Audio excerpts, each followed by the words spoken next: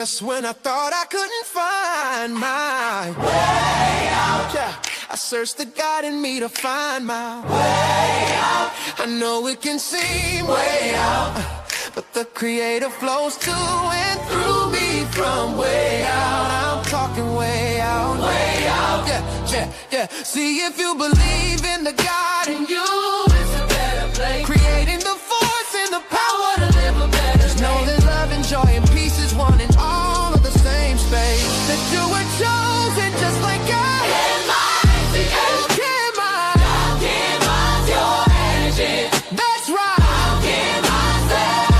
Only you can make the change. Share your energy. Shine so bright from darkness to light.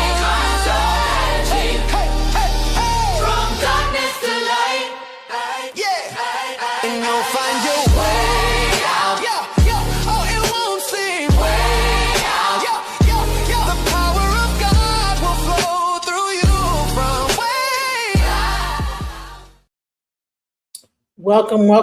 This is Alchemizing Energy, and we are back at it once again with a crazy and powerful show. So check it out. We have Nick Fuentes is changing his tune, guys. I don't know what made him change. I think it was the Super Bowl.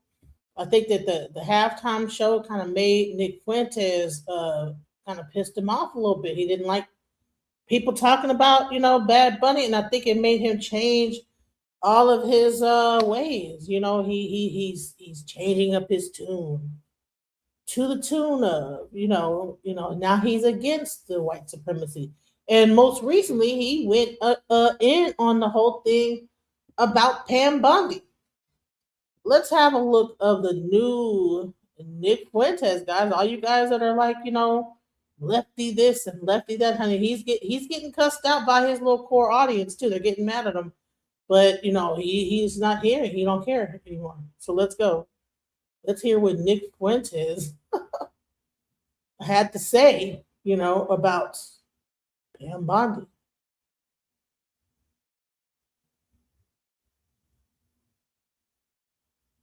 Think of where you are. Pam Bondi is the Attorney General of the United States. She has been forced to uncover up what she tried to cover up last year, and now she's hauled before the Judiciary Committee of Congress. She has to know she's going to be questioned about this. She has to know there are going to be questions about these 3 million Epstein files, which were just released, and about those that are likely incriminated, and about the victims and the nature of this. And she's pressed about all of it. And you know what her response was? She gets in front of the committee and she basically says, hey, why are we even talking about this? That's the playbook. She gets in front of the committee. You have Epstein's victims in the background. You got Democrats and Republicans pressing her. Hey, what's up with the rest of the files? When are you going to unredact the files? What are you going to say to the victims? Are you actually going to pursue the people that are incriminated in the files?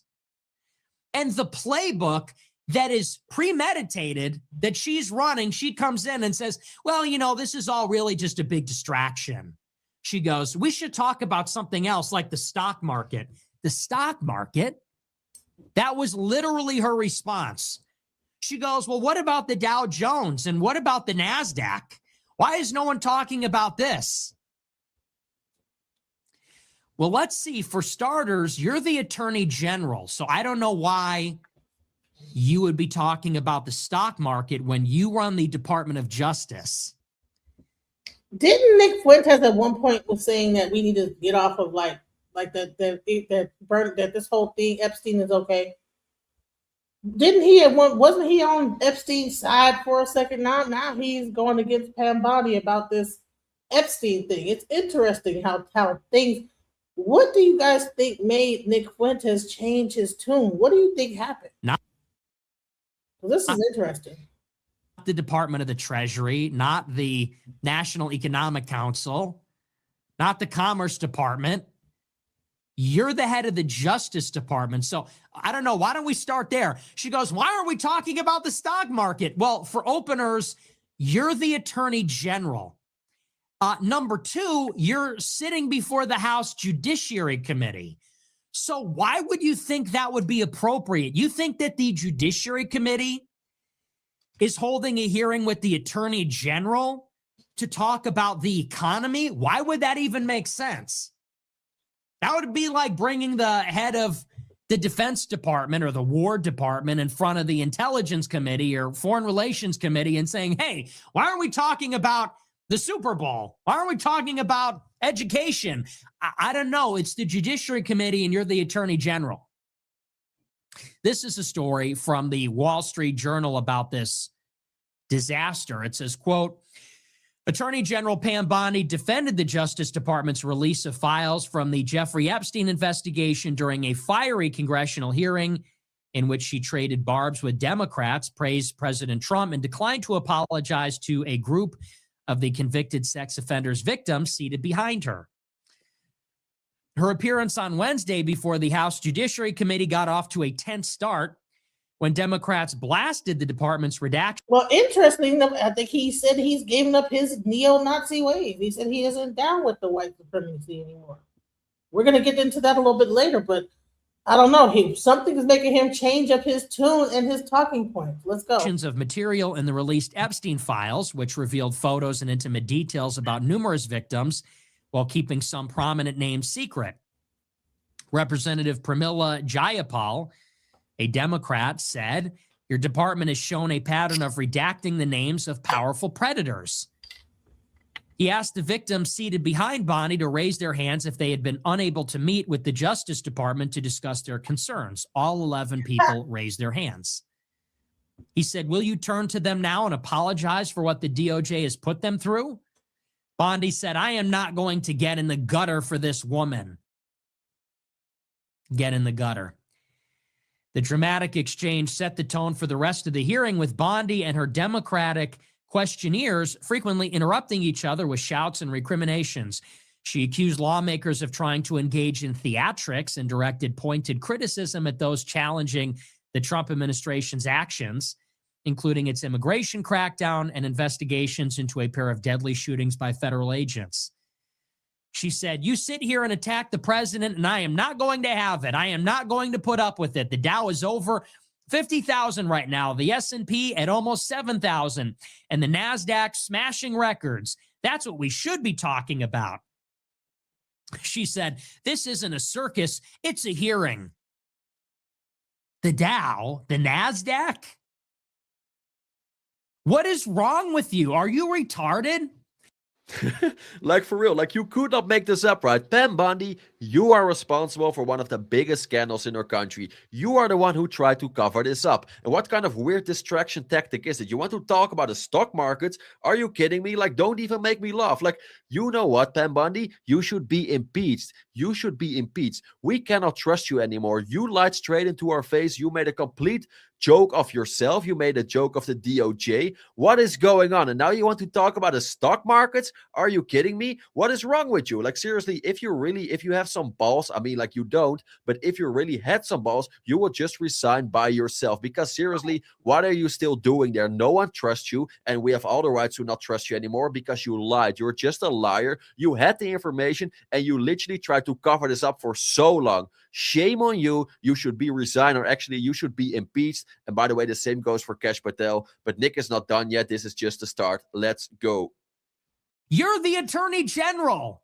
This is a hearing for the Judiciary Committee. You run the Justice Department. You are in the middle of a giant scandal with the Justice Department.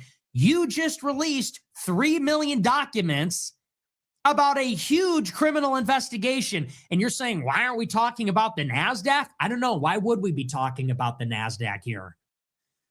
Why? But isn't Nick Fuentes right wing, right?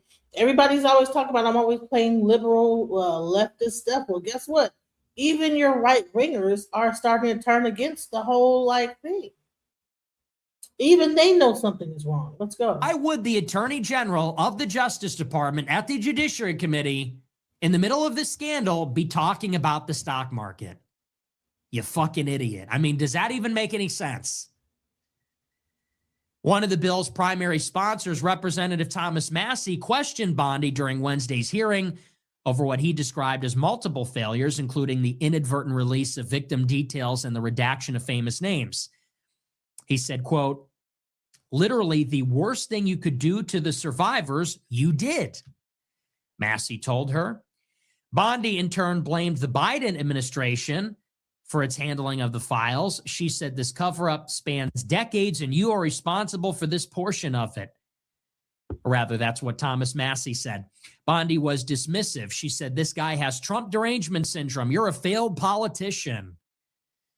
Representative Jamie Raskin said, "We saw your performance in the Senate and we're not going to accept that. This isn't a game." She hit back, "You don't tell me anything, you washed up loser lawyer." Most Republicans rallied to Bondi's defense, saying she was working to correct a Justice Department that her Democratic predecessors had wielded as a weapon against Trump and his supporters. Representative Brandon Gill said, "Thank you for returning the DOJ back to its core focus, which is on the rule of law." Now, here is what likely happened. So first of all, let's just say this. This is a catastrophe. This is a total disaster. I don't know what they think they're doing here. I don't know if they think this is working or what they think they're getting away with. This is not working. They're not getting away with anything. And they haven't been for an entire year. I don't know what Trump is thinking. I don't know who is telling him that this is working, but it isn't. This Epstein scandal has been going on and on, basically for a year now.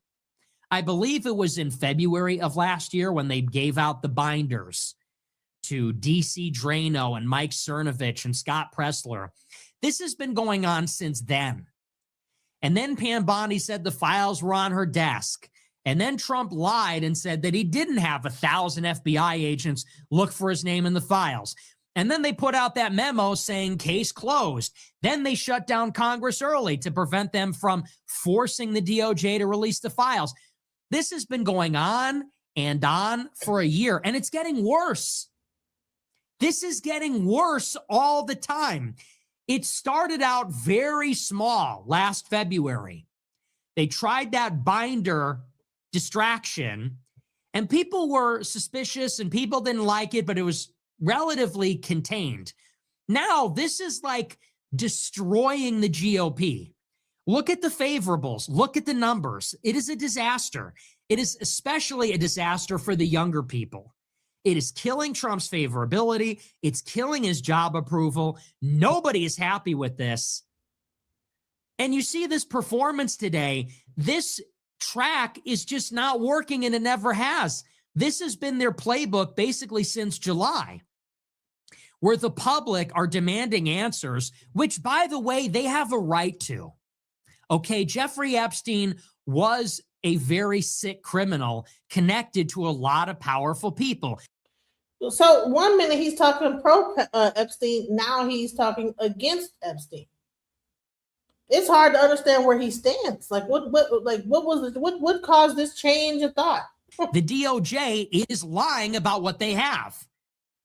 Yeah, I completely agree. The people of this country, they have all the rights to know what exactly happened. But even until today, we still have no idea. And I can tell you this as well. If they lied about this, they probably lied about way more things, way more important things. And this is what makes it such a shame, because this government, this administration should work in favor of the people, not against us. They are literally lying straight into our face, and then they are surprised that we, the people, that we don't trust them anymore. I really believe sometimes that this government, or some people, they really think that the normal people of this country, that we are stupid or something. We are not. It looks like we are almost smarter than them, because Pam Bondi, just take a look at what she did. She made a complete fool of herself. She made a complete mess of this whole Epstein file saga, and she is the one who is responsible for this herself. So she should be impeached again. Seriously, Pam Bondi, why are people like this literally like leading the DOJ? Are you kidding me? Pam Bondi, like I wouldn't even let her walk my dog, and she is leading the DOJ. What a joke. This should have never happened, and we need to know what exactly happened. This is a problem of their own creation. It was the DOJ that said there are no files, there are no other persons of interest. Well, both of those things are now provably lies, demonstrably lies. We have 6 million files. Or rather, they have acknowledged the existence of 6 million files. We have 3 million. And we have at the minimum 6 people likely incriminated by the files, 4 of which have not been named. So this is a problem of their own creation. They lied about it. The public is reasonable for demanding transparency and disclosure. And the Trump administration's response, by the way, also to something that they promised. So Trump promised transparency. People are reasonable in demanding it. The DOJ lied and then debunked their own lie. And the Trump admin's response to the pressure is to say, well, this is just fake. Wasn't he pro-Trump at some point? Wasn't he 100% pro-Trump? Now he's against Trump. I'm confused. I considered Fuentes until 2025 when he took SHIT. Him and others, most not all, are controlled opposition. But at one point he was very pro-Trump, and now he's against Trump. He ain't a Trumper. He's like extreme right wing. Lady, he's a nationalist that isn't the same thing as Trump or Bush. I don't know. Because looks like he actually even went against his whole nationalist thing. Let's go into this. God, nobody goes back and forth more than Nick Fuentes. He is the king of going back, forth, okay? And this is a great example of it here. So at the moment, and you're going to see the clip, he basically disavows being a white supremacist. He's like, I'm not, well, maybe not. He said, I think he says white nationalist is what he disavows. So slightly different there, but he says, I don't even think of myself as a white nationalist anymore. And he basically goes after his own audience and calls them idiots and losers. And he's sick of their shit. We've seen him in the past go after his audience. But right now, it seems like more of a breaking point, if you will. So first, let's start with this one. Nick Fuentes watched the Super Bowl halftime show, wasn't offended by it. Unlike all the other conservative douchebags who were, ginning up their fake outrage, like Megyn Kelly going full Karen mode and melting down and screaming over fucking nothing. So he was sort of put off by the fake outrage over that, right? And then he watched the TPUSA halftime show, and that's the thing that really put him over the edge into just being embarrassed of being a conservative. Watch this. Here we go. We can't talk about it without also discussing the Kid Rock thing that was going on somewhere else. What the fuck was that? I mean, if that's the best we have to offer, honestly, I'm switching sides. If that's seriously, they said this is the all-American halftime show, God, family, and it's like, okay, if that's the all-American halftime show, I don't know, guys. We're losing them. We got to come up with something better because that was a tough watch. If it is, do you think that he is kind of like, hey, I draw the line at like the Hispanic, but he was pro-immigration, so I don't think it's about him being Hispanic, guys. I think that I don't know, somebody probably contacted him. A requirement to pretend to like that, to be like a patriot, like I can't do it. I'm just telling you up front. I'm going to be honest with you. Full disclosure, I can't do it. I think I'd rather kill myself than pretend to like that. So you're telling me we're at the Super Bowl party with the normies, with the hoes, with the chuds and the we're at the Super Bowl watch party. We're having our taquitos. We're having our wings, pizza, watching the big game. Everybody's having a good time. You're telling me we have to turn off the TV or we have to switch the input. We have to go to the Rumble app and watch some AI ad about like alternative medicine. And then we have to watch Kid Rock and this like generic country music. And do you think that it's because Nick is Hispanic that he's changing up? Like, I draw the line at the Hispanic now. That's where he draws the line? Is that what's going on? And we have to pretend to like this. We have to all be like, this is really good. She's really good. I'm not doing it. I can't do it. It sucks. And, not for nothing. Didn't we do this for the RNC? Isn't this just like our token celebrity? Didn't Kid Rock play the RNC? It's just like a freak show. It's like Amber Rose was there last year at the 2 years ago at the RNC. Which, by the way, this is what the right does. if there's any celebrity who's left of center, who says some left of center shit, it's the Laura Ingraham classic. Hey, shut up and dribble, LeBron. You said some political shit. Shut up and dribble, right? The second there's anybody right of center who's a celebrity, oh my God, they come themselves. They come themselves like, yes, we got one. Yes, we love you so much. Thank you for joining us. Ronald Reagan was a shitty actor. Donald Trump was a shitty reality star. So they berate the left for being in tight with celebrities. Y'all motherfuckers elected 2 celebrities, both Ronald Reagan and Donald Trump. Okay? And then, I mean, shit, that it's slim pickings too on the right these days in terms of their, they got like washed up stars from the fucking mid 90s that they trot out, that they say, please give us something that we can hold on to when it comes to support of us. And like Nick is saying, you got Kid Rock doing his thing. You got some country stars nobody ever fucking heard of doing their thing.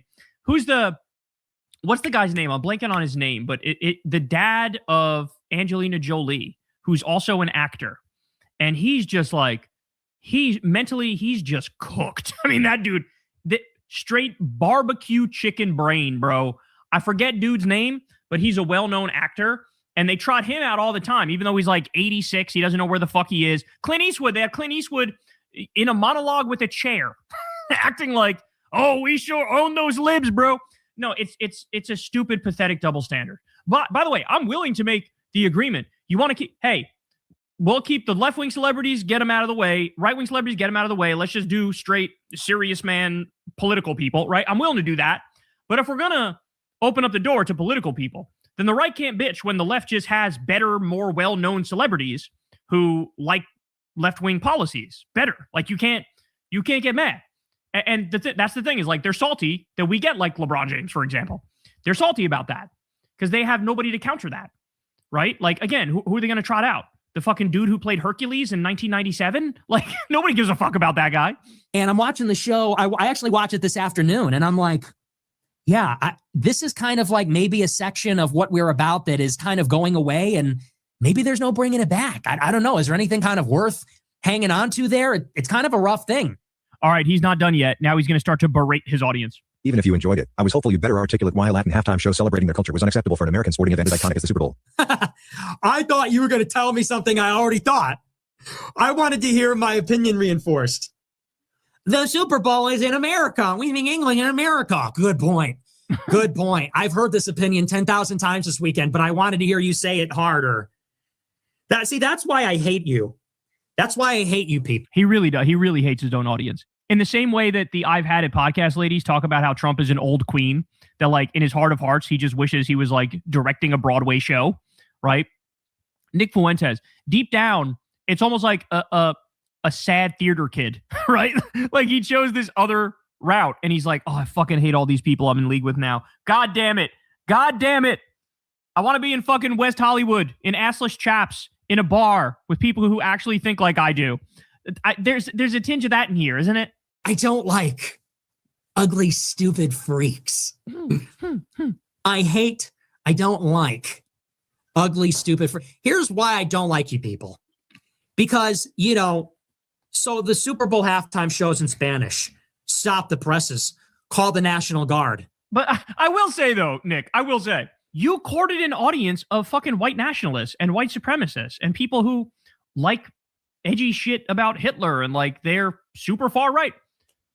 Did you expect them to like the halftime show in Spanish? Like, that's where, like, I honestly, my take on it is your run-of-the-mill conservatives are faking their outrage. They don't actually care. They're just like the Daily Wire idiots don't actually care. They're just like, going through the motions of, oh yeah, we're outraged. They're outraged by every fucking halftime show every year. But that's what they're doing. But the actual white nationalists, like the actual racists, of which there are many in Nick Fuentes' audience, that's his whole fucking audience, right? Did you expect them to like that the whole thing was in Spanish? Of course they weren't going to fucking like it, right? Of course. But I guess from Nick's perspective, he goes, I'm not just going to give you the thing you expect me to say. Like, I don't want to just say the thing that you want me to say. I'm not your puppet. I'm not going to dance for you, right? Like, I guess that's what he's thinking. But like, Nick, of course your fucking audience hates the all Spanish Super Bowl halftime show. They're all racist. That's like the point of your show. Everybody is saying exactly the same thing. Spanish, it should be in English. The fuck? the country speaks English. The song should be in English. And okay, so we've all heard that. We all sort of agree. Okay, we all kind of agree. We've all heard that. Everybody tune into the show because they want to hear me say it, though. We all sort of agree. We've all heard that. And you want to tune into the show to hear me say it. The show should be in English. I think if the show's in Spanish, that's not English. The show should be in English. And why? Why do you want to? You want to get up on the coffee table? Yeah, the show should be in English. I mean, like, why? I don't know. It's just so low IQ. I have been doing this for long enough in my life that I'm just sick of, I'm just tired of it. I'm sick. He just hates his audience so much. Of it. You know? You know what's so funny is he said that he could understand everything in the damn halftime show. That's another thing. People think that he's only white, like Latino adjacent, and just has that last name, but he understands Spanish. That's why he didn't have a problem with the show. He know how to speak Spanish, so he didn't have a problem with the show because he's Hispanic, bro. Just because he has, he talks like that and talks like that now all of a sudden, he's now white. Oh, he's Hispanic. He speaks Spanish. He didn't have a hard time understanding a damn thing in that show. You want me to get, so everybody could get up out of their recliner chair. You can get your fat ass up off the chair. Yeah. Whatever. Who gives a shit? Who gives a shit about any of it? All brought to you by beer and sports gambling. Here's your Goy ball brought to you by gambling and Miller Lite. Goy ball. Oh, my just scored a point. Brought to you by, what is the gambling site? Brought to you by Dave Portnoy and DraftKings. It should be in English. It's like, I mean, come on already. Come on already. Come on already. I talk like this, so now I'm being more white. I'm not talking like this in the Hispanic accent, but I'm talking like this, so it makes me seem more Caucasian, but really I'm Hispanic, and I really like, and I know how to speak Spanish, and I identify with that side of things. That's what it really boils down to. It doesn't matter how much you talk like that. It is, though. I will say, it is sort of like if you guys tune into me and you're like, do the thing about how you hate billionaires and fascists and warmongers. And if I was like, no, I'm not going to do that just because that's what I believe and what I would say. I'm not. How dare. It's like, Nick, this is what you signed up for, homie. This is what you signed up for. When you were the edgy young guy saying, like, actually, Hitler's really cool. He's really fucking cool. Okay. He's really cool. This is what you signed up for. You signed up for a life of going, that should be in English. Why is it not in English? Like, you need to know that. Of course you know that. You're smart enough to know that. But then finally, and this is probably my favorite one. Here we go. This is where he really lays it on thick. The halftime show was in Spanish and all the performers were brown people. The message was, this is what America looks like, a mosaic of Latin peoples. Clearly it was political. Clearly it was a middle finger to white people. Weird take. Are you even a white nationalist at this point? Honestly, I don't feel like one anymore. I feel like... What? What? He said what? Do I want America to be a white country? Yes. What did he say? I'm pro-white, but the movement... I'm pro-white, but I honestly don't feel like that no more. Once they start talking about his Hispanic brother, he changed his whole tune up. Now you're getting to see his true colors, guys. Has just been captured by losers and idiots. And I don't really... I'm kind of just done pandering. I fucking hate these people. He's done. By the way, he says, no, I'm not a white nationalist. He admits he's been pandering the whole time. I'm done pandering. So he admits that he's been pandering the whole time. That's crazy. Wow. I don't feel like one anymore. I feel like, do I want America to be a white country? Yes. I'm pro-white, but the movement has just been captured by losers and idiots. And I don't really... I'm kind of just done pandering. I fucking hate these people. By the way, he says, no, I'm not a white nationalist. But do I want the country to be white? Yeah. This is what... So somebody super chatted into Kyle and Corn the other day, and he was a Nick Fuentes fan. And he basically said... But see, that's the thing. Mexicans and stuff like that consider themselves to be white. Certain Mexicans consider themselves to be white. But yeah, when they get to talking about their language and all that stuff, oh, hold up now. Said like, stop saying that Nick wants to like mass deport all non-white people. That's a lie. You're lying about him. And what I said in response was like, bro, that's me being like really kind and steel manning his white nationalist position, right? Because shit, he's praised Hitler. I could say he probably wants to gas chamber these motherfuckers or lock them up permanently. But I was being overly kind by saying he at the very least wants to deport all the non-white people. And then here he is. He goes, no, I don't think I'm a white nationalist anymore. But do I want this to be a white country? Yeah. Okay, well, what does that mean? What does it mean to, quote, be a white country? What does that mean? Are black and brown people allowed to stay, but they have to become official second-class citizens, like they don't get constitutional rights? Is that what it is? Or is it deporting those people? Or is it locking them up permanently just because of the color of their skin? I genuinely don't know, but none of it is good. No, because there's the brown like Latino, then there's the white Latino. I think that he differentiates the white Latino, the ones that are the Spaniard. And so that's why he feels like he could be a white supremacist because he's got the Spaniard. He's Spaniard. Like, bro, please. What? But none of it is good. But this is what his own audience is also confused, right? Like, which is why that person super chatted in and said the most confusing shit in the world. Like, don't say that about Nick. That's not true. Well, then what the fuck is true about Nick? Tell me what his actual fucking position is. Because when I listen to him, he'll give me one on Monday and the second one on Tuesday, a different one on Tuesday, right? So maybe it's all just like, it's all a show. It's all a grift. It's all like he's playing a role. He's playing a character. And every now and then, the mask slips and he has moments like this because you guys infuriate him so fucking much because you're such predictable dipshits that he has to do this. When I look at what the movement has become, like the kind of impulses that have captured it, it's just kind of depressing. And I've always been forward thinking and I've always been heterodox and I've always been... Hell, you ain't never been hetero nothing, John. You know you gay as hell. Come on, he heterodox. I don't know what that means. Heterodox. What does heterodox mean? I've always been heterodox. Maybe listen, that's like college level, like master's degree grammar. What does heterodox mean? Somebody tell me. What the fuck does heterodox mean? Because he ain't hetero nothing. He is 100% homo, everything. You know, but so he says he's 100% heterodox. I'm like, when did this understanding come upon his mind? What was the turning point? What made him change his mind? Is it all it took is that people say that they want the Super Bowl halftime to be in English and not Spanish, and that's his second language? You know what I'm saying? He thought the Spaniard was still cool. You know what I'm saying? Still close to white. Now he's really getting his Hispanic or Spaniard wake up call. Progressive in a way, and increasingly, I don't feel like I fit in with that anymore. You know, so no, I don't think I'm like you, because now it's turned into. It used to be the case that if you were against white genocide, if you're pro-white, if you're against immigration, like that is what it meant to be on our side. Now it's like you.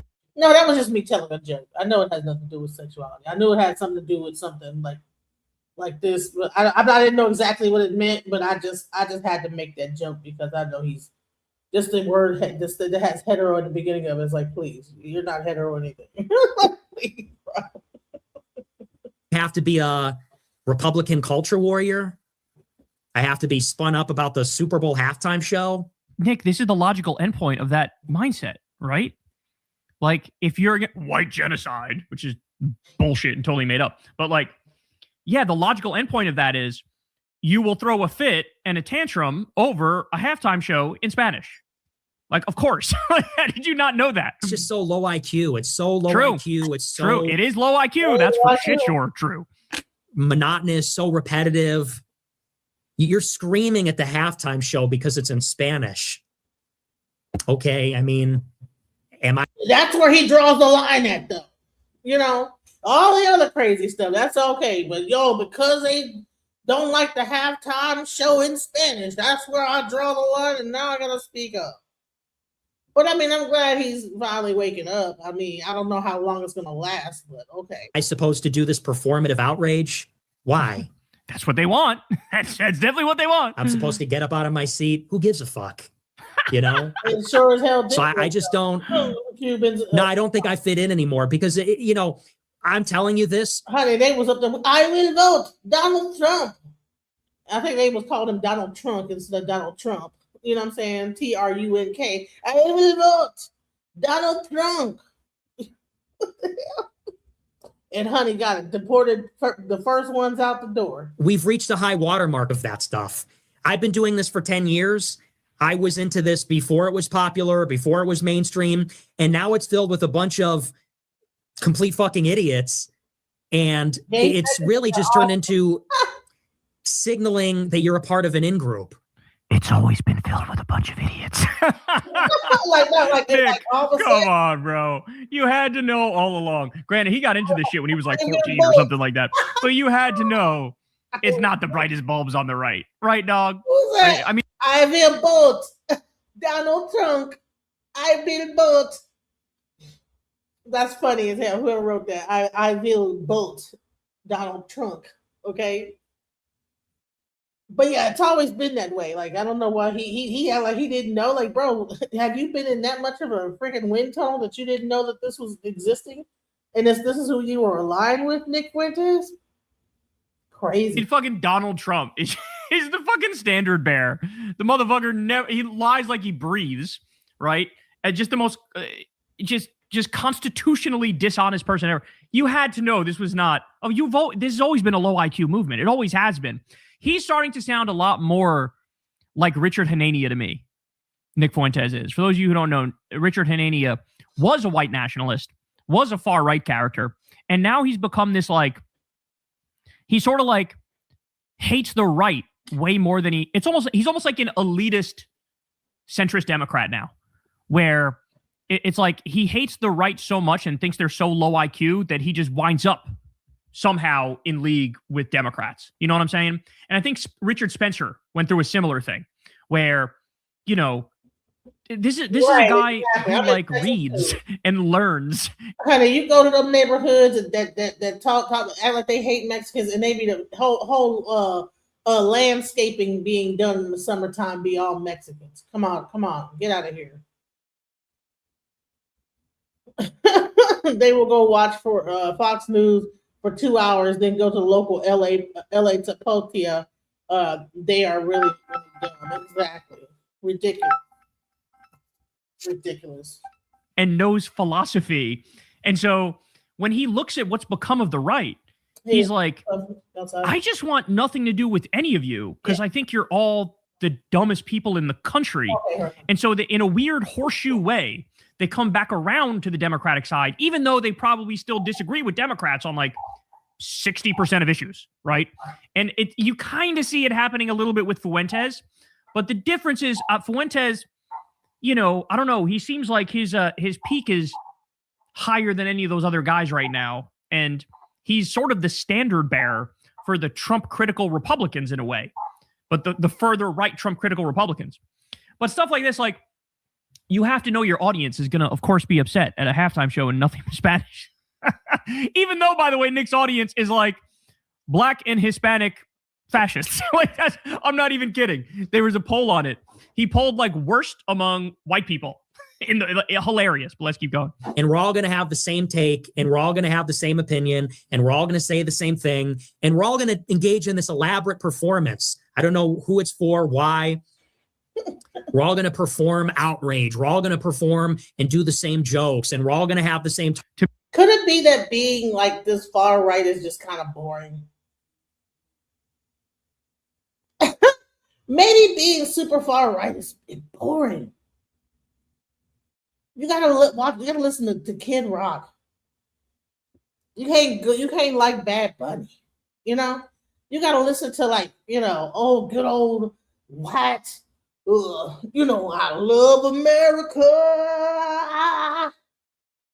You gotta like listen to that. You can't listen to doom. People twerking and dancing and they know we're gonna just sit down and sing. I love America, red, white, and blue, for me and you. You know, you gotta listen to that. No dancing, no drums, just doom, doom, doom. Maybe a little bit of that, like maybe one like drum, boom, boom, boom, boom, boom, boom, boom. But you ain't got no doom, doom, doom, doom, doom, doom, doom, doom, doom, doom, doom, boom, whatever the hell they be saying, you know. You can't get no hip hop. You can't get none of that. When you want to be on that far left, you just gonna get some country music. They're gonna be holding their lighters up. Woo! America! Woo! To be fair, what he's saying here it's so spot on about Megyn Kelly. Because Megyn Kelly doesn't give a shit about the Bad Bunny thing. She may have even liked it, but she's just lying and pretending like she's outraged about it and yelling in Piers Morgan's face about it. And it is coming across as immensely insincere. Talking points. And I don't know. It's no longer interesting to me. It's no longer interesting. It's not funny anymore. It's not edgy. It's really just become a drag. At one point, we were the trolls, and now we're the butthurt ones. True. There was a point in time when we were having fun and we were laughing and we were trolling and we were making jokes. And now our side are the biggest butthurt of all time. You know, the far right has become the biggest butthurt ever. Everybody's mad all the time. You can't make jokes. Everyone's moral about everything. Purity spiraling. And he just now found this out. Like, where have you been, Nick Fuentes? Where have you been? Welcome to America. This has been what's going on. I don't know what you thought. Can't have no drums, no real, like, you know what I'm saying, percussion in the songs. Can't have can't have none of that. This got to be just some straight. I mean, just me and my guitar. Singing about the American system and the Lord of Jesus Christ, whatever you say. Because it got to be 100% Christian, got to be 100%. I mean, you ain't going to get no hunching, you ain't going to get no twerking, you ain't going to see no little booty clapping, none of that. You just going to just be straight up there, just guitars and American flags and just good old American pie, cherry pie. And fried chicken and beer, Bud Light, but you can't get no Heineken, you can't get no Corona. It got to be just Bud Light, Budweiser, Miller in a can. You can't have no Dos Equis, no, that ain't American. That's an import. You gotta drink Budweiser, and eat chicken, and then wear a ball cap, you know what I'm saying? America, fuck yeah. That's what you got to listen to on halftime for it to be 100% just white bread American. And people that I think Nick Fuentes is bored, bro. He's bored. And people are, at the end of the day, people don't even really have a vision for what the country should be. I mean, half the people complaining about the halftime show aren't even white nationalists. They don't even know what the fuck they are. They just have these grievances. They don't care if America... Do you think Megyn Kelly gives a shit if America's white or not? Megyn Kelly is bitching about it. Like, you think Megyn Kelly is based? Megyn Kelly's screaming, the Super Bowl should be unifying. It should be in English. You think Megyn Kelly's a white nationalist? She isn't. She's just pandering to, like, I don't know, this, like, really bitter, like, white resentment politics. And I've always said this. I want to imagine a better future. I'm actually a progressive. And this kind of like Oliver Anthony, Matt Walsh, like knuckle dragging, like bitter ass face thing. We're all going to be grumpy and mad. I've never been on board with that. You don't think Megyn Kelly ever listened to Cardi B? You don't think that, you know, when she's done talking all this vitriol, you know, it needs to be American. Then she goes down into her car and pumps up and puts on the hip hop station and starts dancing and reciting the words. All these people do. They be pretending like they don't like that ethnic music, but they love it. Stop it. I've always seen it as defeatist and fucking pathetic and basically just this big loser mentality. So, yeah, you know, The halftime show was in Spanish. Oh, I didn't know that. You're telling me for the first time. It's like, okay. The message was America is full of Latin people. Well, it is. So, I mean, are we or do we live in reality? Oh, the other white nationalists are going to have a field day with this because homie's last name is Fuentes. Isn't he like a quarter Mexican? Here we go. So now, I guess you switch sides. This is what the other white nationalists are going to say. The message is America's full of Mexicans. Okay, America is like a quarter Hispanic. So, like, I don't know, like, get real. It was clearly a middle finger to white people. I didn't really feel like that at all. It's just that message wasn't really there. But you see what you want to see, and you can go on fucking Oliver Anthony Island and be, I don't know, seething about it. But yeah, this whole halftime show, all these various events over the past 6 months, it's just like, get me out of here. I'm a celebrity. Get me out of here. Bro's having a midlife crisis at what, like 28, 29, however old he is. He's like, fuck, I picked the wrong side. Why'd I snuggle up to the right? These motherfuckers are insufferable. Oh, exactly, my God. You're right. That's exactly right, Nick. That's exactly right. Hey, y'all. He finally gets it. But how long is he going to get it for? So let's go back into the ICE stuff. There's a lot of stuff going on with ICE. You know what I'm saying? Really crazy things going on with ICE. And Nick Fuentes is actually talking about that too. Live on Rumble, discussing the total surrender of ICE in Minneapolis and defunding of DHS. And honey, the people are in the comments going, ape S-H-I-T. This is fault. This real clickbait bullshit. What the F happened to you? Stop trying to let the left win because they don't bend the knee to one man. You F you and stick to your side. Honey, Nick Fuentes done changed up on all of them and they mad, y'all. They mad. But let's talk about what's going on with ICE. Some wild stuff is going on with ICE. Check this out, guys. Now, where it would be easier to tell you the crimes that ICE didn't commit because they've committed so many that it's basically like all of the crimes. Like, you name a crime, ICE has committed that crime. The CBP has committed those crimes. The feds are committing those crimes, okay? Now we get this. So Prem Thakur says, just in the past few months in Minnesota, there have been as many ICE employees arrested for sex trafficking as there have been people executed by ICE agents. A fact everybody brought up is that in Minnesota, there were 3 murders. What? Bet you didn't know that. ICE agents arrested for sex trafficking. What's up with that? All y'all ICE babies. Well, I don't know if they are messing around and trafficking them babies, but look like they doing something. ICE baby. All them people saying that. Yeah, look at what they're doing up here. There has been as many employees arrested for sex trafficking as there's been people executed by ICE agents. ICE employees arrested for sex trafficking. Recently, 2 of them were committed by ICE agents.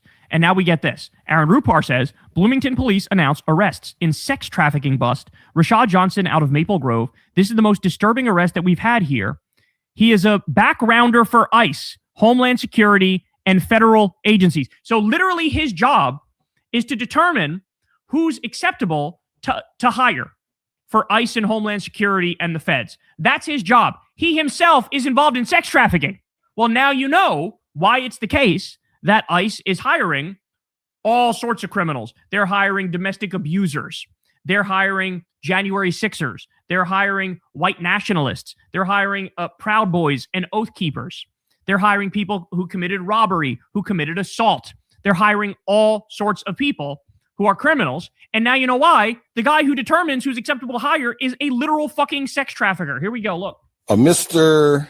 Rashad Johnson, out of Maple Grove. This is the most disturbing arrest that we've had here. He is a backgrounder for ICE, Homeland Security, and federal agencies. So when you're getting your security clearance, this is one of the guys that does your backgrounds, which is kind of scary. So we locked him up. And I think if you're going to be, these people get access, they get a high security clearance, right? Because again, for all the ICE agents, Homeland Security agents, and people getting security clearance, this is one of the people that does the backgrounds. And you come here trying to purchase sex. When a cop is at a loss for words, bro, that begs the question. Remember how we discussed Alligator Alcatraz, how they sent a bunch of people there? And I'm not kidding when I say over 4,000 people are still missing from Alligator Alcatraz. The lawyers don't know where they are. The families don't know where they are. The friends don't know where they are. Nobody knows. I talked about that earlier in my other live streams. Let me play it again. 4,000 people arrested for Alligator Alcatraz. Did a whole thing about that. People were in the comments, ice babying. People coming up missing, okay? And people said I was lying. Well, here we go. Oh, they sent a bunch of people there. And I'm not kidding when I say over 4,000 people are still missing from Alligator Alcatraz. The lawyers don't know where they are. The families don't know where they are. The friends don't know where they are. Nobody knows. So you look at that and you go, are they being sex trafficked? Are they being sex trafficked? Is as part of ICE, is there an actual active literal sex trafficking ring still involved with ICE where the people who do it are profiting off of that? Is that what's happening? Because I'll tell you what, we've covered the story on this show. They were doing literal slavery, forced labor at their detention camps. We know now they're building concentration camps, 23 of them all across the country. Okay? You name a crime, they committed it. Is it highly organized as it appears to be? Well, the answer to that might be yes. And that should really wake you up to what we're dealing with here. That there is, don't talk to me about fucking, body cameras. We have cameras. We have these people who've been caught committing murder from 17 different angles. They haven't even been arrested. Okay? Don't talk to me about body cameras. Don't talk to me about just removing the masks. Don't talk to me about, you need warrants, which you need anyway under the Constitution. No, you need to defund these motherfuckers. You need to abolish ICE. You need to actually take away their funding. It's the only way to rein them in. It's the only fucking way. But the Democrats are not talking about that, which is just absolutely devastating. And it makes me want to...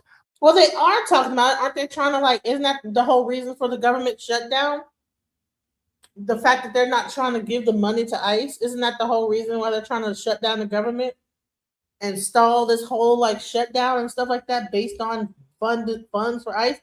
I'm like, how much more money do you freaking need? Didn't they get didn't they get funded millions and millions of dollars already that they used to then partner with various different law enforcement, regular law enforcement? Didn't they use that money to partner with law enforcement to get them on their side and to back them in all these different cities? Certain cities took the bait, certain cities did different. I think Dallas said that they weren't going to take the money. I don't know if they did an under the ground table. I haven't really heard a lot about ICE in Dallas, but Houston took the money. I think it was $25 billion. So, okay. What happened to all that money? Do you not realize how deep into fascism we already are? You think this is just a game? You think this is just normal politics? This is not fucking normal politics. All right, more. ICE agent who bit wife during domestic violence incident remains DHS employee. That's great. So we got a fucking domestic abuser who bit his wife and is still, part of DHS. So basically, a permanent occupation of American cities is what ICE was funded for through bipartisan support. Federal records obtained by Wired show that over the past several months, Immigration and Customs Enforcement and the Department of Homeland Security have carried out a secret campaign to expand ICE's physical presence across the U.S. Documents show that more than 150 leases and office expansions have or would place new facilities in nearly every state, many of them in or just outside the country's largest metropolitan areas. In many cases, these facilities, which are to be used by street-level agents and ICE attorneys, are located near elementary schools, medical offices, places of worship, and other sensitive locations. Jesus Christ. In El Paso, Texas, for example, the agency is moving into a large campus of buildings right off of Interstate 10 near multiple local health providers and other businesses. In Irvine, California, ICE is moving into offices located next to a child care agency. Oh, Jesus Christ. More child trafficking, anybody? In New York, ICE is moving into offices on Long Island near a passport center. In a wealthy community near Houston, Texas, ICE appears poised to move into an office building blocks away from a preschool. In documents viewed by Wired, ICE has repeatedly outlined its expansion to cities around the U.S. The September memorandum, citing unusual and compelling urgency for office expansion, states that OPLA will be expanding its legal operations into Birmingham, Alabama, Fort Lauderdale, Fort Myers, Jacksonville, and Tampa, Florida, Des Moines, Iowa, Boise, Idaho, Louisville, Kentucky, and it goes on here. These are all the cities. Now, what do we know about American politics? Rural areas lean right and vote Republican. Cities. What? Well, wow, he bit his wife. He should be in prison and not work on jail. This is sarcastic, what he's saying. Was it a defending himself or was it a sexy bite? Or why would a person bite somebody at all? Like, what the fuck? If it's something that happened that the person got arrested for or was a whole news story, I'm sure it was not a sexy bite. Here, go ICE. Anyways, this is crazy. Like, it wasn't a sexy bite. People are weird. Vote Democrat. Okay, so now you're going to take your ICE Gestapo thugs who've been accused of every crime in the book, slavery, child sex trafficking, and you're going to open offices near all those cities as you're already occupying many of those cities already, like Minneapolis. Okay, do you not see the picture here? Do you not see what the aim is here? What the goal is here? Round up all the dissidents, put them in fucking concentration camps, intimidate voters, if not just flat out seize the ballots in the cities, and then claim Republicans win. This is how fucked we are right now. This is what I need you to understand. This is none of this is normal. Absolutely none of this is normal. Absolutely none of this is acceptable. This is all like genuinely and sincerely terrifying. All right, Kyle Cheney says, new federal judges are increasingly furious at what they see as a pattern / playbook of defiance by the Trump administration to court orders in immigration cases in Minnesota and around the country. So he continues here and says, we're gonna talk about ICE getting kicked out of Minnesota. And guess who we're gonna actually cover, who actually is covering it? Our brother Nick Fuentes, that you guys love so much. They whisk detainees to other states. ICE has made a practice of pinballing people from where they're arrested to facilities in Texas, New Mexico, or elsewhere, and sometimes more than once. It can complicate or defeat challenges to their detention. So there's a strategy. Instead of arresting you in the place you are and bringing you to the facility near the place you are, they bring you to one in a different state, which gums up the works when it comes to the trial. So now there's confusion. Which court are you supposed to file it in? How are you supposed to know where the person is? They often hide that. They're literally like trying to dodge and evade the law. That's exactly what they're doing here because they know what they're doing is criminal. All right, more. Blowing off deadlines. When detainees sue for release, the administration is increasingly blowing off court-ordered deadlines in response. It's become almost routine and has led judges to order release in some cases. They continue. Improper conditions. When judges order an ICE detainee released, ICE is sometimes requiring them to submit to conditions like GPS monitoring, even though they're not criminal defendants. So that's illegal. Judges say this is a plain violation of their orders. They're left in the cold. You guys have seen this. Or without ID. With increasing frequency, ICE detainees who win release say they're being let out thousands of miles from home and without belongings like ID, wallets, and warm clothes for Minnesota weather. Judges are increasingly ordering humane treatment because they're not getting any. Judge Nelson spent time tracking a UPS shipment to ensure.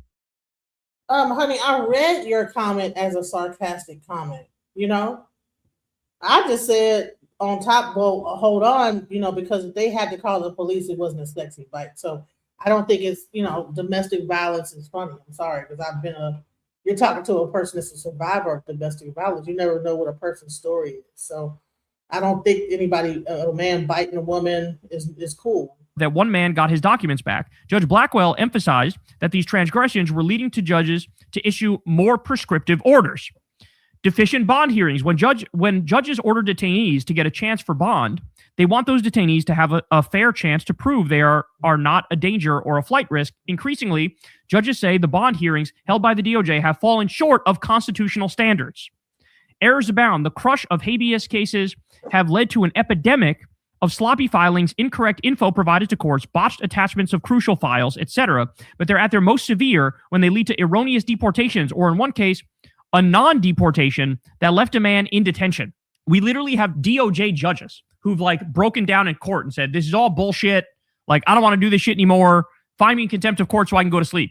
You have judges, George W. Bush judges, Trump judges, who are crashing out oftentimes, okay, and going, why the fuck are you not fucking listening to what I'm saying to you, to the ICE Gestapo thugs?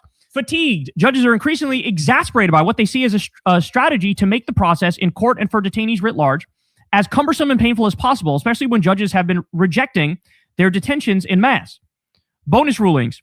Judge Thomas Johnson, a George W. Bush appointee in West Virginia, used a recent ruling to warn of the dangers of defying due process for immigrants because of what it could mean for Americans. And by the way, that's the point, right? They're not done going after immigrants. They're going to come after Americans. They've already come after a bunch of Americans, but they're going to expand it. Because if due process is gone for immigrants, it's gone for all of us. Because when you say, hey, I'm an American citizen, they go, okay, I don't care. We don't do due process for immigrants or American citizens now. Who cares? We don't do it for anybody. You don't do it for one, you don't do it for everybody, right? So their rights under attack means everybody's rights are under attack. You need to realize this, okay? You need to understand this. And by the way, I should point out, we know there was an article that came out, I believe it was in the Washington Post in July. The Trump regime had already blown off 57 court orders, which at the time was about 34% of the cases. My guess is now that number is going up. Now it's like we're probably up to 50% or more of the cases where judges say do X, Y, or Z. The Trump regime is just blowing off those court orders. Okay, look at this one. Daily Beast. A kidney transplant recipient in Minnesota who was arrested by ICE has allegedly been denied access to life-saving medication for more. They're reading. Okay, first of all, you're saying that they're reading from social media accounts. They're reading from social media accounts of the media. So these people are on the ground in Minnesota and they have social media accounts. These are Twitter. He's reading from Twitter, by the way. Because all these other social media accounts have like been banning people's freedom of speech. Talk about nothing, you know. Right. When they get bored with brown folks, their opposition is next. But you know what's crazy is that the people that are even in down there protesting are mostly white people. I'm seeing, you know. Within 4 days, this is exactly what we saw with that precious young girl that we covered on the show the other day, where she had 104 fever. She was taken to the hospital by ICE. They didn't even tell her father. The hospital gave her medicine. The ICE agents then proceeded to not give her the medicine. Okay, this is who we're dealing with. We're dealing with like the scum of the earth. All this, by the way, let me be clear. All of this, this is torture. They are torturing these people. They are torturing them in government custody. There's a huge lawsuit waiting to happen about all of this stuff. A lot of people are going to get paid, and hopefully it's not just a civil case, it's a criminal case. Hopefully a lot of people go to prison based off what we're seeing here. Okay, how about this one? Can I also say that it also says a lot about this government that when it comes to children, nobody gives a F. Because the Epstein files are talking about children, ICE is taking kids and shipping them across the country and all types of away from their home, you know, and putting them into like prisons and this, that, the other, barely giving them medical care or food, giving them food with worms in it and all kind of wild stuff. Kids are getting sick, getting fevers, water's all jacked up, but you guys think that this is cool. Anyone that like that even the kids are like suffering. I don't care about the illegal. These are children, bro. Absolute hell. Irishman with valid U.S. work permit held by ICE since September. The guy has a work visa, is married to a U.S. citizen, and has lived in the U.S. for 20 years. A judge ruled for him to be released, and ICE is still holding him in a concentration camp in Texas. This could be literally any of us. This could be you. This could be me. This could be your mom, your dad, your sister, your brother, your friends, your family. This could be fucking any of us. Let me reiterate that. The guy has a work visa, so he's here legally. He's married to a U.S. citizen, here doubly legally, okay? Has lived in the U.S. for 20 years. This is his home. Judge says release him, and ICE is still holding him in a concentration camp in Texas. And he said, I'm all the inmates here. They're great. I got no problem with them whatsoever. The fucking ICE, they're capable of anything. The guards, they're capable of anything. I'm fucking terrified of them. This is where we are. Fascism is here in this country, y'all. All right, how about this one? Ken Klippenstein uncovers a disturbing report in that DHS is spying on Reddit users for messages and posts critical of DHS and ICE. They are looking for people criticizing DHS and ICE. As if none of that, of course that's illegal. Of course that's not acceptable. Of course that's unconstitutional. But they're doing it. By the way, shout out to Ken Klippenstein. Everybody go sign up for his newsletter on Substack. Also, of course, Drop Site News, same thing. Everybody go check them out because there's a lot of people doing a lot of great work out there these days, and we need them more than ever. All right, how about this one? In the last month, ICE has bought warehouses in Hagerstown, Maryland, $102 million. Surprise, Arizona, 70 million. Hamburg, Pennsylvania, 87 million. Tremont, Pennsylvania, 120 million. San Antonio, Texas, 82 million. El Paso, Texas, 123 million. And then in Georgia. Look at all this millions of dollars for their facilities, bro. Are y'all kidding me? You think that this is cool? Y'all, ICE baby, y'all down for this? All this money going into ICE facilities? Is that real? Like, do y'all think that's cool? Your tax dollars into building up facilities and in the millions and hundreds of millions of dollars. Meanwhile, they took away all this educational stuff and all the like education. They closed down the Board of Education and opened up ICE. They bought one, price unknown. Like I said, they're in the process of building 23 concentration camps. That is what they're doing. That's what they're doing.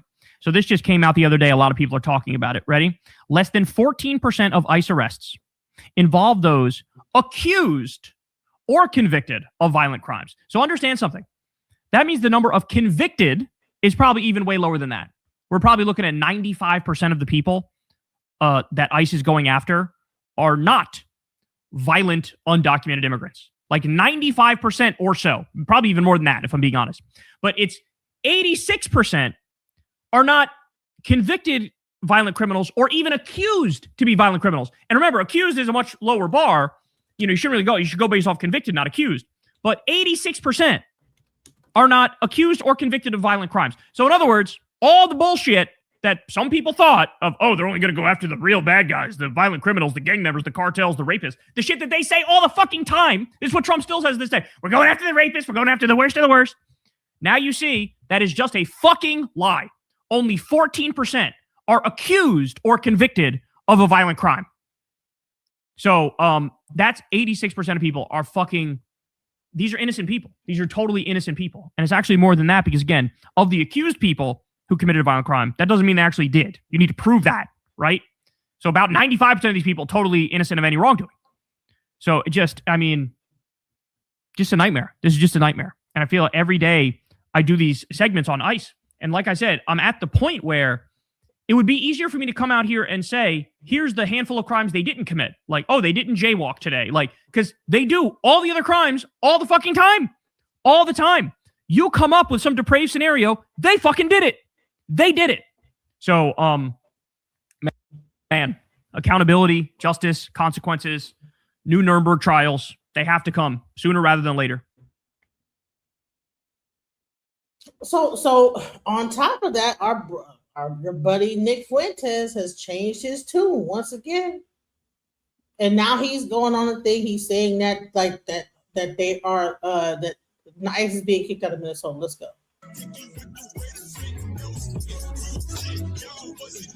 Unfair to you. When I get home, I want you.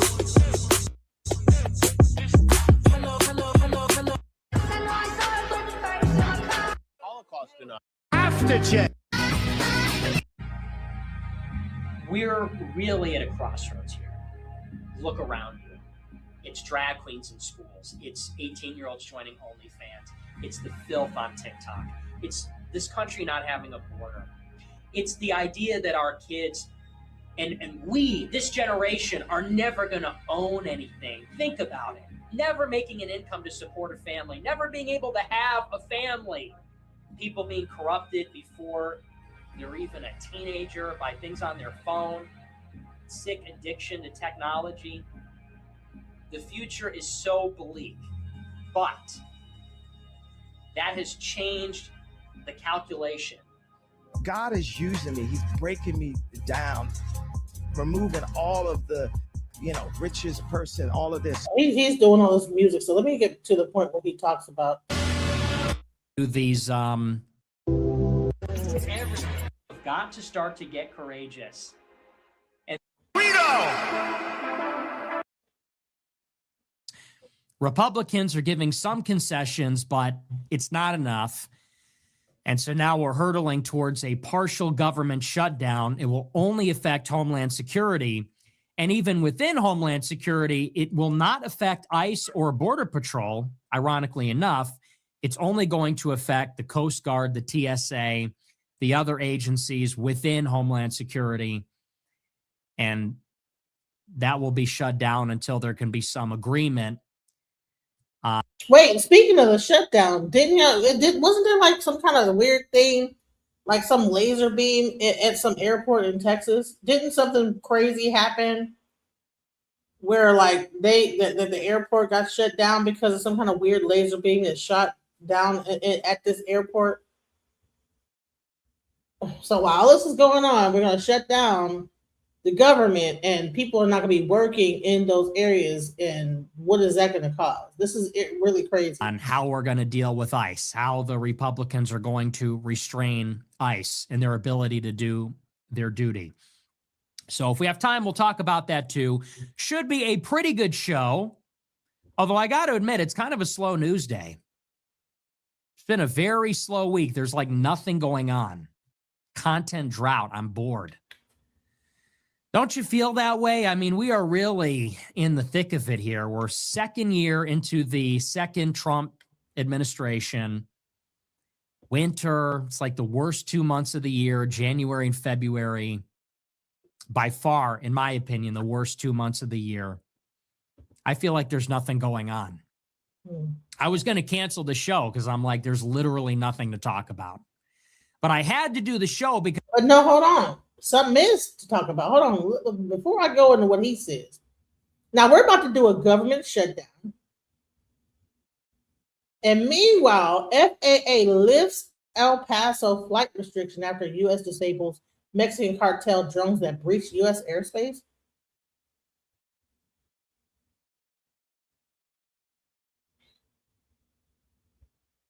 That's crazy. So a whole drones came into U.S. airspace and disrupted it, and it grounded all flights in El Paso for 10 days. The Federal Aviation Administration lifted a flight restriction that had grounded all flights to and from El Paso International Airport in Texas. The U.S. government may use deadly force against any aircraft in violation. A Trump administration official told Fox News that the initial lockdown came in response to Mexican cartel drones that breached U.S. airspace. The FAA had announced Wednesday morning that all flights to and from El Paso were grounded, including commercial cargo and general aviation. The restriction was initially set to be effective from February 10th to February 20th. Mexican cartel drones breached U.S. airspace. The Department of War took action to disable the drones. The FAA and the Dow have determined that there is no threat to commercial travel, the officials told Fox News. Trump declares national emergency over Cuba, threatens tariffs on nations that supply oil to communist regime. This is getting crazy, guys.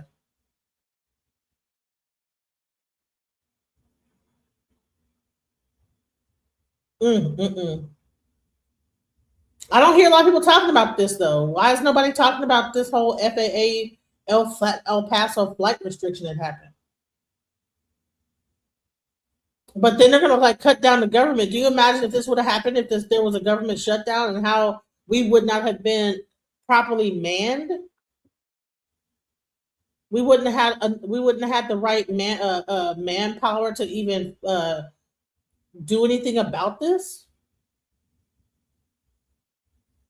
It was a while back. I used to have people come up and talk about certain stuff, and they were really people were actually enjoying the fact that there might be a government shutdown, counting down to the government shutdown. This is something to count down. We need to be doing this. Meanwhile, you have drones coming in trying to disrupt airspace. Imagine how many lives could have been affected if there was an actual government shutdown because DHS and ICE, because people want to have more money for ICE, which has already enough money. They're spending hundreds of millions of dollars on facilities all around the United States.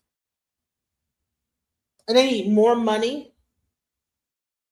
Meanwhile, our educational system's going down, our medical system's going down, everything's going down. But we're going to have more law enforcement, more federal law enforcement all over the place, right? So we don't even need food. We don't need food. We don't need freaking medical care. We don't need education. We just need to be controlled and dominated by this police force that's being created by the government. That's what we need. And then you guys are saying, Ice Baby, you think it's about illegal aliens. It's like, but why? Like, I mean, they only I think they only even got 4,000 people out of all those illegal aliens in Minnesota. Only 4,000, I think, got actually deported.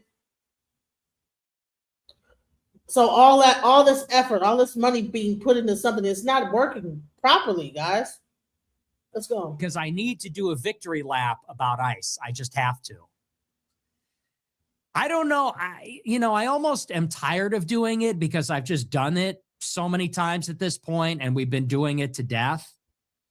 But I just really want to drive it home. I really want to drive the point home for all these people that I was so right and they were so wrong, and they couldn't have been more wrong. And at this point in time, we just have to make them feel bad. We have to demoralize them. And that's honestly why I do it. That's why I do the show. That's why I do shows like this. It is to demoralize. And some of them say that like it's a bad thing, like they figured me out. They're like, he doesn't want you to know that he's running a demoralization campaign. No, I do want you to know. That's exactly what I'm doing. I am intentionally and self-consciously and willfully demoralizing you. And I'm doing it consistently and habitually over time in a concerted effort to make you feel bad, because you need to feel bad. Everybody that voted for this needs to feel bad. You need to feel worse than you feel. You should be embarrassed. And you should feel despair. I want you to feel despair. You need to feel hopeless. And I'm going to tell you why. Because if you don't, and if you don't feel bad, I'm not doing my job. If you don't feel despair, you're going to do it all over again in 2028. So people say, are you doing this because you want to help the Democrats? You're a secret liberal. You're a secret Democrat. This is why. Because if I don't absolutely impress upon you how hopeless you need to be, if I don't make you feel despair, you and your shithead idiot family and friends, you're going to do it all over again in 2028. Okay, bookmark this. Screenshot this post, save it in your camera roll, and put a keyword on it so you can AI search it in 3 years. Mark my words.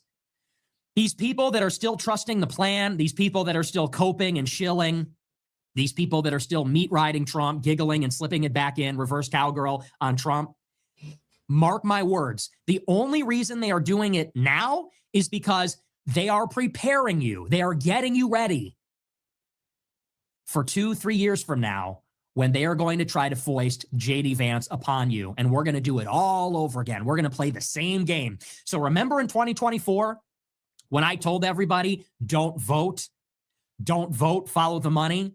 We're getting a war with Iran, corporate tax cuts, H-1Bs, and no mass deportations. Remember when I predicted that in June 2024? And I said, I'm not voting and you shouldn't either.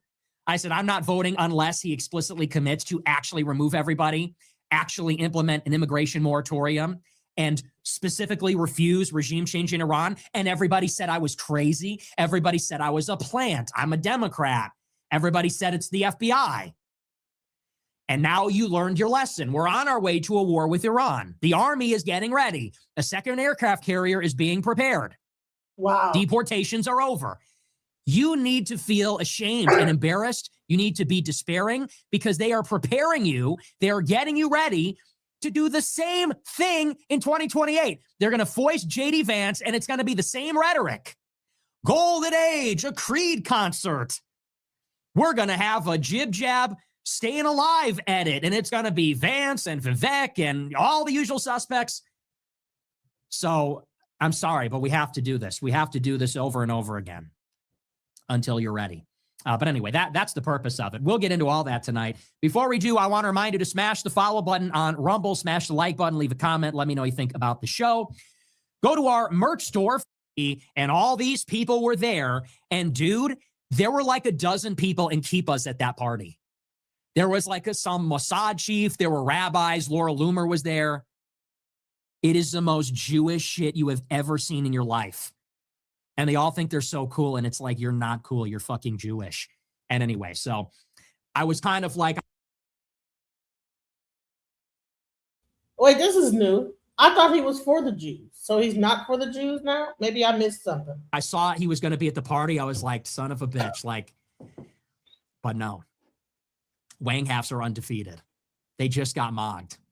So anyway, so I was enjoying that. I don't know if you saw the stream, but it was great. I don't even know if he knows who those people are, but he didn't even need to because he showed up. He felt the vibes are off. Right. I didn't think he was going to do that either. That's crazy. And that's who you are. You know, that I just want all of them to know that's who you are. Clavicular shows up to your party. You know, you guys think you're cool on the internet. You're not. You're just paid money. It's a sinecure. An actual cool, normal young person shows up to your party and is disgusted. An actual cool, normal person shows up to your party. He is there for 5 seconds and he is disgusted. He sees exactly what you are. It took him all of 10 seconds to see exactly what you are. He saw right through you. Oh, no, I'm playing this because I'm like, and that is going in the G. I'm playing this because I'm like, there's this change in his rhetoric.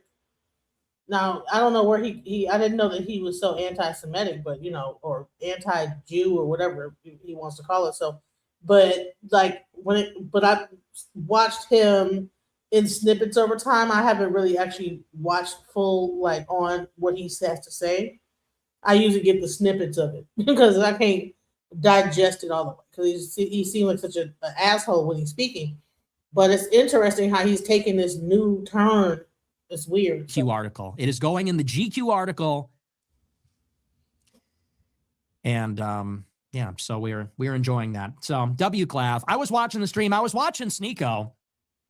Sneeko has like no chill. What is this guy's deal? I go into Sneeko's stream and I'm active in the chat. I hop in the stream. He's talking about Islam and I just make a joke. I'm like, I got to get some Zamzam water because that's like, I don't know, the prophet's water supply in Saudi Arabia. So I literally come into Sneeko's stream and I'm like, hey, I got to get some Zamzam water.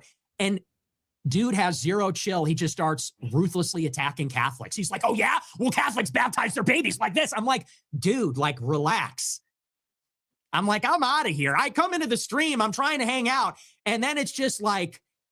I thought y'all were besties. Weren't y'all just hanging out 2 days ago?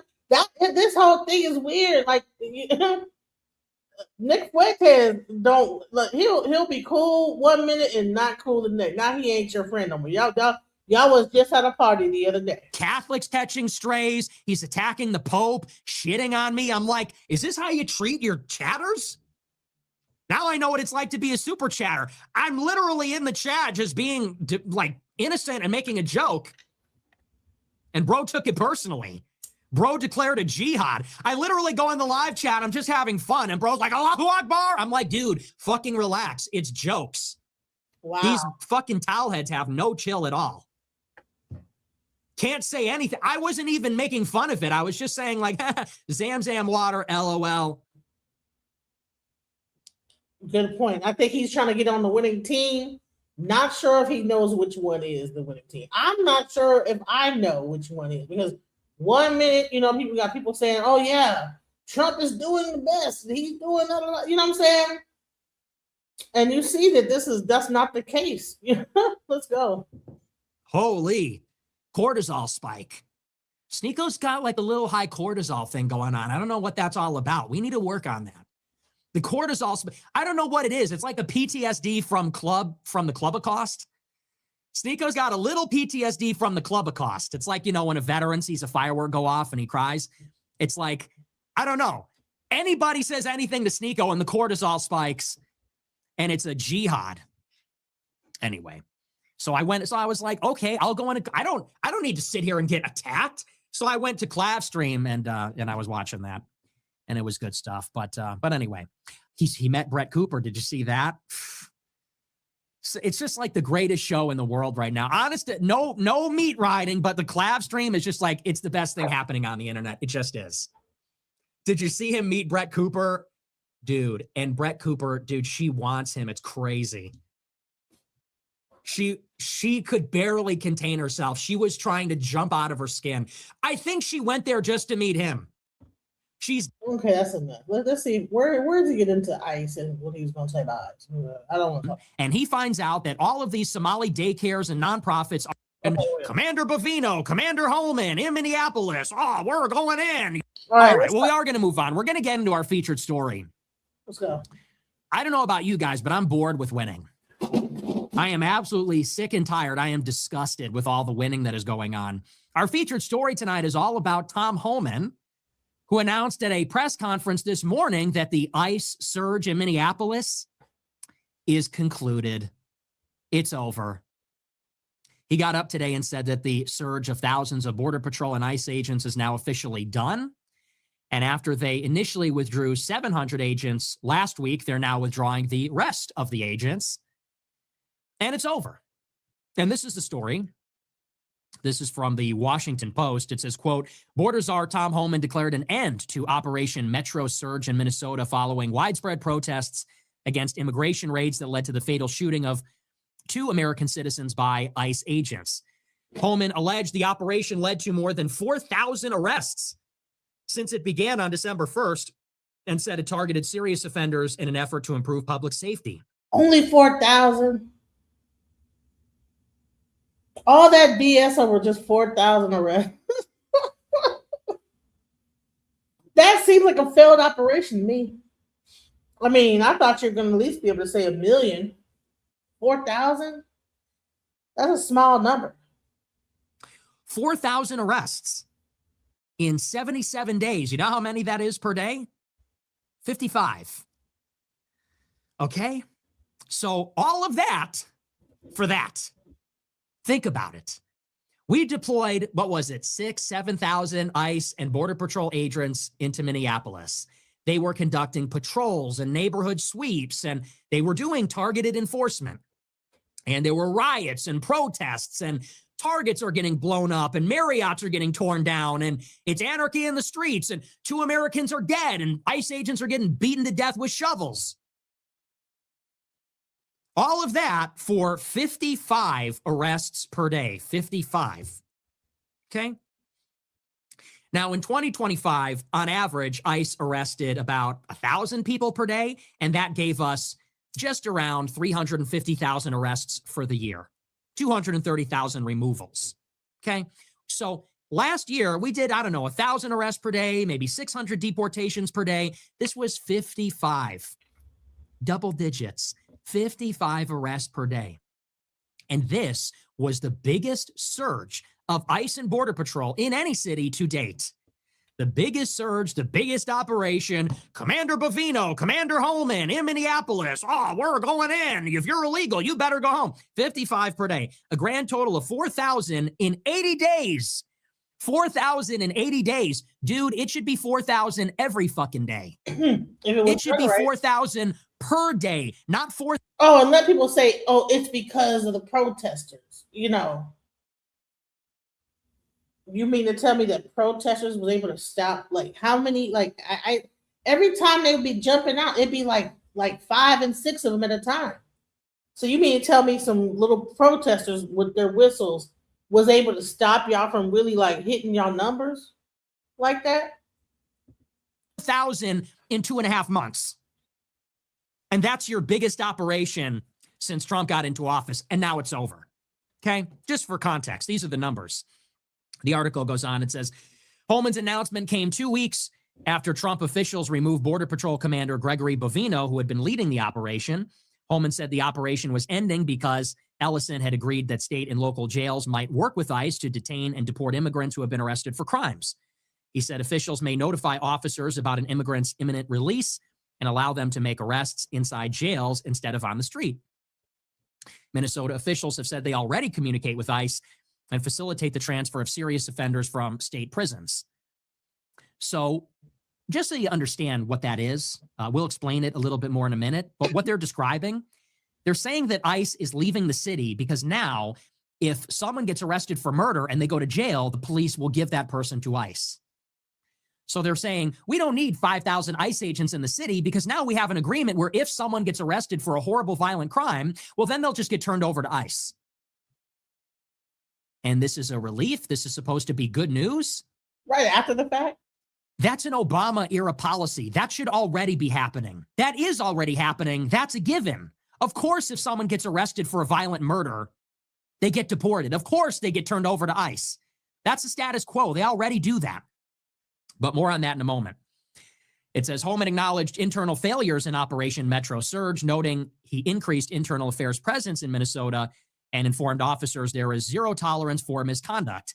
He also said he required Border Patrol agents to embed with ICE officers who have more experience with internal enforcement and issued body-worn cameras to officers.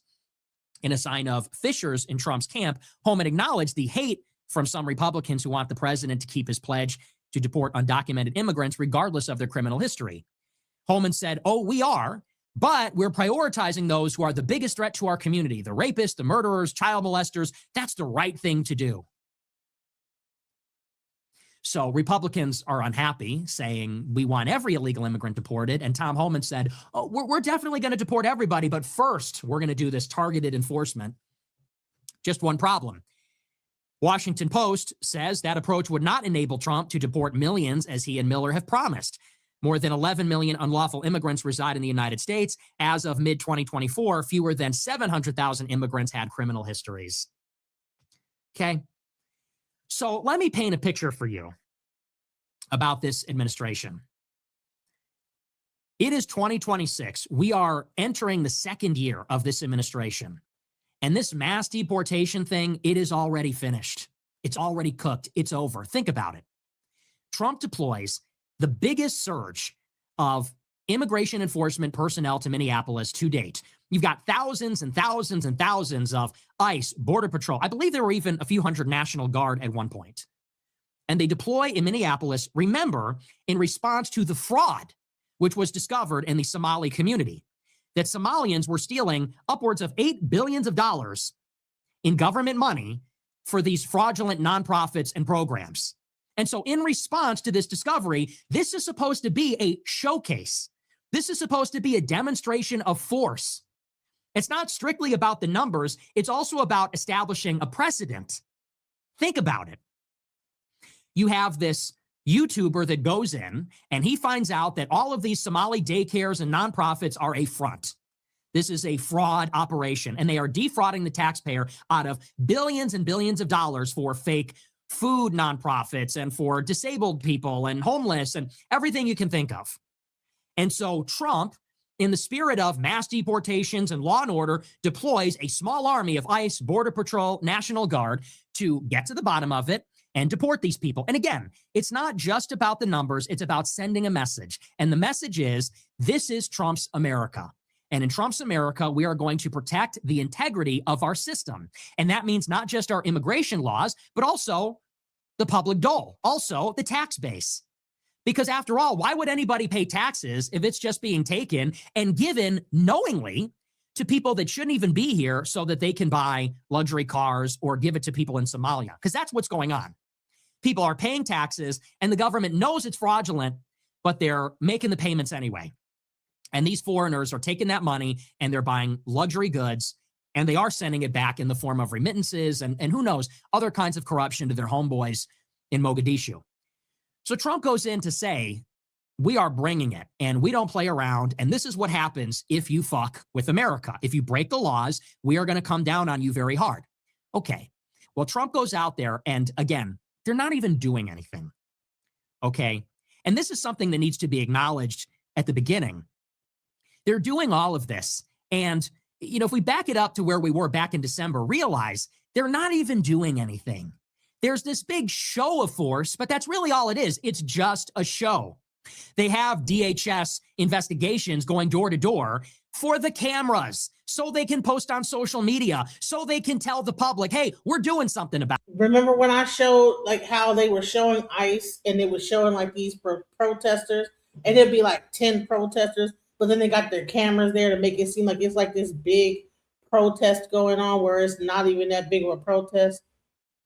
All this stuff contrived for the camera. Exactly. They're not getting to the bottom of anything. They're not really making any arrests. They're not uncovering any huge scandal. They are literally there as a political theater. It's all political theater. Just like when Trump allegedly that attempt. And come on now. And these foreigners are taking that money and they're buying luxury goods, and they are sending it back in the form of remittances and who knows, other kinds of corruption to their homeboys in Mogadishu. So Trump goes in to say, we are bringing it and we don't play around. And this is what happens if you fuck with America. If you break the laws, we are going to come down on you very hard. Okay. Well, Trump goes out there and again, they're not even doing anything. Okay. And this is something that needs to be acknowledged at the beginning. They're doing all of this. And, you know, if we back it up to where we were back in December, realize they're not even doing anything. There's this big show of force, but that's really all it is. It's just a show. They have DHS investigations going door to door for the cameras so they can post on social media, so they can tell the public, hey, we're doing something about it. They're not getting to the bottom of anything. They're not really making any arrests. They're not uncovering any huge scandal. They are literally there as a show of force and nothing else. That's all it is a big gesture. It's a big performance. It's a demonstration. And literally for the cameras. They have people there in uniform. They have walking a beat on foot so that their social media person can film it and they can issue a press release and they can post it on the socials. And that way Carpe Donktum and Cat Turd and DC Drano can retweet it to their idiot followers and defend this ridiculous administration. And they can say, see, it's not a total corrupt disaster. They're doing something. So let's just get it straight. It's totally fake to begin with. They're not even doing anything. And we know that now that it is over. 55 arrests per day? How many tens of thousands or hundreds of thousands of Somalis live in Minnesota? How many of them are there on TPS? How many of them are there on a temporary protected status technicality that was actually revoked last year? And you're arresting only 55 people per day? There's a lot more than 4,000 illegal immigrants in the city of Minneapolis. It's a big city. That's for openers. So you have this horrific scandal, and it's a layered scandal. It's illegals. They're illegals from Africa. They're Muslim. They're complete aliens and foreigners. Somalia has like the lowest human development index in the world. I think they're like 193rd or 192nd. They're like bottom of the barrel, literally the worst country in the world. They're all here illegally, and they're stealing. So Trump sends in DHS to pretend like they're doing enforcement. In response to the performance, you have the radical left activated. And I know some people take issue with my use of the phrase radical left, but that's what they are. These are local activist cells. These are local chapters of different groups. They are socialist, they are communist, progressive, far left. And that is the basis under which they're organizing. Like, that's what they are. They are far left, decentralized, networked, extremely organized on social media, funded, some say by billionaires, and I tend to believe that. And so the far left deploys into the city to thwart the deportations. And you've seen this. They're organizing in signal chats. There's some claims that they're working with the government, that the mayor is in on this, that the governor's in on this. But hold on. How many Somalians were actually deported? When they say out of that 4 million, how many of them were Somali? If the case was the fact that they were trying to get the Somalians out that did all this, whatever, how many Somalians were deported out of that 4,000? That some of the Democrat city machine is in on these activist group chats, and they're organizing to basically harass and impede ICE and Border Patrol. And you've seen the videos on social media. They're taking pictures of license plates to identify ICE vehicles. Then they've got spotters placed around the city to look out for the vehicles. And when they see them, they then deploy the activists. And they deploy them in vehicles and on foot to either harass the vehicles, honking the horns, alerting illegals, or they're using their vehicles to box in ICE, or they're on foot getting in the face of ICE agents and physically confronting them, harassing them, impeding their operations, impeding actual arrests and law enforcement duties. And so this is happening now in Minneapolis. Again. Wait, hold on. I'm going to drop the link. Can someone explain to me? Go and find out how many Somalians, because this whole thing was about deporting Somalians. How many Somalians got deported out of that 4,000? And was this like a loss? Like did Trump go in there with this whole thing and we're gonna like get these Somalians and nobody really got deported from Somalia? And then, oh, okay, do we want to blame the protesters for that? Or do we want to blame that these people were not trained enough to go into a situation? They didn't train them on crowd control in that aspect. They just taught them just basic ICE stuff, and they didn't even know how to deal with it. There was going to be crowds of people trying to stop them and try and bringing attention to their vehicles, etc. Let's go. Layers to it. In response to this, Trump sends in a few hundred National Guard and he beefs up the presence. Initially, there were only a few thousand ICE agents. Trump beefed it up. I think he doubled those numbers, increased them by 50, 100%. And he bolstered that with Border Patrol to deal with the protesters. So you have a small contingent there to make the arrests of the illegals and investigate the fraud. Protesters come out in full force. So then Trump deploys National Guard and Border Patrol to deal with the protesters. Well, the protesters only escalate. The agitators only escalate. And their numbers are growing. And there's these huge protests and huge encounters. And as we all know, what happens next? They start getting killed. Renee Good gets killed. Alex Preddy gets killed. And there's this convulsion across the whole country. You get the wall-to-wall media coverage. There's riots in Minneapolis, huge protests coast to coast. There's this effort on social media unlike anything I've seen since George Floyd. I see people on Instagram posting about, we need to support immigrant voices and we need resources in the community and all that kind of stuff. It all makes a big reappearance. And this is where we are in January. And this is actually the moment of decision, okay? It's all, you have to understand, everything is building up to this point. And when I say everything, I mean everything. When Trump ran in 2016, he said, we have an illegal immigration problem. There's way too many of them here. There's way too many coming over. We have an open border. We need to build a wall and kick these people out. And he has fought so hard for 10 years. The election of 16, the impeachments, the fraudulent election in 20, the Stop the Steal, the J6, the indictments, the assassination, elected in 24. It is to deal with this problem. It is to deal with the globalization of our country through population replacement. And so we are here. He runs on a platform of mass deportations to undo the 10 million that Biden brought in. And there's this mandate to achieve it because the problem is so out of control. Trump gets $150 billion, I think it's $190 billion with the big, beautiful bill last year for this purpose, for a wall, for ICE, for deportations, to do this. Okay, so we've arrived. We're here. This is a moment of decision. This is the confrontation. We have fought all this time to get to this point. Elections, impeachments, indictments, prison sentences, censorship, assassinations and assassination attempts, appropriations, just to get to this point where the rubber meets the road and ICE is finally going to go into these major cities and start rounding these people up and throwing them out. And as expected, this is not going to happen without pushback. It's not going to be easy. You're not going to deport 20 million people without resistance. You're not going to do the largest deportation operation in U.S. history without encountering some pushback. It's not going to be easy. So here we are. We've arrived. What does Trump do? Well, like always, he completely and totally and unambiguously cucks. He chickens out, surrenders, capitulates immediately. He folds.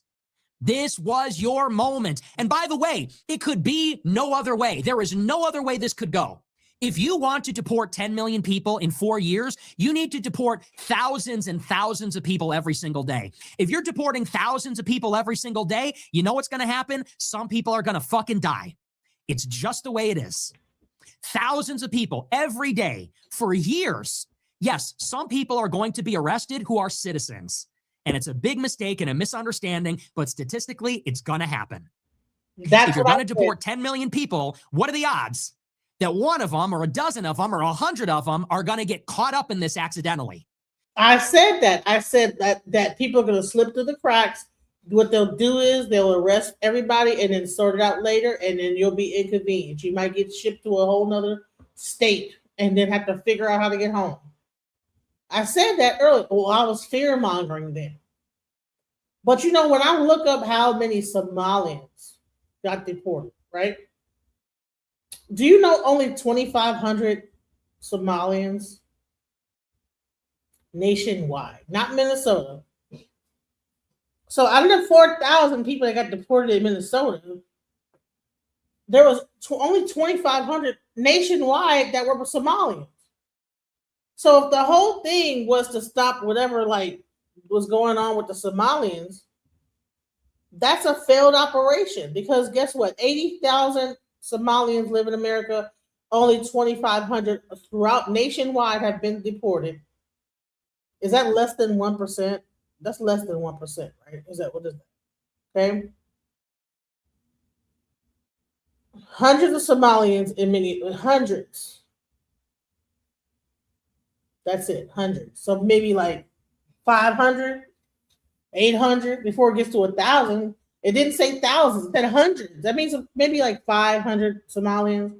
So all this effort, right, that was put into going to Somalia with the legal status, because the vast majority of 80,000 Somali Minnesotans are U.S. citizens, lawful permanent residents, or have other legal documentation. So they weren't able to deport them.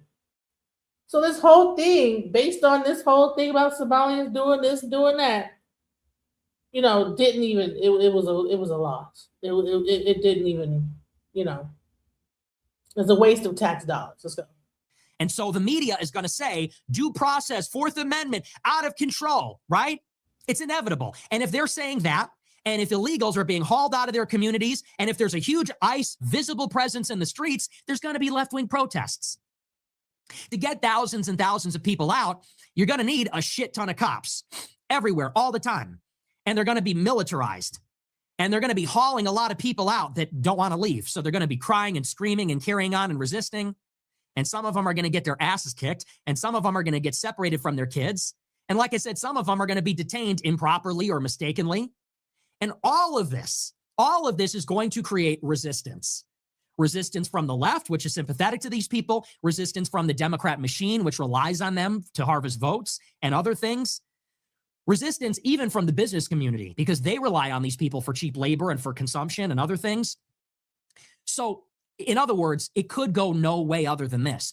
Then you're going to get massive backlash. You're going to get protests. You're going to get riots. You're going to get agitators attacking ICE. All of this is unavoidable. And what are you going to do to those people? You got to arrest them and kill them.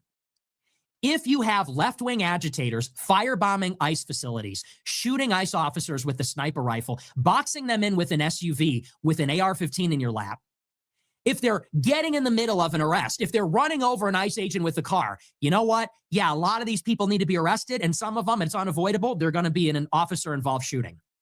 And that's going to provoke more of a response. But this is the fight. There's a word for this. It's called a war. Okay? And war is not easy. War is the highest form of human organization. And this is what it is. Fighting for every inch, every hill, every valley, every river, every choke point, taking land, and you're advancing. And you're going to take shots, and some people around you are going to go down, and there's going to be complications, but you deal with it, and you advance. You always advance. It's a war, and this is what it's going to be. Don't you realize this? You know, there were a lot of people when these protesters got killed who said, you know, I support mass deportations, but not like this. There's no other way. How would you physically remove 10 million people from this country and not make any mistakes? How would you do it? How would you remove 10 million people without asking somebody, do you speak English? Without accidentally detaining somebody that happens to be a citizen? How do you do this without provoking a left-wing response that is violent? And how do you do that without one of them dying? I mean, you saw those videos of Alex Preddy. This guy was unhinged. He was deranged.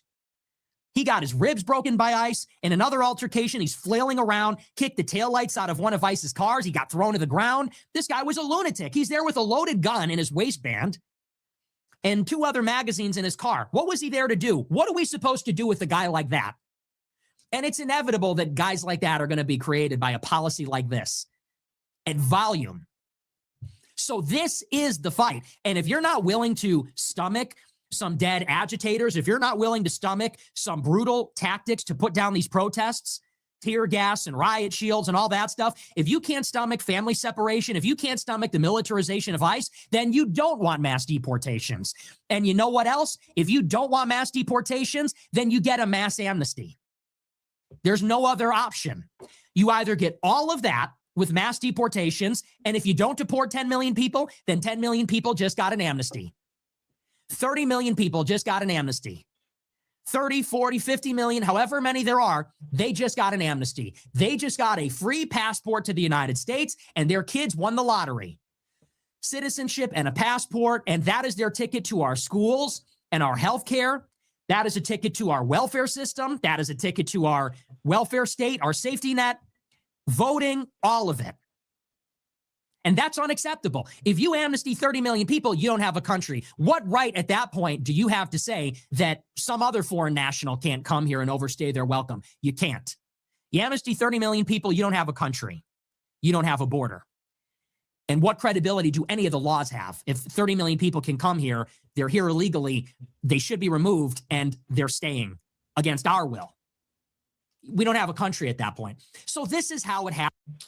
You know what? I have never agreed with Nick Fuentes in my life, but I'm going to say this. I agree with what he's saying. You know what? I agree. Sorry. To be. All of this. It's necessary that it's necessary to get to the conclusion to go through these things. The only way out is through all of this. And what does Trump do at the moment of decision? Total surrender. Before Renee Good was even shot, the White House was talking about recalibrating. Remember? Before Renee Good was even shot, before her body hit the floor, the White House was talking about changing the strategy and recalibrating and focusing on those so-called criminal illegal aliens. Remember? Then Renee Good got shot, and Trump went on a press conference and said, we're only deporting the criminals. Then the other guy got shot. They relieved Bovino. They pulled out 700 ICE officers. Kristi Noem started talking about body cams. Stephen Miller started blaming everybody else. And it was over. And now they have slow walked it, but ultimately they are retreating. First, they took out Bovino. Then they pulled out 700 guys. They did it in a graduated way over the course of a month. And now in the middle of February, they say the whole thing is over. We're pulling everybody out. What else would you call this other than an utter surrender? This is a total surrender.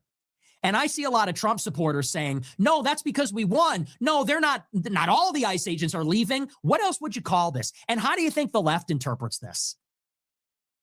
You have the John Brown Gun Club deploying to Minneapolis. You've got these progressives and communists, DSA. They're all over Minneapolis. They're establishing checkpoints. They're getting in the face of ICE officers, overwhelming them and attacking them. And ICE makes the announcement, we're leaving. Our commander that everyone hates, he's out. He got sent to some other state. We pulled 700 out 2 weeks ago. Now we're all leaving. What kind of message do you think that sends to the left? Well, it's obvious to anybody who isn't delusional. The message that this sends to the left is that agitation works. If you dox ICE agents, if you attack their cars, if you interfere in their duties, if you riot outside their hotels, if you riot in Target, if you scream in their face, they will leave. If you increase the unpleasantness, if you show up and cause problems, well, the Trump administration has no balls and they will leave. If all you have to do is go out, all you have to do is go out and bang on pots and pans. All you have to do is go out and break the laws, run over some ICE agents, and they will back down. They will retreat. In other words, you will get what you want. Rioting works. You don't like what the government is doing? Just riot and they'll stop. You don't like that the government is deporting illegals? Just riot outside their hotel. Dox them, intimidate them, attack law enforcement, and they will stop the thing that you don't like. They will leave. And do you know what happens when you say... You know what I think happened? I think that they were not trained to handle it. And all those ICE agents probably were having to get like some kind of mental fucking help because they were not mentally prepared for what they were going to encounter when they encountered their own people going against them. When they went to this Minnesota, and it wasn't just illegal immigrants, it was their own people fighting against them. When they looked across the line and saw another person that looked just like them hating on them, they couldn't handle that hatred because they weren't trained for it. 47 days is not enough to train anybody, and I kept saying that. I said these people are ill-equipped for what they're dealing with. I said that throughout this whole time. You don't put a person into a situation with only a month of training and say, okay, well, there you go, going out there, here you go. And you're dealing with hatred. You're dealing with people willing to like die for whatever cause, even though it's different causes happen at the same time. You know, you got one group that's talking about one thing, another group talking about another. All of them have their own different stories on why they're out there, and everybody's attacking you viciously, and you don't even know. Like you think that you're doing something, a worthy cause for the United States, and come to find out, it's like, no, you're looking across the line. You're not seeing illegal immigrants protesting you. You're seeing your own American citizens protesting what you're doing. And that has to be a mind F for anyone that actually came and took that little $10,000 like money. That's what I think happened. Let's go. And that message to the left-wing agitators, they do more of it. They get emboldened. You just taught them something, which is if we riot, we get our way. So what do you think they're going to do more of? They're going to riot more. They're doxing, swatting, attacking Trump administration officials. Stephen Miller has to live on a military base because of the death threats. A lot of them do now. A lot of them need around-the-clock security. ICE agents have to wear masks because they know that if they don't, they're going to get doxed, and left-wing psychos might kill them.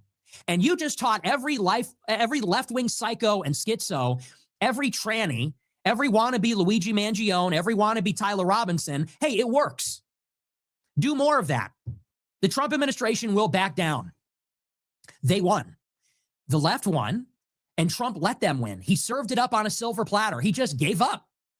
And here's the best part. We're in the right. We have the law on our side. Trump is the president. He was elected. He won the popular vote. He won the Electoral College. It wasn't a trick. He won the election on a platform of mass deportations. He won the House and the Senate. It also happens to be the law. He is using law enforcement to physically remove people that are here illegally. So we have everything going for us. You've got the popular mandate. You've got the executive branch. We are right. We have the law on our side. These are cops. This is federal law enforcement. The illegals shouldn't be here, and the agitators can't beat up law enforcement. And we gave up. We could use the law. We could use ICE. We could use the $200 billion for DHS, and we could throw all these fucking people in jail, and we would have every right, and it would be legal. And we have a mandate to do it. We could put these people under the jail if we had the political will. What's stopping us? Not judges, not Democrats, nobody. You've got, how many ICE agents did they hire? 12,000? You got the detention space. That comment right there. This country is way too massive to enforce that kind of immigration enforcement. That's why they had to like hyper focus on Minnesota. And what they found out is that they were too big for their britches, bro. You can't just train people for 40 days and 40 nights and throw them out there and think that they can like actually make something happen. I think people got spooked. They got spooked, period. You got the budget. Isn't that what the big, beautiful bill was all about? This was a decisive confrontation over mass deportations and against the left, and Trump blinked, and he lost. And what does that say about the country? Who's really in charge here? Well, we just sent the message that the anarchists are in charge. Think about it. Illegals are squatting in our country. The actual native-born citizens and the taxpayers are saying, hey, get the fuck out. You need to leave. You don't belong here. You cheated. You cut the line. This is not right. This isn't fair. We have a very generous system. How many immigrants do we allow to come here legally? Through family-based migration, chain migration, refugee program, visa lottery, work visas. This is a very generous nation. You fucking people have no right to be here. You're not refugees. You're not asylum seekers. You're economic migrants. You are here because it is preferable to live in our country that our ancestors built as opposed to your shithole country. Now, that doesn't make you an asylum seeker because you're poor over there. It just means you'd prefer to live here. Well, it's the obligation of our government to protect our stuff and the integrity of our borders and our laws and our quality of life, the order in our society. We go to the illegals and say, hey, get out. Well, they just vetoed that decision. We elected a president to physically remove them, and they vetoed that. No, we're not going anywhere. Again, we have law enforcement. Law enforcement is going in, arresting the agitators, the illegals, the protesters. The agitators are breaking the law.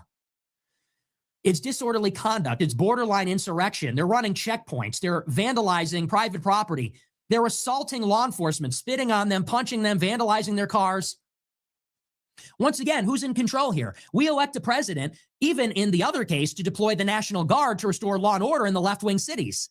In Chicago, in DC, in New York City, in LA, what do they do there? They riot. Once again, who's in control? The criminals, the agitators, the communists, the anarchists, the murderers. No, I'm saying, listen, my thing is that you don't throw nobody into no shit with all that little training and say, oh, okay, and don't train them on crowd control and all this other stuff. There's no way you can actually throw a person into a situation where you're looking across the line and seeing people that look just like you that are angry, seething, different points of view, whatever that. You got some people with POW flags, groups over here about this. Honey, it's mass confusion going on. They don't even know who they're even fighting against.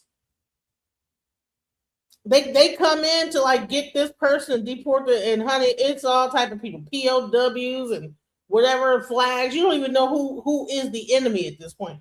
And they were not trained enough to even handle that. When a police officer kills a person, right? You know that the other police officers are taught how to de-escalate that person and bring them down into and show them, okay, all right, go ahead and breathe, do this, do that. I'm sure that when that guy shot that person 10 times, I'm sure he was in shambles, bro. You can't tell me that he was like, oh shit, oh shit, oh shit. I've seen police officers shoot somebody and how their reaction is. There's no way that this guy did not have an adverse reaction knowing that he had just killed somebody. Were the other officers trained on how to de-escalate him and actually help him in his mentality after he had did that? Even the one who killed Renee. I mean, he was actually trained. He'd been an ICE officer for some time.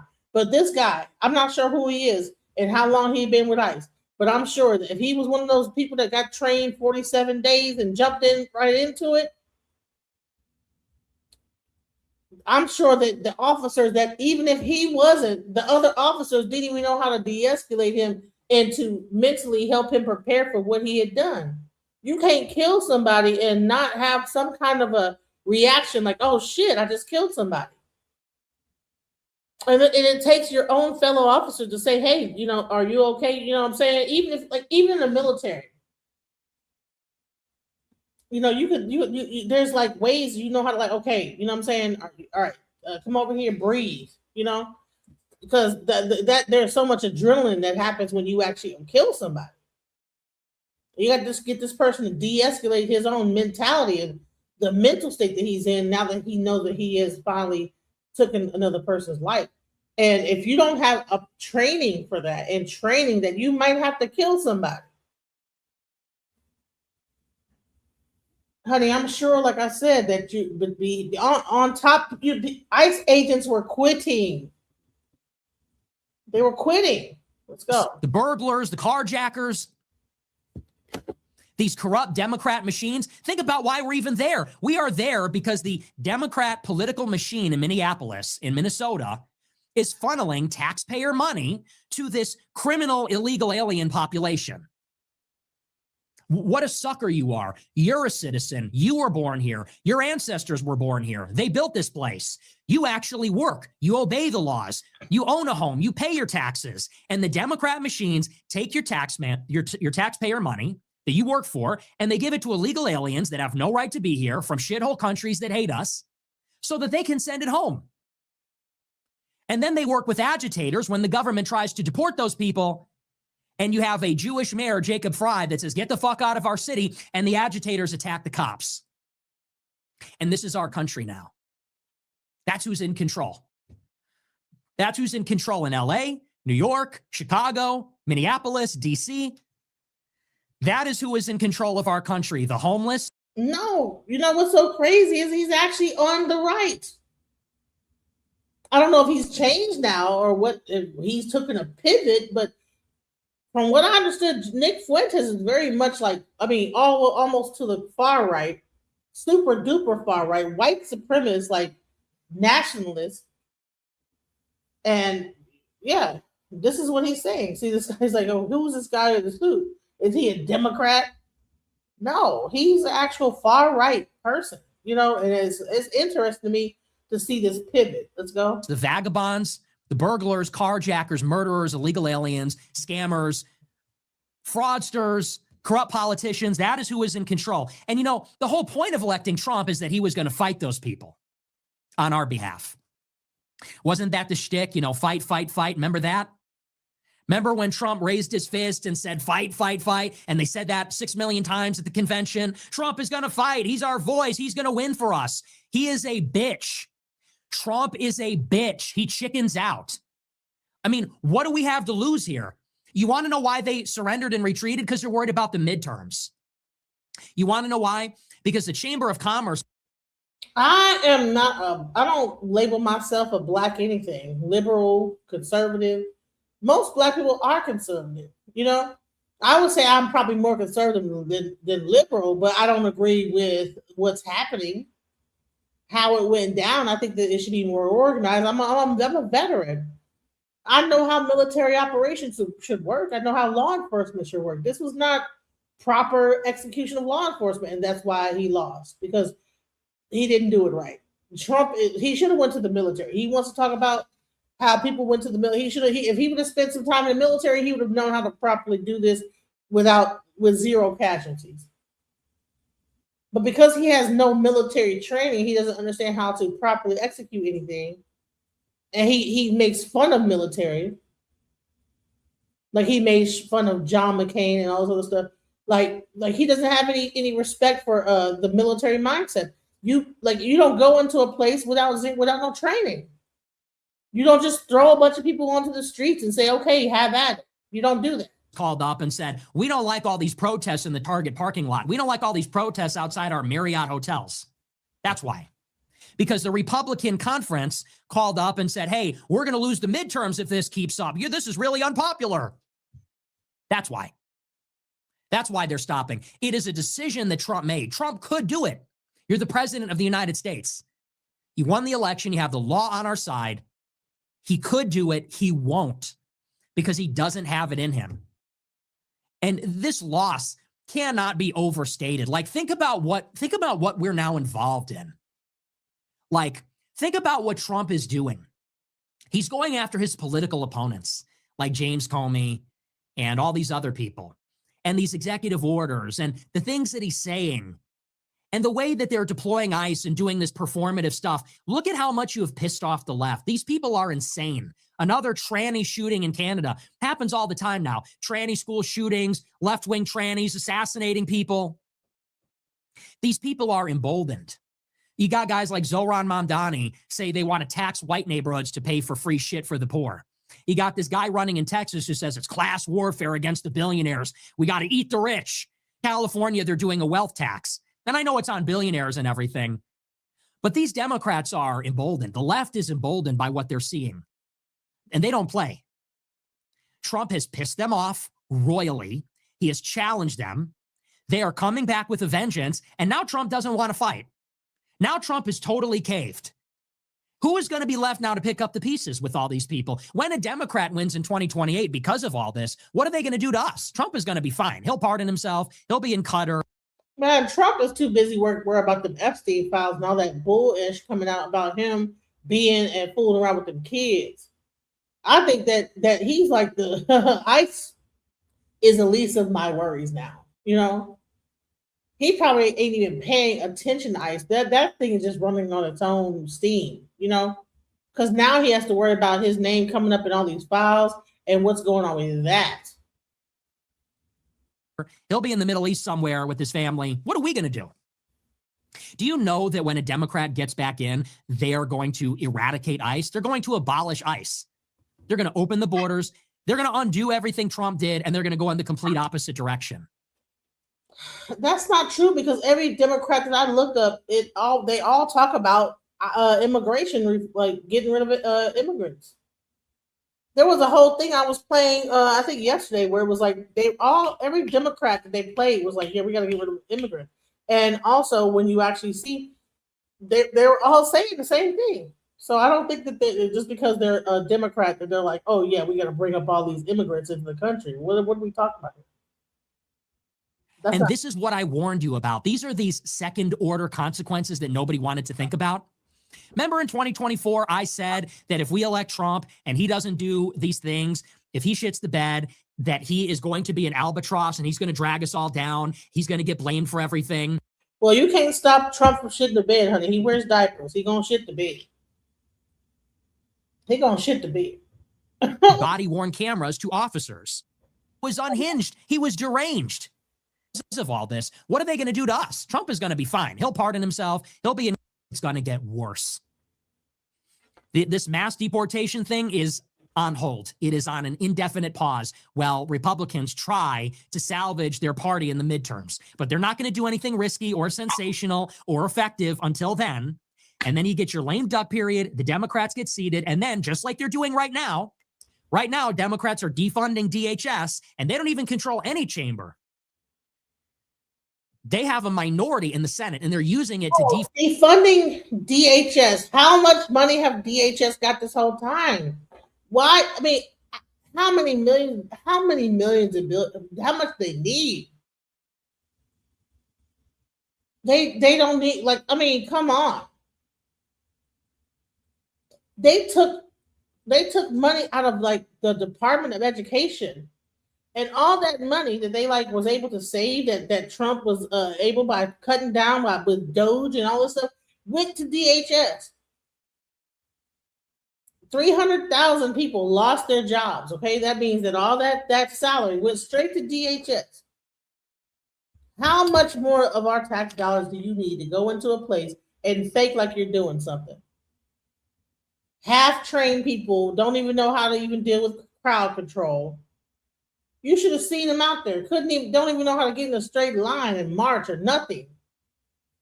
Don't even know how to set up a perimeter. Come on now. I mean, I looked at this stuff like this is a joke. They're walking, no one's walking in step with each other. Everybody just marching, just crazy looking. No organization whatsoever. Fund Homeland Security over this. Wait until they control the House. Wait until they balance it out in the Senate. And they're going to shut this government down. It's going to be subpoenas, impeachments, indictments, select committees. It's going to be government shutdowns until you get sick to your stomach. And that's going to roll right through to 2028. And that is your second Trump administration. Those are your mass deportations. And here's the worst part, totally avoidable. Who do you have to blame? I mean, fuck these people. Fuck Tom Homan, fuck Stephen Miller, and fuck Trump. You let us down. You surrendered. You lost. Think about how they played these people up. Stephen Miller is autistically thinking about how to deport more people. Tom Homan is the man. Dude, Tom Homan went to Minneapolis to wrap it up. Trump sent Tom Homan to Minneapolis to facilitate the retreat, to facilitate the orderly surrender of ICE to the fucking communists and these Somali scammers and the illegal immigrants. And that is exactly what happened. I don't want to hear anything different from the plan trusters. That is exactly what happened. They went in there because of the YouTuber. They went in there because of Nick Shirley to deport the Somali scammers. They decisively lost.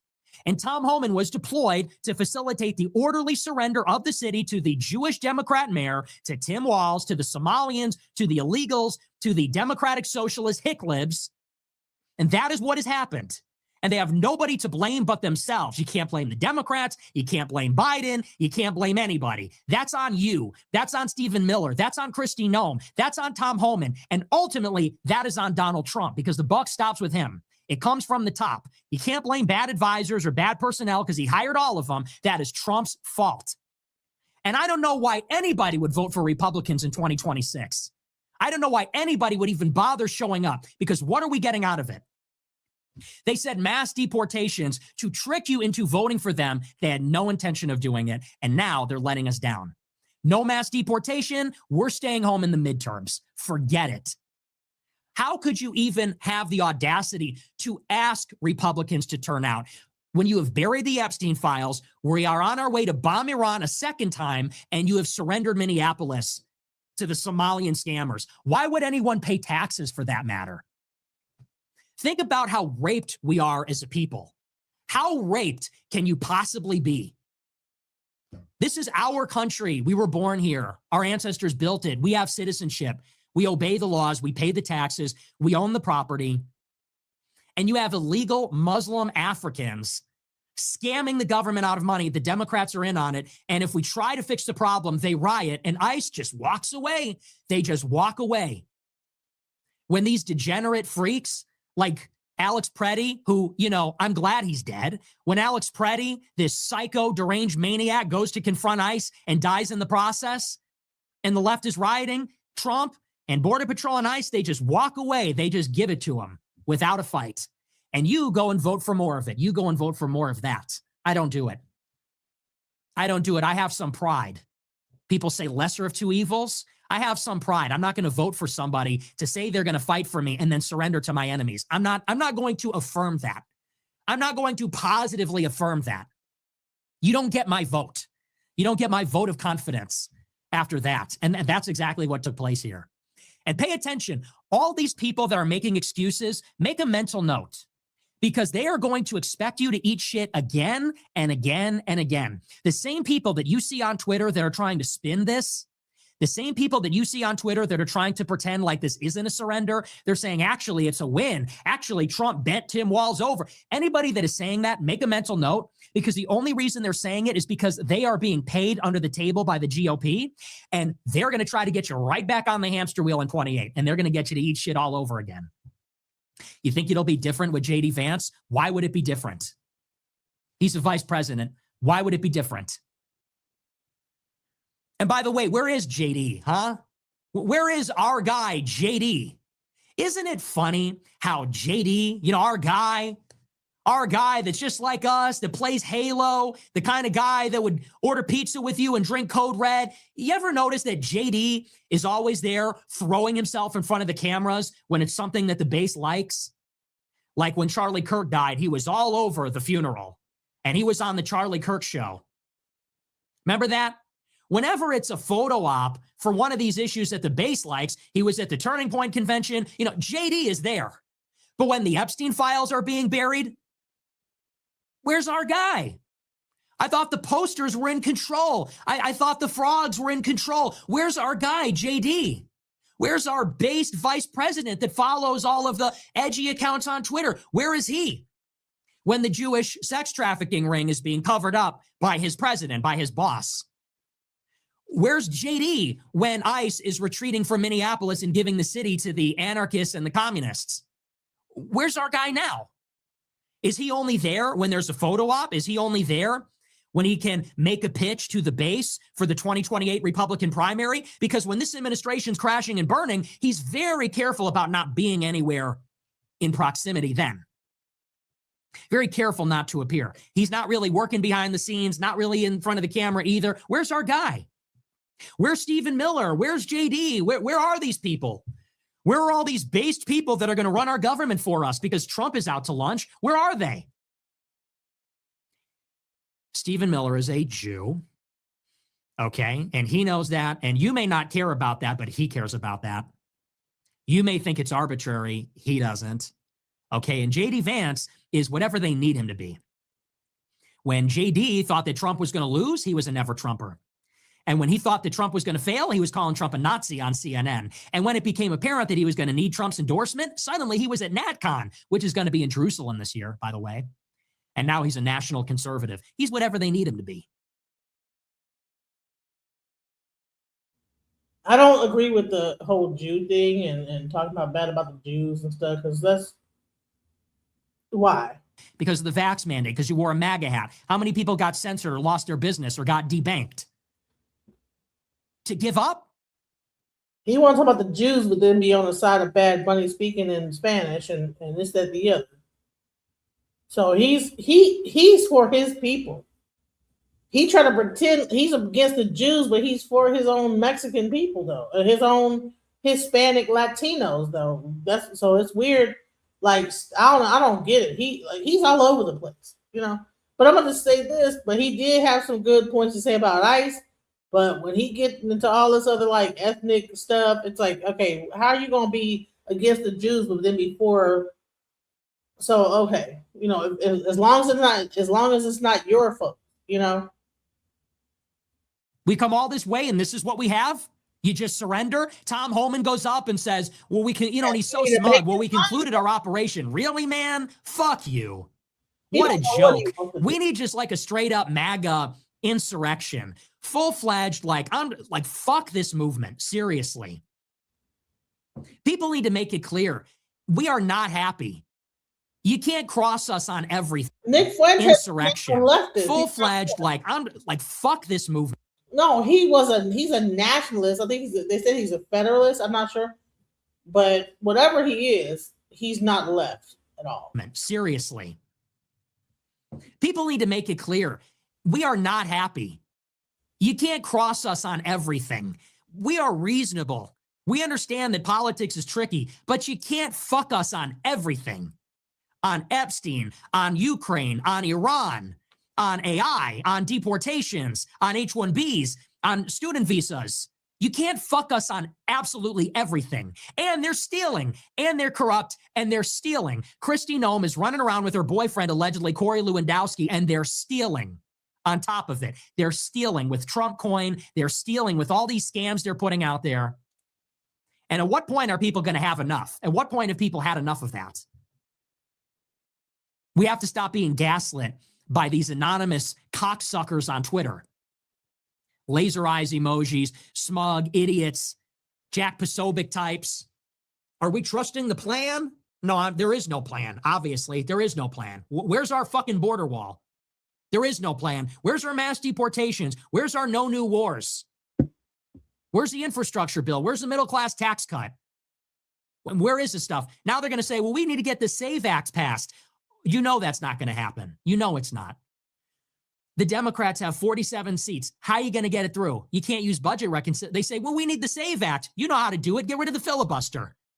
So, you know, they're going to pretend like they're going to do it. They're going to pretend like they're trying to. They're not doing anything. They know it's not going to happen. And they don't care. There's no urgency. They don't even care. They're not even trying.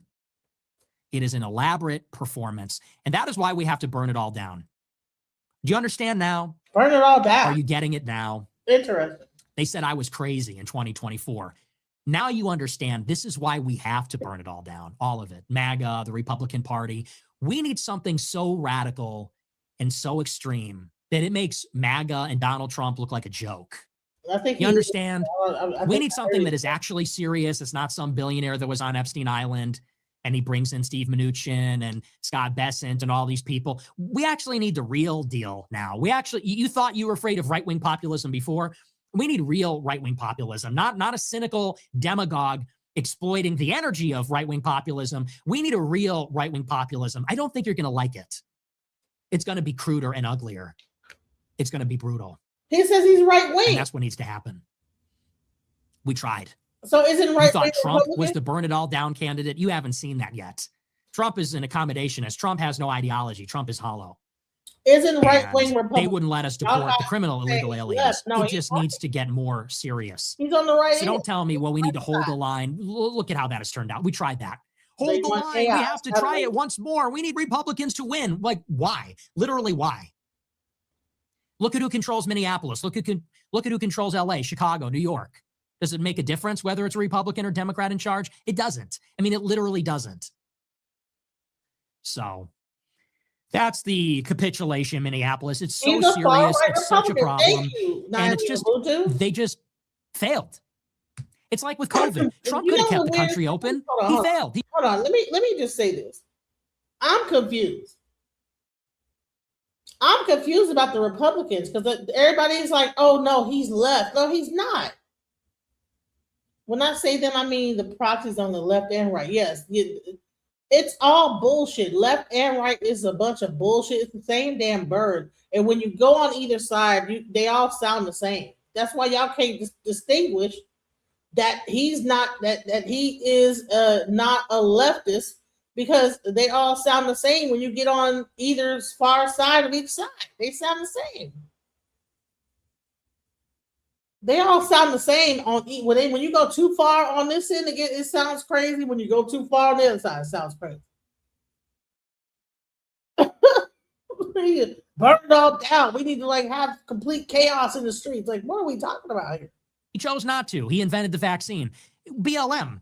Trump could have put down the BLM riots. He decided not to. He decided not to. He thought it would help him in the election if it went on longer. Every opportunity, we have our guy in the White House and he just stands down. We need someone in the White House that is not going to do that. We need a Caesar. We don't need someone. He wants destruction. He wants people to die.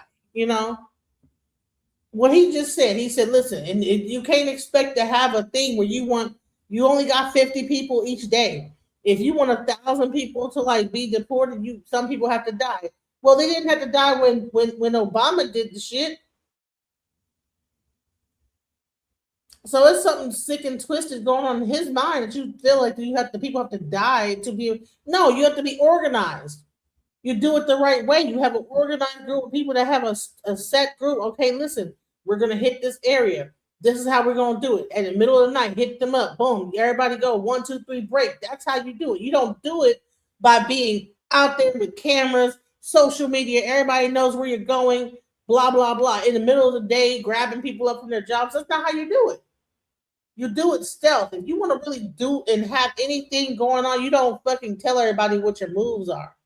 You don't have your own social media ICE thing posting on what you're doing on your website and your social media. You don't have Homeland Security saying a bunch of shit and getting people riled up. You do it quietly, and then next thing you know, you look at the numbers. That's what you do. You don't do all this public bullshit they're doing, looking like a whole psychological operation. That's how you someone that's playing around in the Rubicon. You know, we need someone that's going to cross the Rubicon. You understand the significance of this?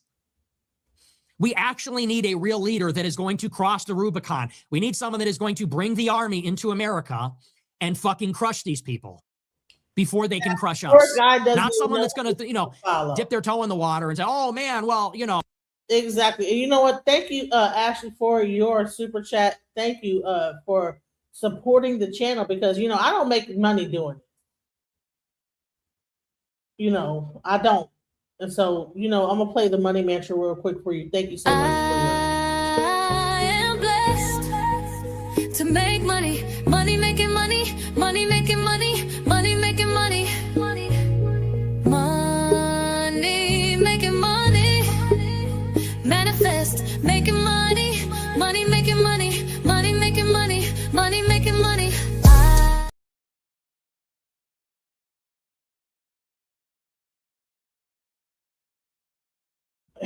Thank you for the super chat, Ashley. Thank you so much.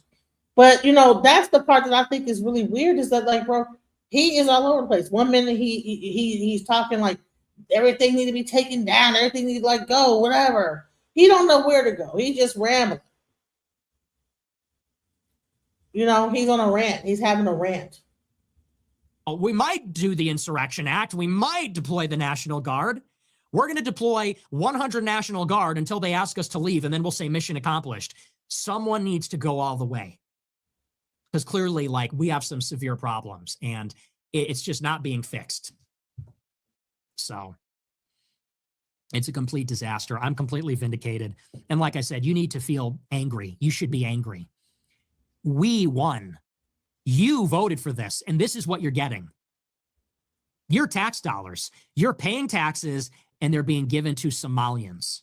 He's saying don't vote. So I don't know whether because he's saying don't vote for Republican, don't vote for Democrat, just don't vote at all.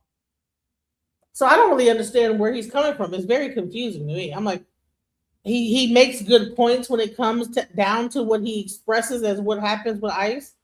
But then he loses me on, like, hey, so where are your affiliations? Where do you lie at, though, in the whole chain of everything? You want it to be complete just chaos in the street. You need the whole system to come down and be rebuilt. Like, what are we doing here? You don't sound any different than the protesters that were protesting, because a lot of those protesters want anarchy. So I don't know. Like, where do your loyalties lie? 1 minute you were for Trump, now you're against Trump. Your whole intro is up there promoting and pushing Trump.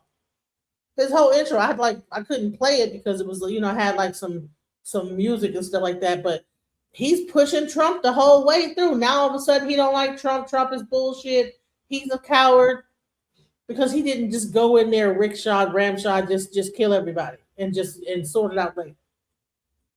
I don't get this kind of nihilistic mindset. It's nihilistic, You want to get rid of illegal immigrants so bad that you just kill everybody on the way in? Like that's what you do? You nuke the place, We want illegal immigrants out, and you know what? You guys are protesting, hit the bomb. Blow the whole place up, and then see how it works. Like, what are we talking about here? Let's go.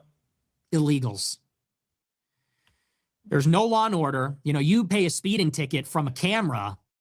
Meanwhile, Antifa is punching a cop in the face and they get away with it. I mean, what are we doing here?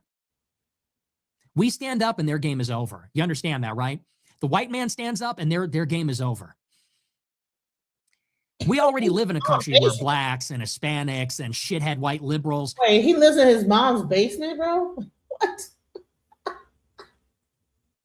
He live in his mom's basement? What the hell? Mom's basement?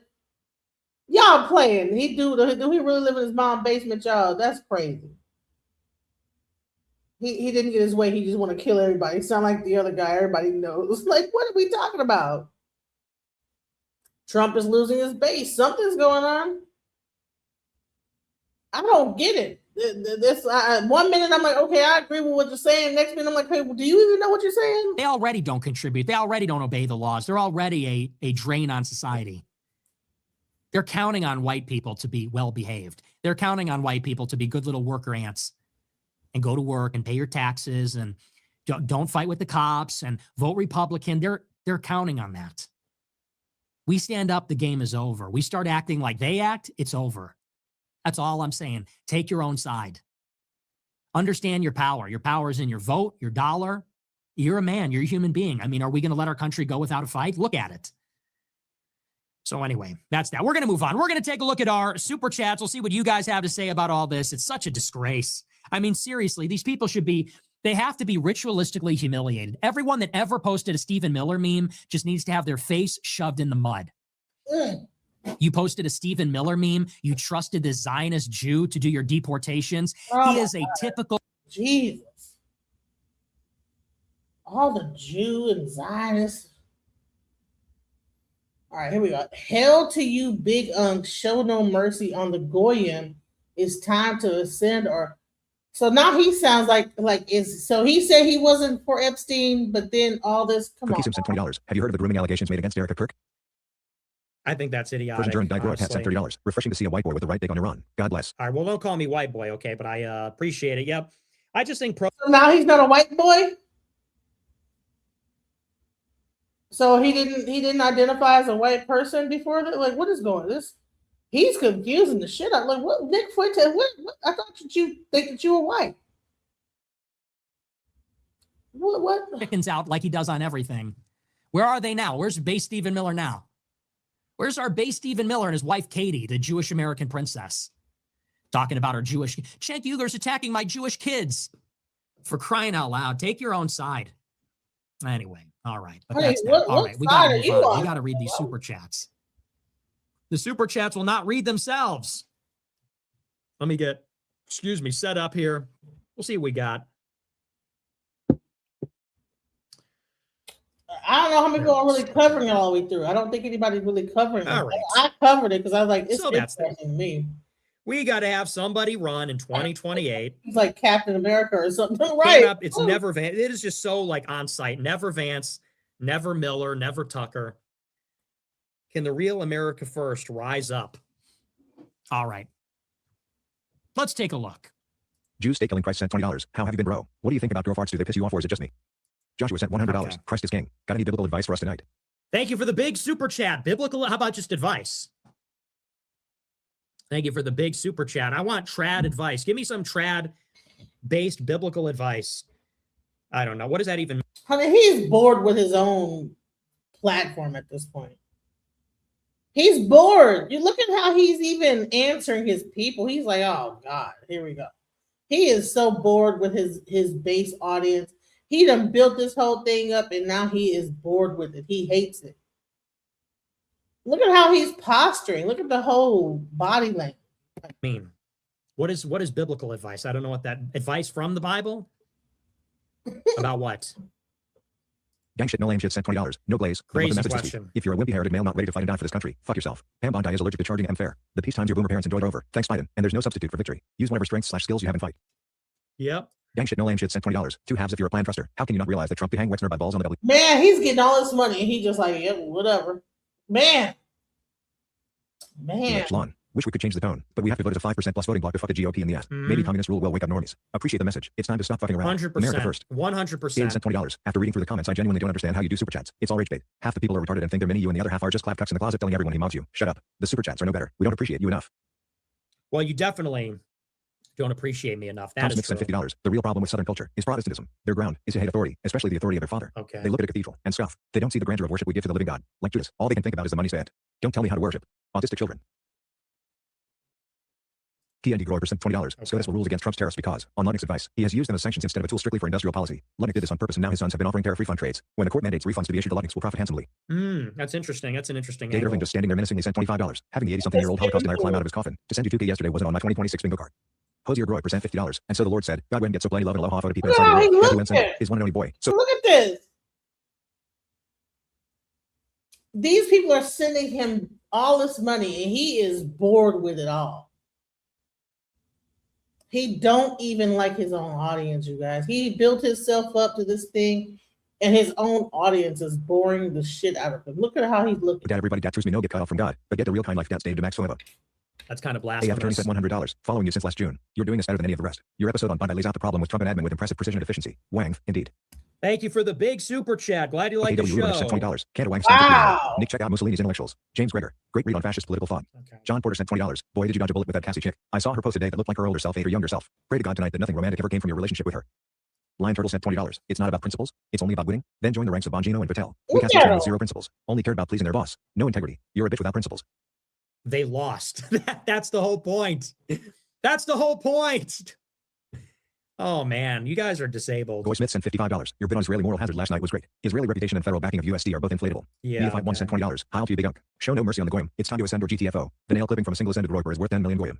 Cookie Sim sent $20. Have you heard of the grooming allegations made against Erica Kirk? I think that's idiotic. Persian German guy Groy Pat sent honestly. $30. Refreshing to see a white boy with the right dick on Iran. God bless. All right, well, don't call me white boy, okay? But I appreciate it. Yep. I just think protesters in general should be destroyed, but especially there. Brandon G sent $100. Netanyahu paid the ASU frat leader to frame mob Vicular, so all going to know the pain of me mum dying in the holly. Hashtag 6 million views. Hashtag frame mob remembrance month. Ugh, horrible. Thank you for the big super chat. Just Chris despicable. Mob sent $20. If you were the leader of Iran looking out for the best interest of your people, would you not disregard the fatwa and create a nuclear weapon in secret, then have a public showing of them? It seems Iran is fucked if they don't. Would be crazy to sacrifice their country's future for another. Look at his body language.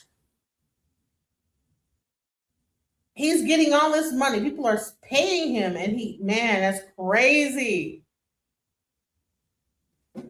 He don't even like his own audience, y'all. Look at how he's even reacting to the people that giving. He doesn't like women either. 31-year-old virgin, like yeah, but I'm like, bro, he hates his audience. Like he don't even want to do the super chats. If he just had to do it because people paid the money, okay. So but. Finding idea to not have one. Yeah, 100%. Based Obama sent $30. You mentioned Mearsheimer. The fatwa arguably isn't even real. No one's ever seen it. They say it exists. And that is just a form of public diplomacy. If you think that's real, you are a very naive person. They are saying that it is rhetoric. Oh no, we have a religious commandment not to. Yeah, like okay.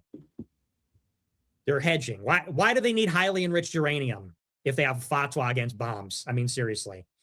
They don't have a fatwa against ballistic missiles? Come on now. Like, don't be stupid. Based Obama sent $30. You mentioned Mearsheimer is mostly wrong. Do you disagree with offensive neorealism or neorealism in general? I am a realist, but when I say that, I mean that Mearsheimer, I respect him deeply and I watch him and I like his stuff. Isn't that exposing conspiracy/disinfo? How is Alex Jones still claiming Epstein had bail bank account on his show yesterday? Did he really say that? Biddy Sprinkles sent $100. Bondi getting cooked the entire time yesterday. Then tries to throw the anti-Semitism card. Then the judge yelled at her me grandma was in the Holocaust. We are living in a fucking South Park episode. Oh gosh, dude.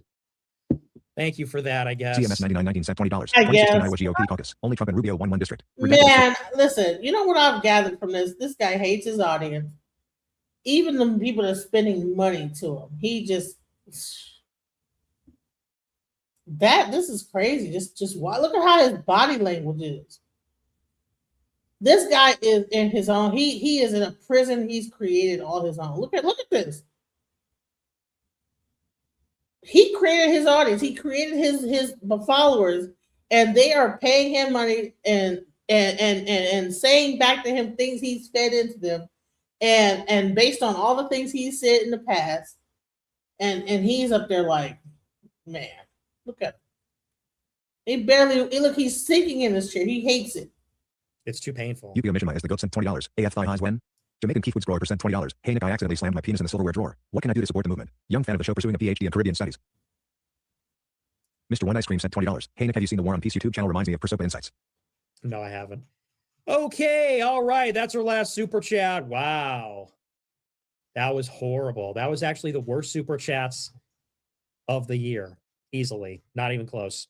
Worst, just one. Some of these were just unbelievable. People don't even know what it means to cross the Rubicon. It's like, wow, that's a really good point. What were some of these other ones that were really good?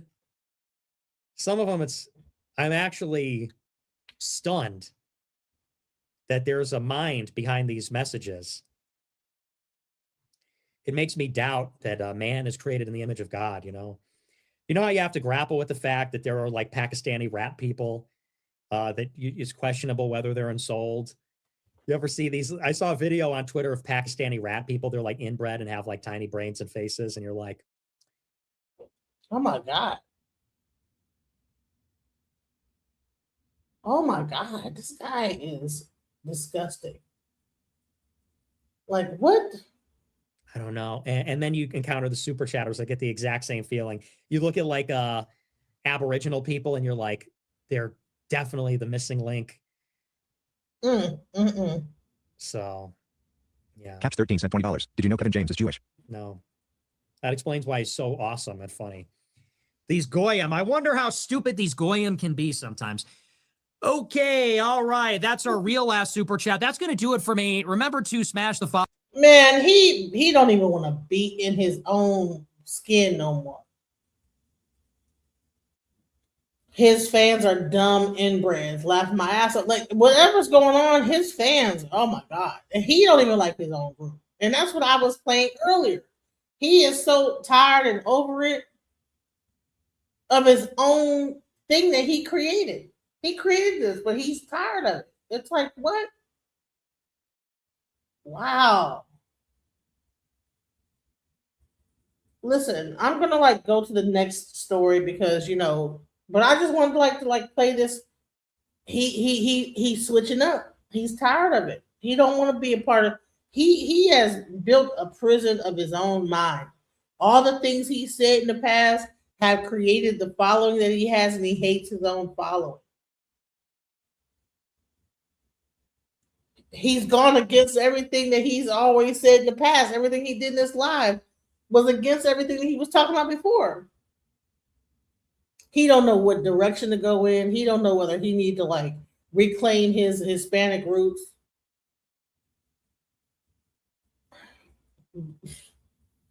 I don't know. It's interesting. Anyways, I wanted to get into the whole Corey Holcomb situation because Corey Holcomb said some crazy stuff. I mean, he was on one. Corey Holcomb was talking about little kids, 5-year-olds. I mean, this whole Anton Daniels situation made Corey Holcomb lose his mind. And he was saying, but the thing is that people were able to go back and say, well, damn, well, you said this and pretty much made him out to be a PDF, right? So I guess he comes back and he wants to address it.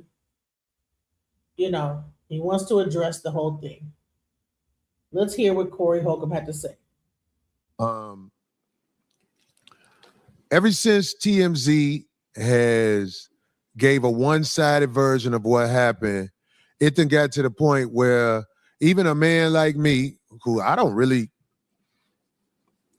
I don't walk around living in fear, but I fear for my life now because I see what has been said about me, and they are desperate to bring me down because the word pedophile has been thrown in the mix.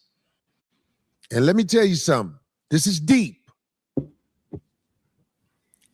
I am no pedophile. I have never been accused of being a pedophile. I have never had charges of being a pedophile. This is something that's coming from the mass media, TMZ. Ever since they said what they said, I have been, they trying to get at me for real. Let me tell you something, what they do, because they did this to Michael Jackson. They did this to Martin Luther King. They did this to Malcolm X. They did this to so many people. When they ready to come get you, they assassinate your character. Sir, you are no Malcolm X, no Martin Luther King, none of the people that you say that you. And you said what you said, bro. You said what you said. For those that don't know what he said, for those that don't know what he said, let's go. Speaking about a 5-year-old. Oh, you know what? It just cut it out. Hold on, because you know what this was one of my videos. Okay, let's go. Corey Holcomb. Let's look. This past weekend. Is this a part of FBA culture also? She had a Welch's grape juice bottle. The Sheediites. Is this a part of y'all culture? Is this the Sheediite tribe? This a part of y'all culture? She had the whole bottle. As Get your far boy. as it go, just sucking on it. Walking with her mama. So he talking about a little 5-year-old baby had a whole Welch's bottle in her mouth, right? She's 5 and she's, drinking out of a Welch's bottle. And somehow he finds this, I don't know, somehow he sexualizes this. Let's go. Somebody said, get that out her mouth. When they took it out her mouth, that baby said,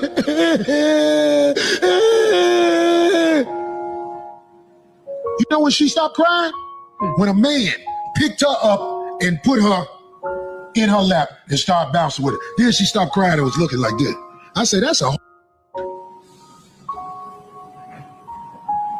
little growing right there. And everybody will say, Corey, what are you talking about? Corey, you crazy. Get the out of here. This little girl was in her bliss with her mouth wide open. She was just, it had the cap on it and everything. They took it out her mouth. Then a man picked her up and started shaking her on his knee. And she was like, I said, that's a little, it's just Corey Holcomb crazy. I almost want to go back and ask about that little girl and do a documentary on her life. So one day I can show I know what I'm talking about. But in this society, I'm a bad guy. What the fuck, bro? A little kid being bounced on somebody's leg is now some sexualized thing and she about to be a hoe when she grow up? Disgusting. Okay, so now he wants to compare himself and try to say, well, all the great ones got taken down. They did it to Malcolm. They did it to Martin. No, you're not. Don't compare yourself to Martin and Malcolm X. And all this shit. I want to talk about this Super Bowl because I don't know what happened. I'm talking about with the halftime show. I couldn't understand what was going on, but I don't think it was bad. I just couldn't understand because I don't speak Spanish. I got to learn how to speak Spanish so I can. But I saw some of the deep things they had going on stage and all like that. They had some deep stuff going on. Anyway, I'm Corey Holcomb, Darlene O.G. Ortiz. Craig will be here in a little bit.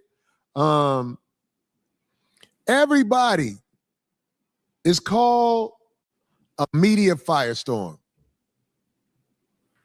My voice, I'm shocked. I didn't know. My voice got so powerful that the media, not bloggers, not fat girls with YouTubes, not busters who buy cigarettes 1, 2, 3 at a time.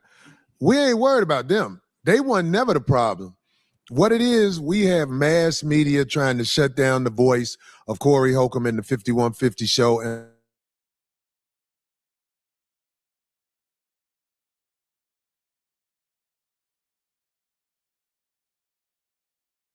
he's trying to say that us bloggers, people like us, that content creators are envious of what he's doing, and we're just joining in on the fight against him and whatever. But he said what he said.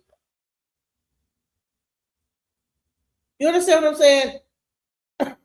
He said what he said. Let me just play some more of what he said, because he said a lot. Let's go. The best, I'm saying, please keep this piece of tape for future references.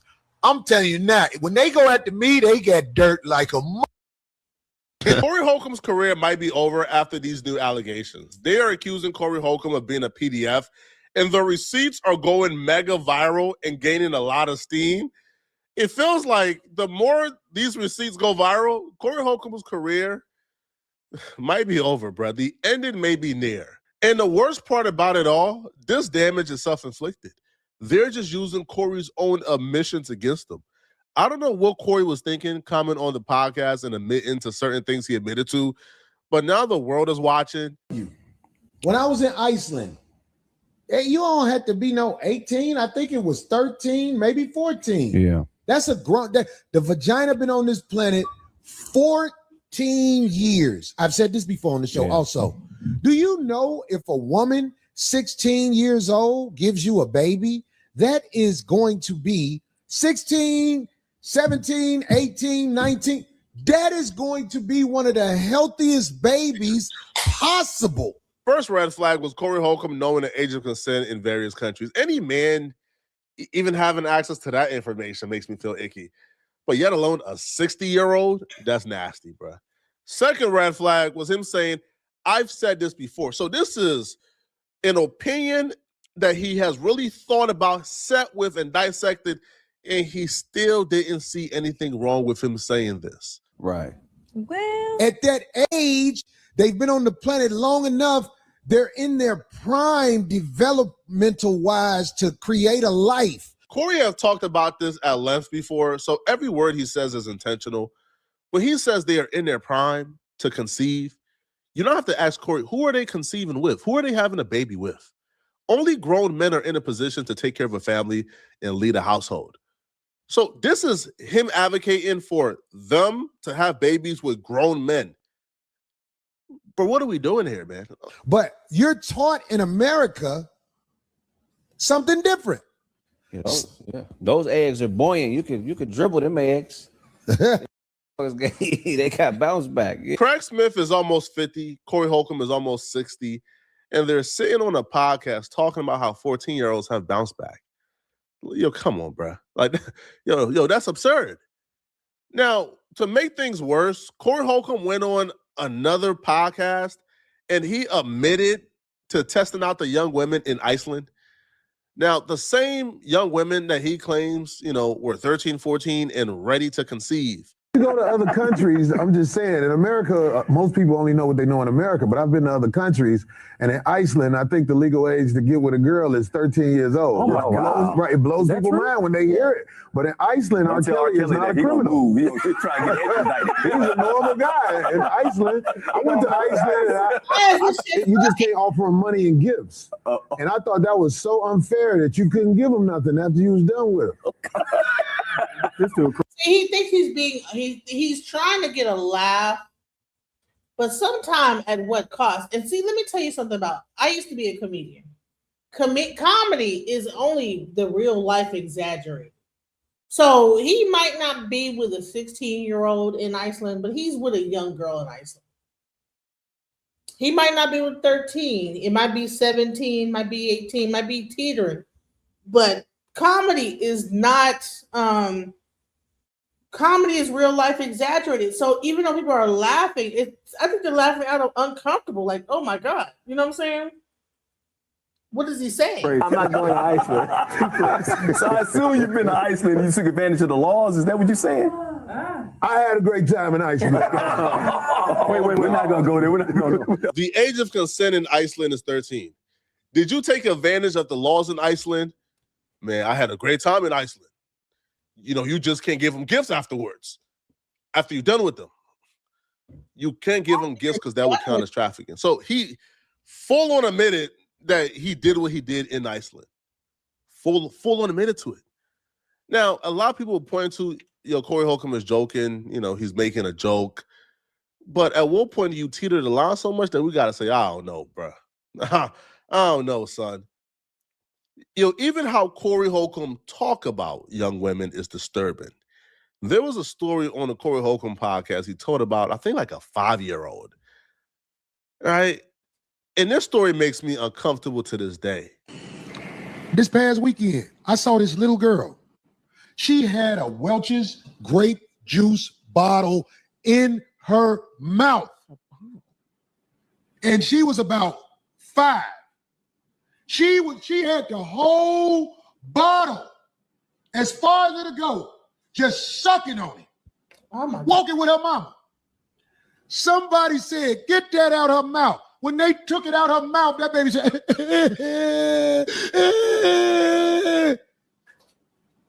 You know when she stopped crying? When a man picked her up and put her in her lap and started bouncing with her. Then she stopped crying and was looking like this. I say, that's a little growing right there. And everybody will say, Corey, what are you talking about? Corey, you crazy. Good, get the out of this little girl was in her bliss with her mouth wide open. She was just, it had the cap on it and everything. They took it out of her mouth. Then a man picked her up and started shaking her on his knee. And she was like, I said, that's a little, it's just Corey Holcomb crazy. I almost want to go back and ask about that little girl and do a documentary on her life. So one day I can show I know what I'm talking about. But in this society, I'm a bad guy. Seeing a child suck on their bottle and your mind go to fellatio, you are a disturbed human being.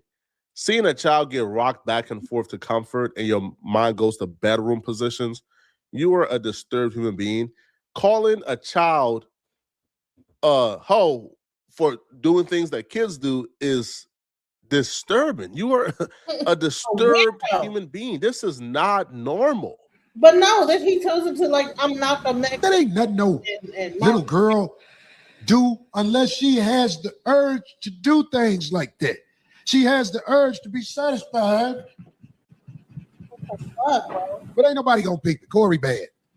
Corey bad. Everybody, Corey, did you hear what Corey said? The little girl took the bottle out of her mouth and he said she gonna be a yes. And if there was more men in the house, the little daughters wouldn't be walking around with things preparing their jaw for hustle. Her jaw is being prepared for hustle. And this was a little girl. Her teeth aren't. Baby Googler. I like that. A grown woman is next to Corey Holcomb participating in this. She says, oh, her teeth not preparing her for fellatio. What the hell? A baby teething makes you think about and Corey totally disrespected this Ortiz lady, whatever the fuck her name is, ex-wife of Ice Cube or Ice T or whatever, and her ass went back to him. He asked her to hold up a t-shirt, and then when she wouldn't do it, he made a song called "If She Ain't Gonna Do It, Make Another Bitch Do It." Get another bitch to do it. It had the beat behind him. If she ain't gonna do it, make another bitch do it. Get another bitch to do it. And it said, listen, you could be replaced. She came online and read something about being appreciated and this, that, and the other. And then they had a show, and I'm gonna show you the show coming up, and she's still sitting right next to him. But she's also the same person that when this guy was saying all this crazy stuff about this 5-year-old baby, she's backing it up with, well, her teeth ain't whatever. They all got mental problems, bro. Little girl. Her teeth aren't. Baby Googler. I like that. Baby Googler. A grown woman is next to Corey Holcomb participating in this. She says, oh, her teeth not preparing her for fellation. What? A baby teething makes you think about if you think this is the worst of it, nah, bro.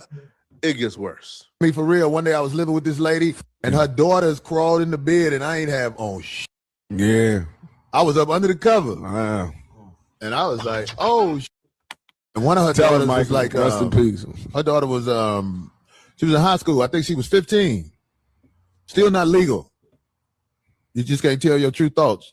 What true thoughts can you not say about your 15-year-old step? What true thoughts are in your head about your 15-year-old stepdaughter that you can't say? And also, if you were naked under the covers, why did you allow her to crawl up under the covers? Well, wouldn't hey, yo, wait, we about to put on clothes, chill. Wouldn't that have sufficed? But Corey Holcomb, when he tells the story, it becomes perfectly clear that he thought there was a possibility or he thought like she wanted him or something. Like she kept on sending him signs. Her daughter was gonna be thick like her mama. I know that much. Yeah. What? I knew her daughter was a bust down. She got pregnant like a year after I moved out. She was 16. I knew she was gonna get pregnant, goddamn, because she used to do She used to do to let me know, damn, this is trying to get me in trouble. Oh. Her name was Tiffany. Oh, right. All of And poor girl, whoever Tiffany is, you know, and they're laughing. This shit is not funny. Yeah, sick misogynist. I've said it before, I'll say it again. He's twisted. Yeah, what the fuck is this? When your nation's leader engages in this behavior, you can expect everyone else to follow suit. Well, honey, he was saying this even before the Epstein files. Yeah, she has a documentary. Kid pussy, that's the best. I'm saying. See, you heard. He said that's the best. Hold on. He said that's the best pussy. This is what he said. He cut himself off. Back and hair from his mouth again. Right. All of you are kids. Yeah, she has a documentary. Kid pussy, that's the best. I'm saying. There are some sick. Kid Punan is the best Punan. You hear? He said that.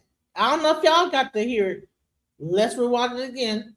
This guy, and then he want to get up there and be the victim, and TMZ, and Martin Luther King and Malcolm X, and no, bro. Story. It becomes perfectly clear that he thought there was a possibility, or he thought like she wanted him or something. Like she kept on sending him signs.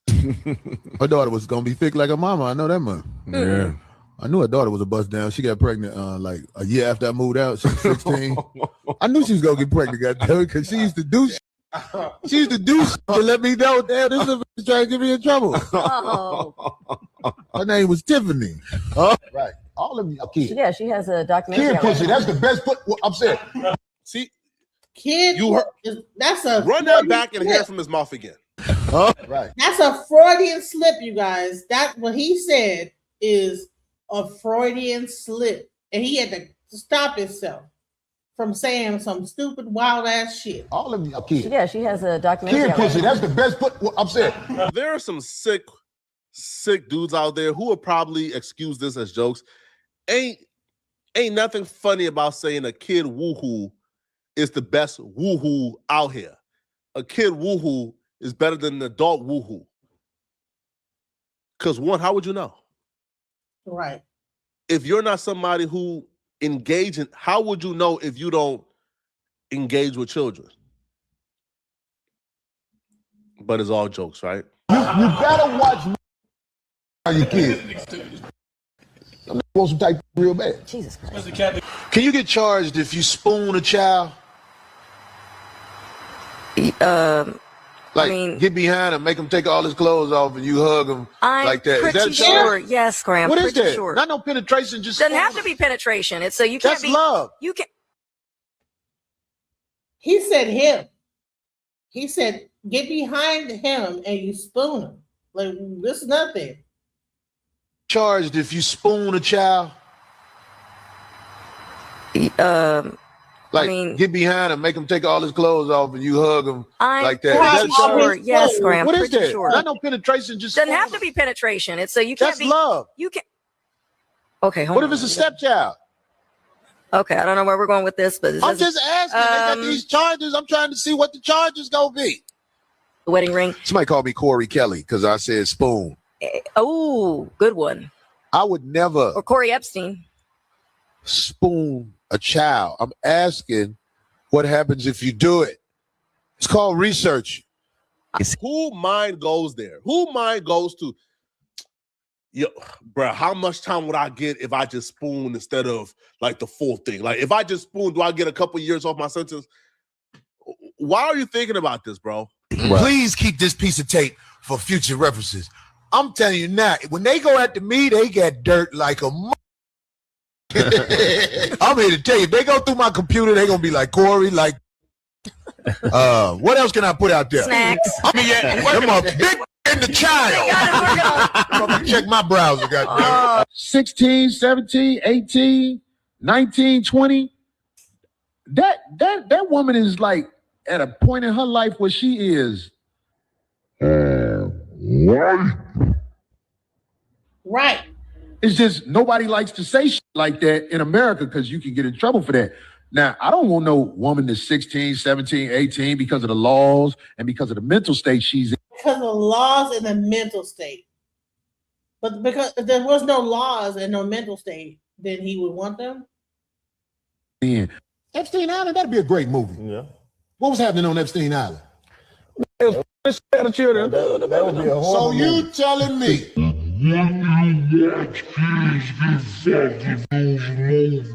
Oh my God, they weren't children. They were. What the There you go. Now you don't. What do you mean? I said no, and I said you wouldn't watch it if it was a movie. It ain't real. I ain't watching.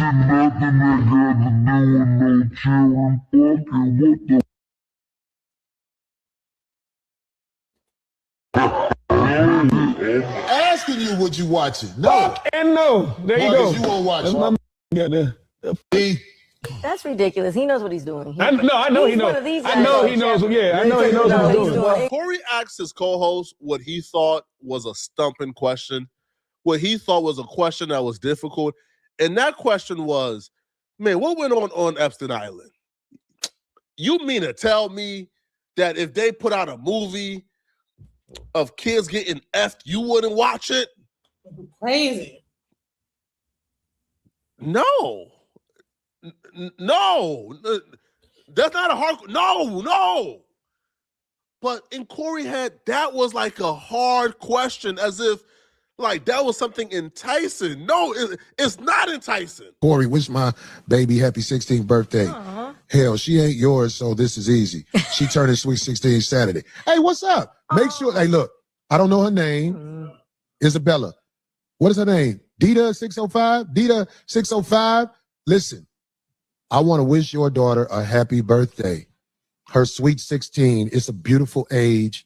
And you make sure you and your daughter have counseling so that if she's broke, cat daddies like me ain't in that age by the time she's 21 through 30.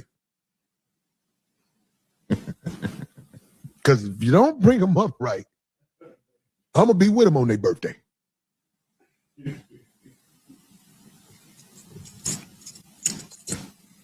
I was at the mall with the little broke bitch. We was in Victoria's Secret. And I'm sitting there at the counter. I'm like, what's up? She needs to get measured for a bra. She never been measured for a bra. And she want to have the right size on instead of the Walmart bras.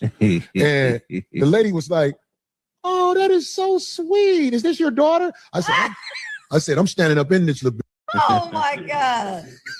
And it wasn't a laugh when I said that. It wasn't a laugh. The lady looked like, I was like, I got a couple of dollars. I get to smash little cute young girls like this that come from poverty. I'm standing up in her. Do you need a bro? My brother's daughter it gets weird here. Was with a group of us. Listen. Be prepared because he's about to talk about his own brother's daughter. We're at the hotel because my mom was in town. D, was you there? Yep, I brought the cake. I know how to do babies. It was super cute, though. Everybody was trying to get her attention, but she wouldn't do nothing but hug her daddy because she didn't know us like that. That's true. I didn't pay her no attention. I just kept looking away. But I talk, my voice carries, and she kept looking. Yeah. All of a sudden, what happened, D? She went right to him. It was almost like, I'm the one wasn't paying her no attention. And everybody like this, Yeah. what? Like, You know what that told me? What? She gonna be getting put up in her when she grow up. why did I? Some people will excuse this behavior as edgy comedy. I'm not excusing this, man. I think it's up to Corey to come on his podcast and say, hey, bruh, what I said in the past about them babies is crazy. I don't know what I was thinking. But knowing Corey, bro, he's not about to apologize for nothing, man. But y'all let me know in the comment section, what do you guys think about this? All right. Is this acceptable or not? And if you're still... Honey, I already know it's not acceptable. I ain't got to read the comments. Completely unacceptable. What the fuck, bro? What are we doing here? I did do a poll about Fuentes, whether or not people thought that is he wrong in his assessment of ICE. 52% said yes, 48% said no. So I'm gonna end that poll. I'll make a new one. Is Corey Holcomb a complete weirdo?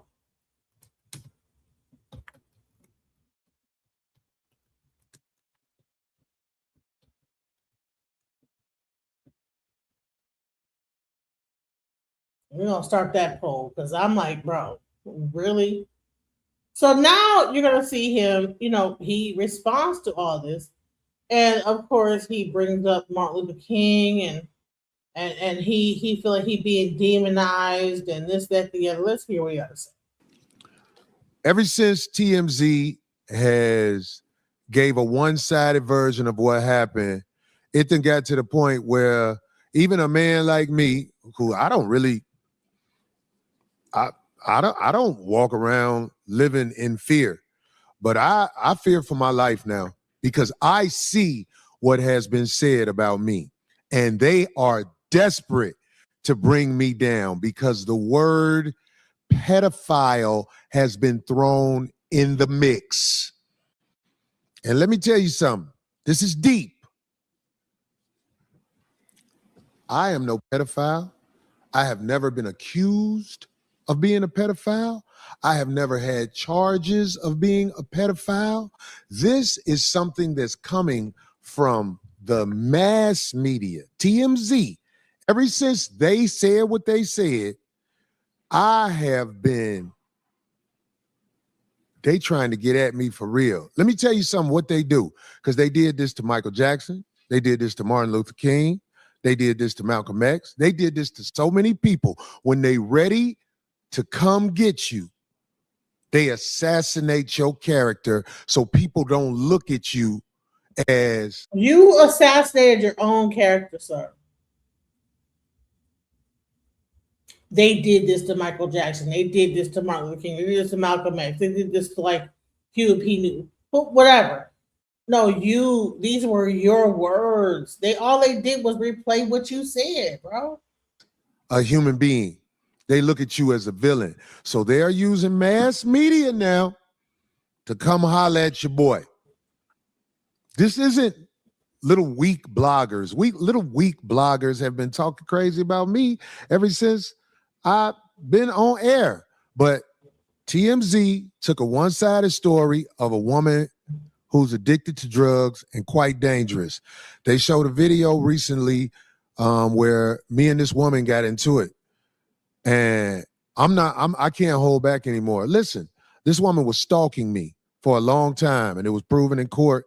And on top of that, I told people that this woman is a troublemaker and she sells drugs. TMZ knows that I have a restraining order against this woman and her boyfriend. So I've never heard of a woman getting hit or punched, whatever you want to say, and I get a restraining order against her.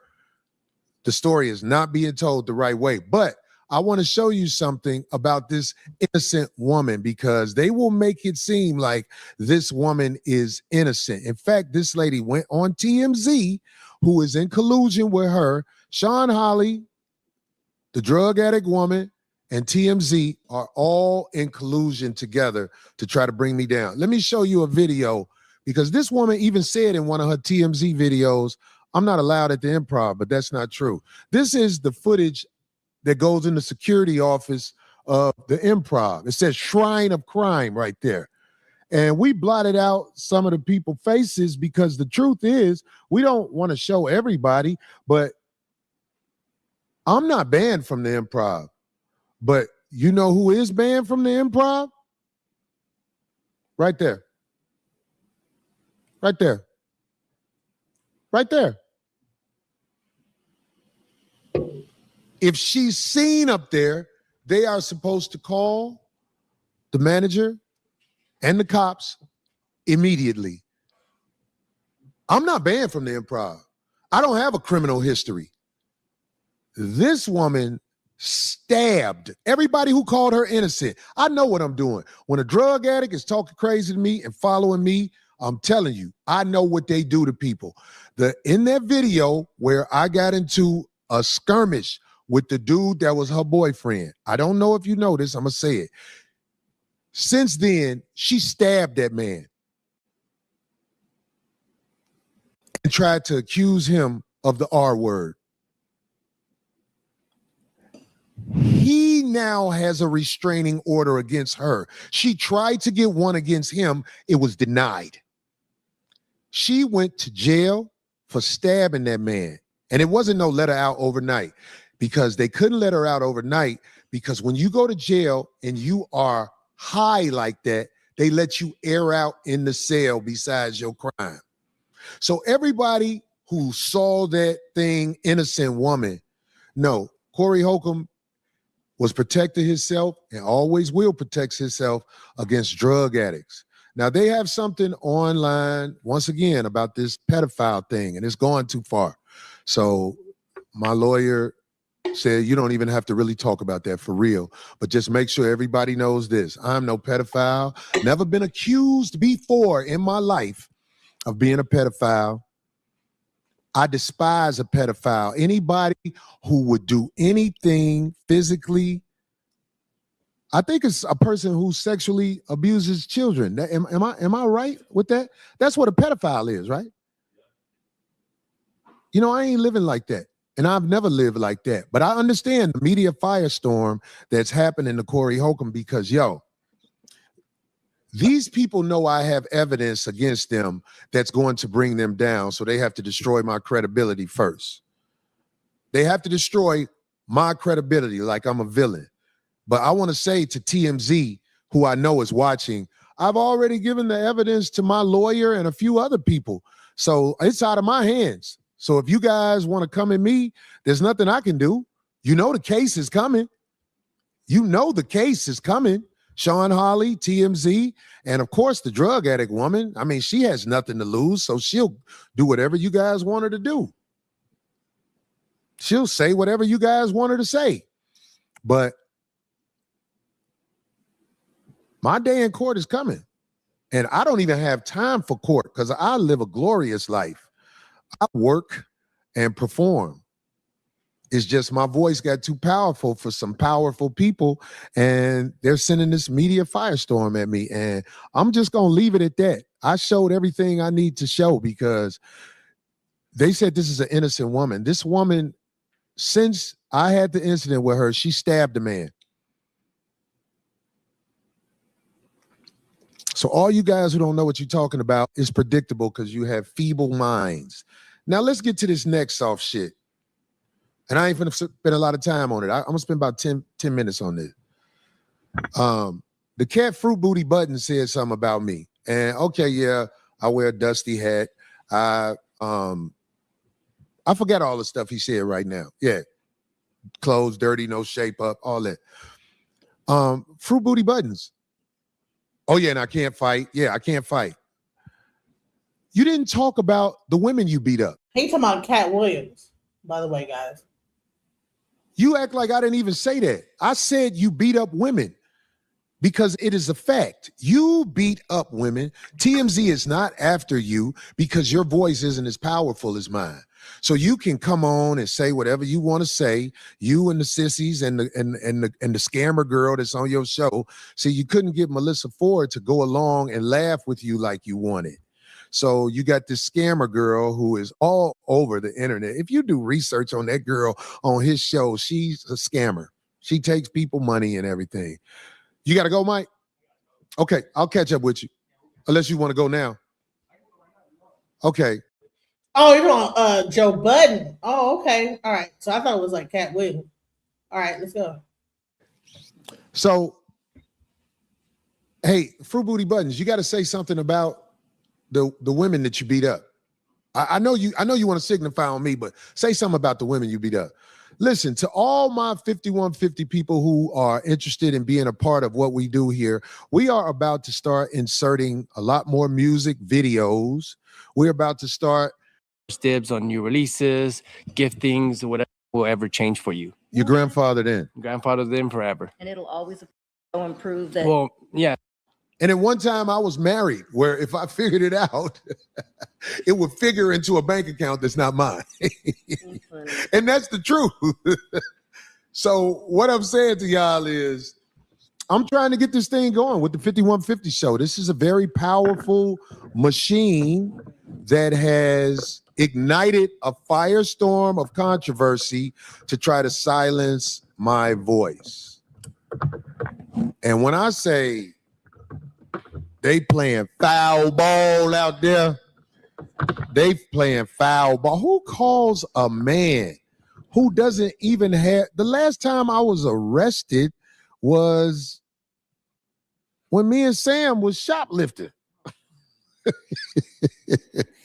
When I was a young man, and like I said, I remember when I got arrested, I was like, you know what? This is for the birds. I'm not finna do this. Every time I see something green on there, it makes me excited because I know that people would support. I know that people would support. I know that I love when these people who don't know, watch this word. Watch this word. I love when people who don't know us say that Corey Holcomb is finished. You can't. I don't have a deal at Marvel. I'm not Kang the Conqueror. And trust me, my brother who caught that L, what was his name? Jonathan Majors.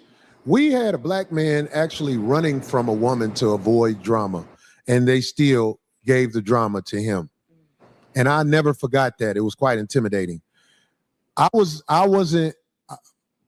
walked the path that God showed. When I got to court, I met a judge that was stern, but the judge also saw the evidence, and the judge was stern against this so-called accuser because the evidence showed that this woman was stalking Mr. Holcomb.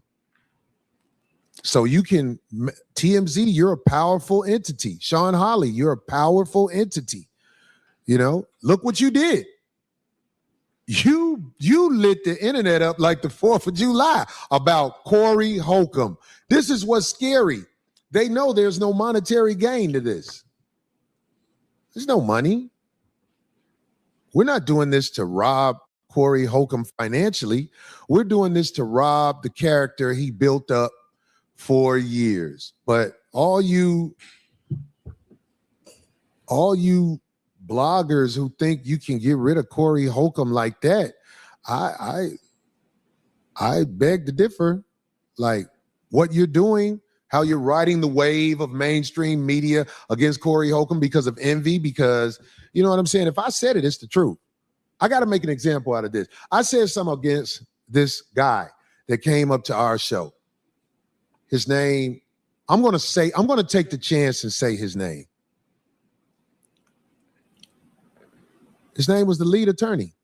I said something about him because I saw him say, oh, Corey said it's okay for me to talk to his lawyer.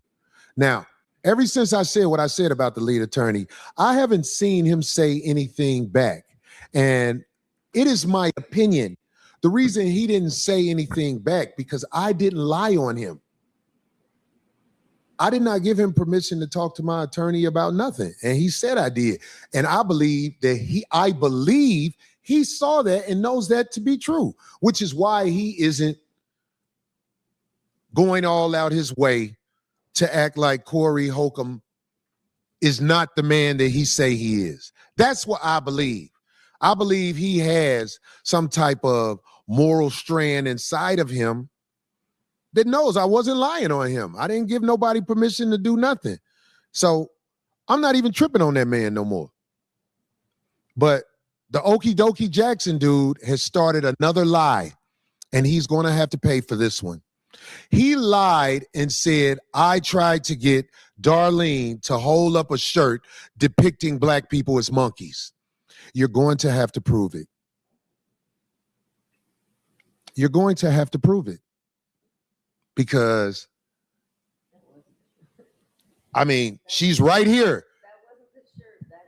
There was a lot of things being totally misconstrued. That shirt you held up the week before. I held up the shirt when I was trying to stab real hard at somebody that came up to my show and tried to uproot our way of life up here. I did that. And like I say, it ain't a lot of stuff I do I won't do again because I'm old enough to realize, yo, Corey, are you sure this is what you want to do? Most of the time I do that.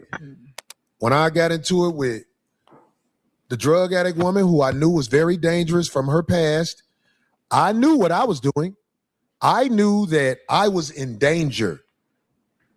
So when this guy who lied with her because he was with her intimately or whatever got stabbed, I wasn't shocked he got stabbed because I knew how dangerous that woman was. And a lot of people in the comedy community know how dangerous that woman is. This woman is quite a terror, and I don't know her to do comedy. I'm not saying she hasn't went up on a stage when somebody allowed her to go up on stage, but I don't know her to be on the circuit as a comedian in no way. And I don't know a lot of people who do. This is what was said to build a narrative against me to make me a villain. Damn, I'm seeing a lot of green shit. This is encouraging. Yeah. Listen, to the people who support Corey Holcomb, I want to support you back. When I come to your city, man, come on, man, give me some dap and show me some love because I appreciate you, man. You make it where the forces of evil get at me. Now, yeah, like we said, Okie Dokie Jackson lied and said I tried to get Darlene to hold up a shirt depicting black people as monkeys. We want you to prove that. We want you to prove that because we're tired of you lying. You've lied about quite a few things that you'll see. You'll see. You're going to have to prove what you lied about because I think you're insecure because of the way you look and you've been getting attention and now you think you can take on the world. It's the same thing when Tampon came up here. These are guys who never were able to get attention as they came up, but now they found a way through the internet and using the likeness of other people to lie on them. They starting to believe that they are somebody special. Well, if you are somebody special, we need you to prove what you said, where you said I tried to get Darlene to hold up a shirt depicting black people as monkeys. You're going to have to prove it, Okie Dokie. It's coming. Don't worry about it. It's coming. I know you do everything in your way to try to manipulate the guidelines of the internet. YouTube, for example, you manipulate it. But you're going to have to manipulate this in another way because you outright lied. I got you in more than this lie. And what you'll find out on the internet, you think you can just say whatever you want to say. But Tasha K had to get that girl $6 million. And Tasha K, you're going to have to prove that stuff you're saying about me. It's coming. Especially now that I know how you were able to get so many people to bounce off you. See, Tasha K doesn't have YouTube. people post her on YouTube. That's how she was kicked off of YouTube, if I'm correct. I think I'm correct about that. No, she has YouTube. This woman is just like the other lady. Sent up in a G. She got her page taken down. I still have a page because I'm not going around lying on people. We make jokes about things, but I'm not going around lying on people. I'm not going around lying on people. Who is that? Chris Smith? Christopher Trailer? We can't catch it all because it goes too fast. But yeah, so I have to fight back now. And I've been one who never tripped off nothing but TMZ, Sean Holly, and you let the girl hang along because you wanted to use her. That's the one thing y'all had to try to find about Corey Holcomb, where you wanted to turn it into something bad. Look, he hit somebody. Yeah, the judge, no, I hit somebody. And I told the judge I hit somebody. But when the case was done, that girl had a restraining order against me to stay away, which is no problem for me to adhere. But that girl, I have a restraining order against her and her boyfriend. And now he has a restraining order against her because he was stabbed by her. So while y'all people who don't know what's happening talking, all right, you're going to have to prove it. It's some dude, push up in you faggo. He got a page. Push up in you, faggo. You'll see. You can't call black men pedophiles. I am so against pedophiles. I don't care what happens to a pedophile. But I know that you guys are riding the wave to call me a pedophile because y'all trying to get me assassinated. Because what good is a pedophile in any society? What is a pedophile in any society? Did you know the state of California is the biggest pedophile I know? What they do to mutilate children here, but that's not the hot topic by TMZ. This man, Harvey Levins, who is got Epstein files drama, who has had people following me at the airport, who has had all this stuff done, when the drug addict girl got out of court, they had cameras there to try to create this story, all done to stop the voice of Corey Holcomb. But I'm just saying, Corey Holcomb been out here a long time and has been an upstanding member of society. So, you know, you guys did what you did to me. You did what you did to me. Like you did Michael Jackson, like you did Martin Luther King, like you did a lot of people like me who speak up for my people, because my people don't even know what's happening. They're just going off what they see with the quick things on the internet. My people think a man stood up next to me. Darlene, can I ask you to do me a favor? Would you just stand up right here? Just stand up for a second, please. Really? With my big old... Just stand up. Stand up. With my Valentine's hoodie on? Okay. Right here. Uh-oh, no. Can Darlene be seen? The internet has an AI video of Tampon standing up like this saying, let's go outside. That's AI.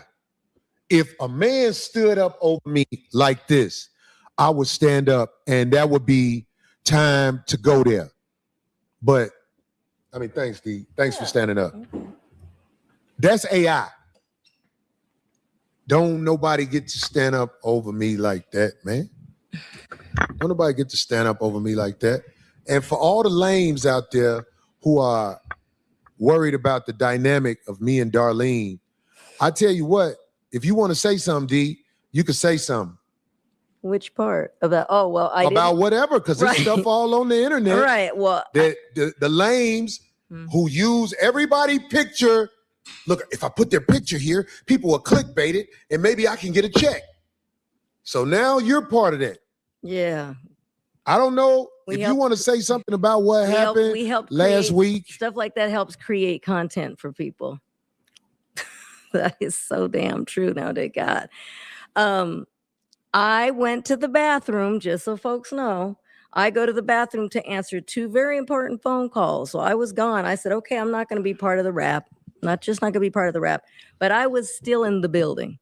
I'm in another part of the building in the bathroom. Did not hear any of the rap, what have you. Came back out and was finishing up some numbers while they were rapping other things. So, I mean, it was the end of the rap. I didn't come in during it, but I didn't get fired. So people were like, oh my God, he, whatever, humiliated her. We didn't so have bad she arguments on air that was worse than that. Oh, we've called each other so many damn names. It's ridiculous. And especially in the rap. Don't go there in the rap. In the rap, anything we rap goes. about what happens on the show every week. Anything goes, pretty much. Yeah, pretty much. But no, I didn't get What is fired. that in the red? I didn't get Somebody fired. gave a I didn't yard. My leave. But I was gone for that entire time. When I came out at the very end, you were actually ending the show. And then I asked, well, how come you didn't come back on it? I was like, I was still sitting up. I was putting in those numbers. So that was it. Okay, the brother right here who donated a yard. We appreciate you, brother. When I can't sincerely appreciate you. He's it says at the NY Bully. Because I think I remember this. Mm-hmm. What up, Corey? I met you a few months ago on the Humble while I was shopping with my Spanish wife at Dillard's. I remember this in Richmond, Virginia. You were cool enough to take a picture and my wife clowned me because I was happy to see you. I told her you're a living legend to many. Hey, brother, thanks for putting that on there because TMZ ain't gonna put nothing like that on there. TMZ is gonna grab a dope fiend woman and let her play victim and act like she's scared of me, but she's stabbing motherfuckers.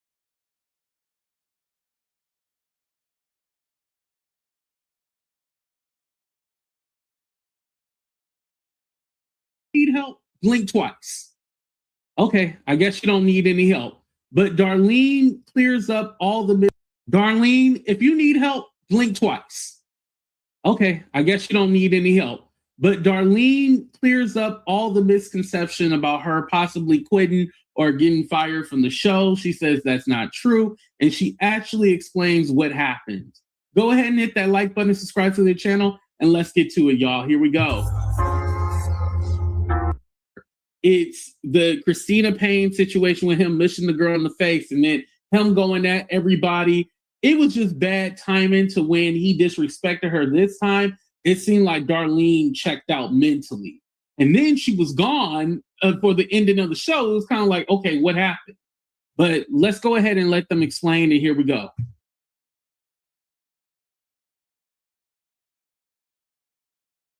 So I appreciate you saying that, brother. I remember that because that weekend in Richmond, I hadn't been there in a while. Mm-hmm. And I went to Dillard's to buy some drawers because I didn't feel like washing the two pair I had with me. That's fine. And he did, by the way, apologize because boy, every single message is. But Darlene, like, okay, I'm sorry. I mean, for the shirt thingy, not the rap. The rap, yes, that can get very that went a little. It was crazy, but mm-hmm. we have dissed each other in the raps. Mm-hmm. It was just timing too. It just happened to be that night, and then that shirt thing happened before it. So I get it, but he did. Yes, he did apologize to me afterwards. And you know what? You do that often, and people don't. I've mentioned it before. Not even just apology, but I've mentioned it before on a couple of shows many years ago that you actually will catch yourself. The show will be over, and you'll be like standing there, and you'll go, "Did I go too far? Or what was that? Did I? What did I say?" A lot of times, is that not true? You've done that before, right? Where you actually go, "Hold on, wait, now, what did I say?" I've been talking 16 years, and it's like I can admit I say things that sometimes I'll be like, "What did I say? God damn!" Yes, there you go. You put it in a better way. Most of the stuff I say, I mean, I see they have hired people to go through my catalog and find something to say. Look, look what he said. They've hired people to do this. So, but anyway, I just wanted to make sure you got in what you wanted to say because I got something to say to these cake ass niggas. No.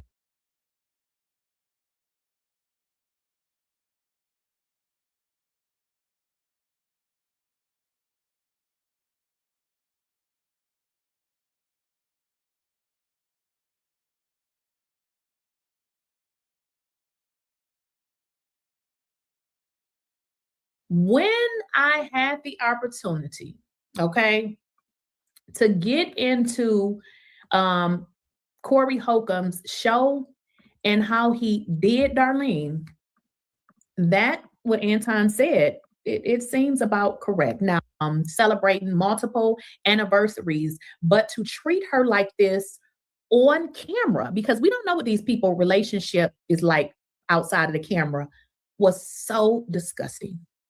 And the thing of it, you can like Corey. I don't have anything against Corey, but I don't kiss ass. If there's something that I think is wrong, I'm going to call it out in me, my children, my mama. So you know that I'm going to call it out in a stranger. This was totally, totally disgusting. And it just hurted me to watch this. And let me just tell y'all why. For one, Corey just came out and said that a lawyer by the name of Sean Hawley in TMZ was doing all kind of shit to him. Okay. And I understand. I believe him. But the fact of the matter is, you are dogging out people that are there for you simply because she doesn't want to hold up that shirt. Now, if I'm correct, the shirt has monkey on it, and I could be wrong. And, if that's something he wants to do, okay, Anton calls people monkeys. That's between him and Anton.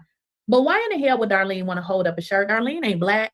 She don't want people dragging her. And I don't even know if that's why she didn't hold the shirt up. She just didn't want to hold it up. Or maybe she was doing something on her phone and she said, I don't know. But the fact of the matter is, you treated this woman like this because she said no to you. Y'all, this ain't right.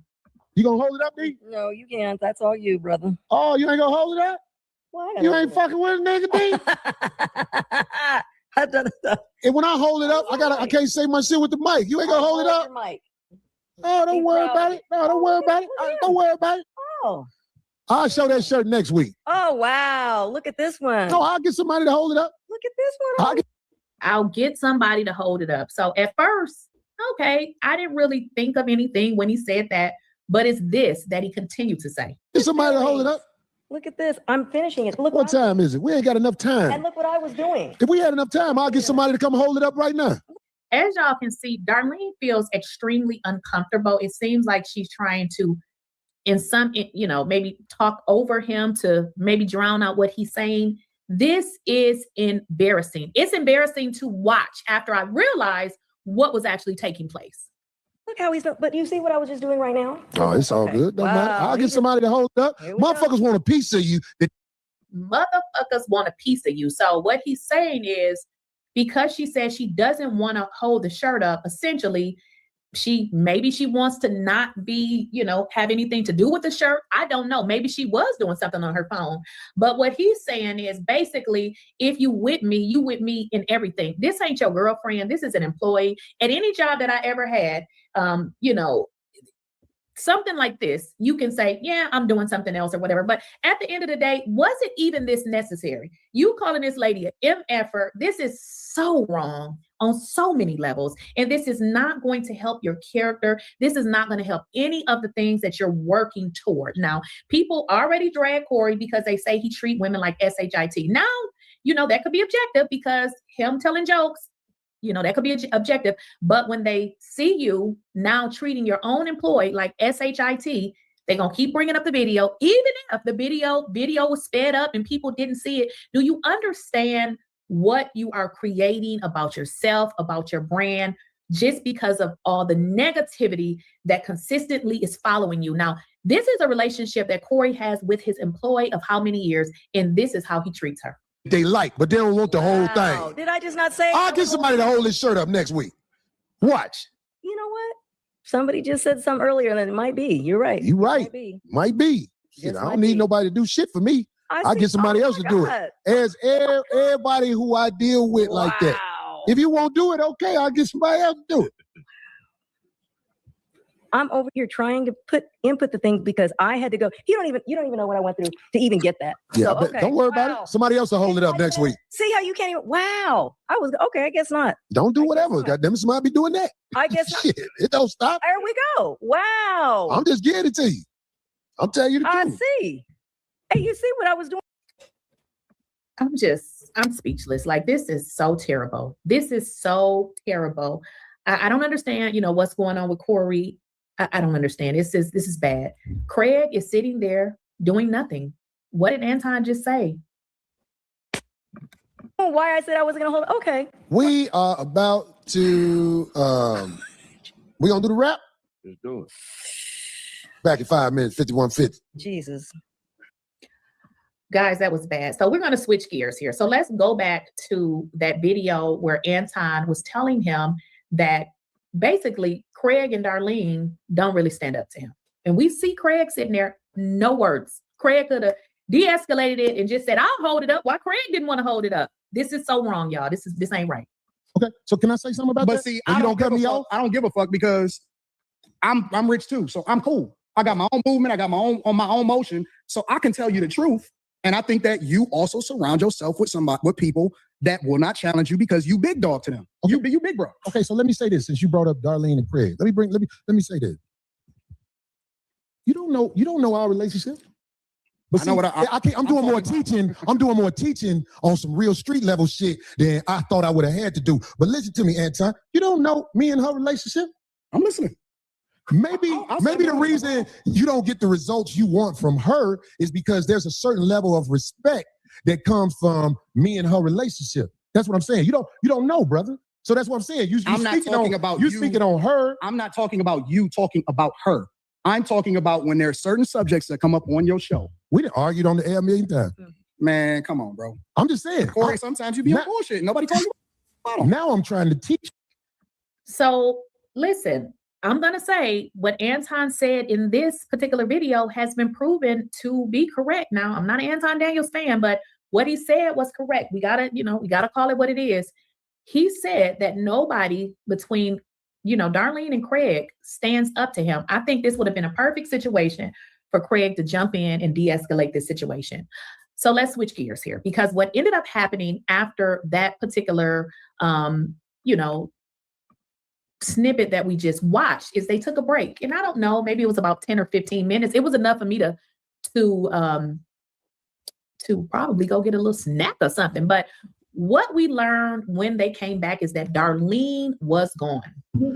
It was somebody in the chat say, what do 5150 mean? 5150 is a code for crazy that the police use. When the police pull you over and they think that your mind ain't right, you a 5150. You understand? It's weird that a lot of people don't know that, but we ain't said that in a while on the show. Yes. 5150 is crazy. As y'all can see, Darlene's chair is empty. She's gone. I called this the 5150 show because if you want to call me crazy, you call me crazy. Call me whatever you want to call me, but why you watching right now? You understand what I'm saying? Because you like to see the car accident. Some people cause an accident by staring at the car accident. That's how it really goes. Give me that beat back. Yeah.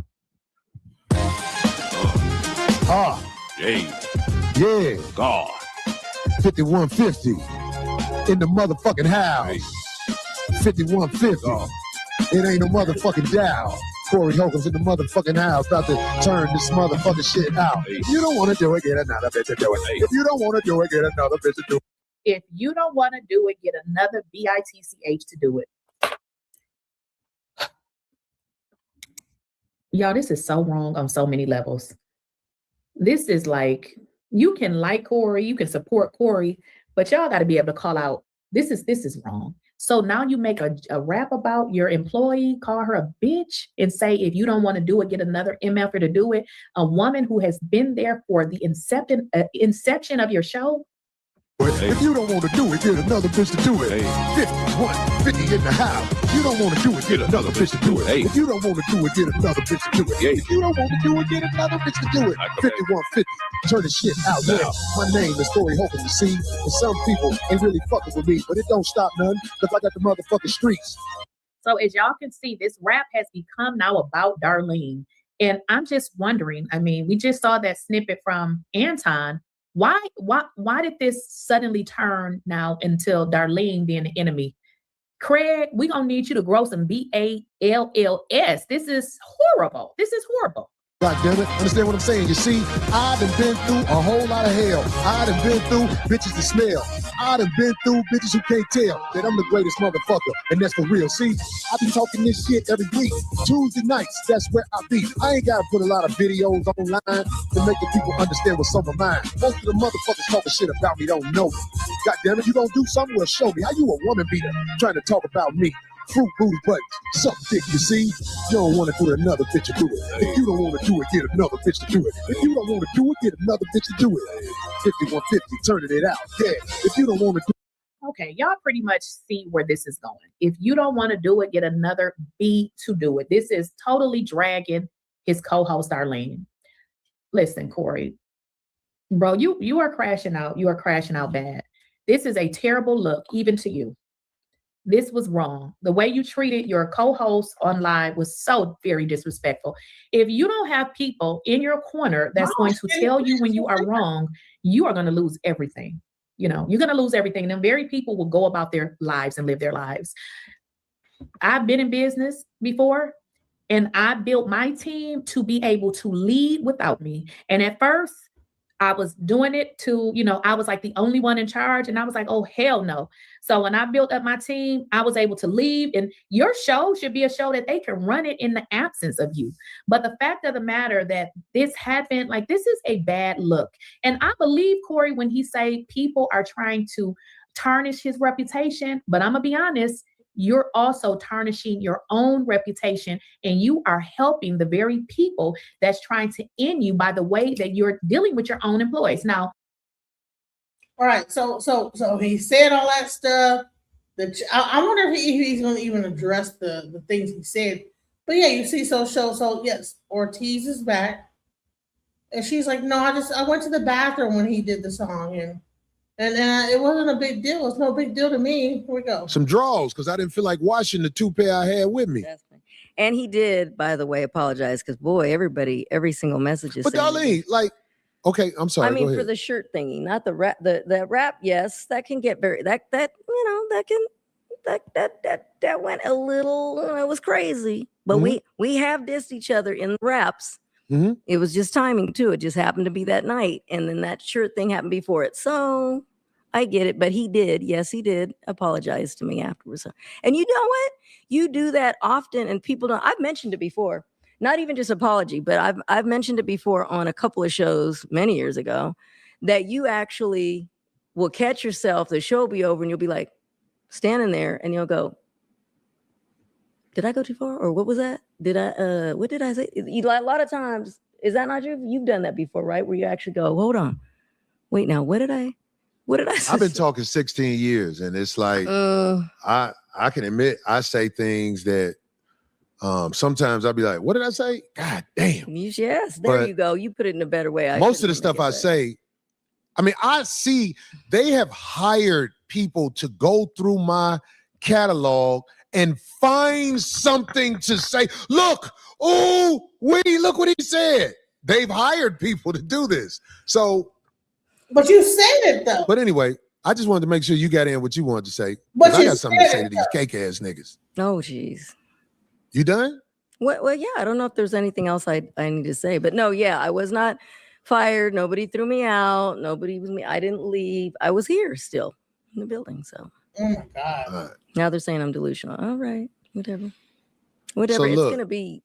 This is to all never you make cake everybody happy. Cake ass. Oh my God, you are so weak. Oh, geez. Listen, homie, you will never be able to understand the dynamics of a player like me. You will never be able to figure it out. And I don't even know what to say to you about trying to figure out me and who I got next to me. It ain't for you to figure out. It's for you to try to wonder. But when you get to lying, you out of pocket. When you get to lying, you out of pocket. But I expect you to wonder what's going on with me and this woman right here. Who is that? Who are you talking about?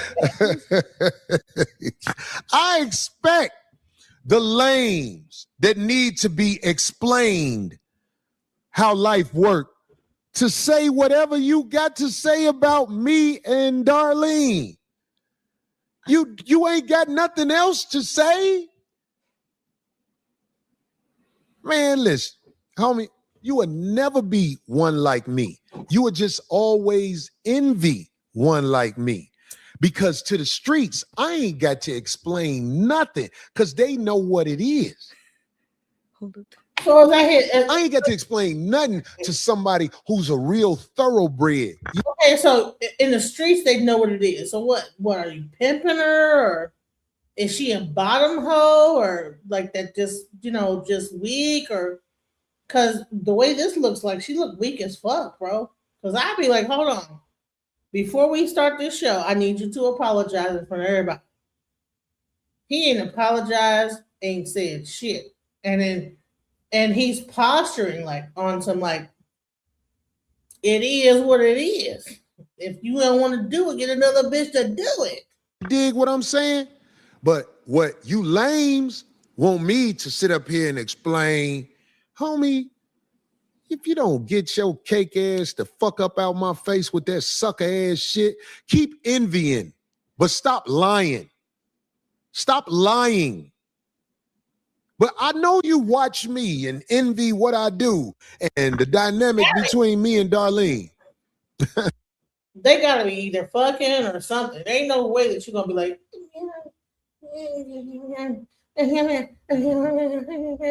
I'm like, man, no, apologize. Even if I was fucking him, I mean, even more if I was fucking him, I'd be like, hold up, no, you about to apologize about that shit. Get another bitch to do it. I mean, what?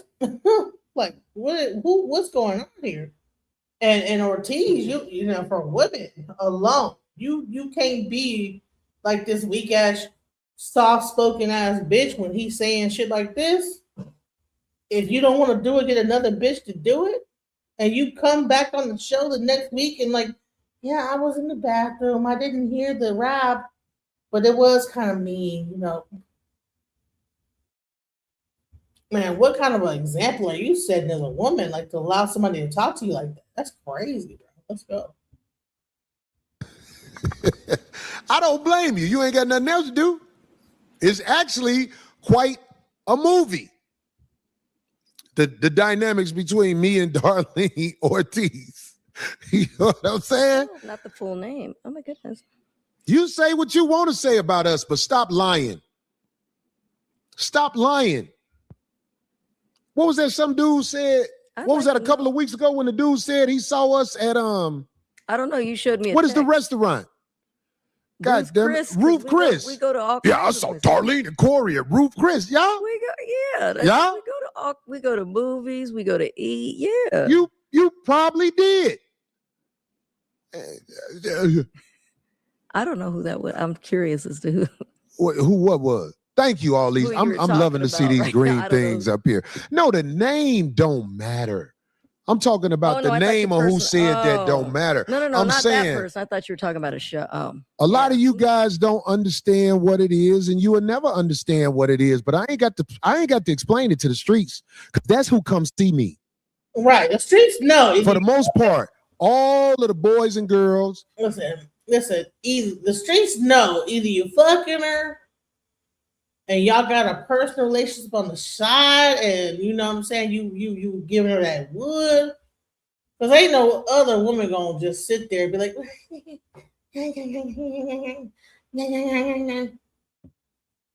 yeah, or you either pimping her or you're fucking her, because there's no way that you would be able to say get another bitch to do it, and then she just men and women who are down with Corey Holcomb, them people who are streetwise, they understand what the streets is about. They understand that Corey ain't finna be talking about what the fuck it is to these motherfucking cake ass niggas, but the cake ass niggas get mad because I won't explain what it is. It ain't just cake ass men, it's bitches too. That you know poor. That you're fucking her. I mean, no one has to be a cake ass nigga to know. The lady who lost her YouTube, Tasha K.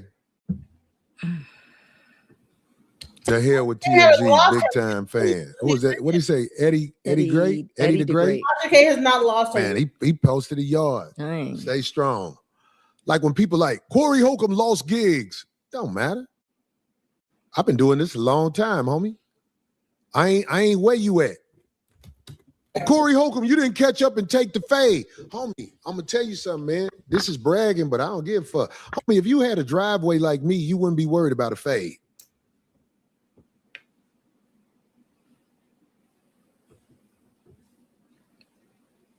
You wouldn't be worried about it. But first of all, Tasha K did not lose her YouTube channel. Her YouTube channel's right here, 1.35 million subscribers. She didn't lose her YouTube channel. Wrong. Let's go. I'm saying, as far as it go with me and this woman right here, homie, trying to figure out what it is.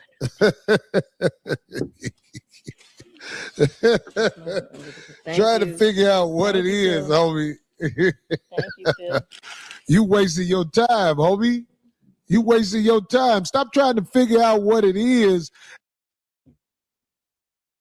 I don't know what you're talking about. Elderly men got money. So only elderly men in halfway house niggas rock with me.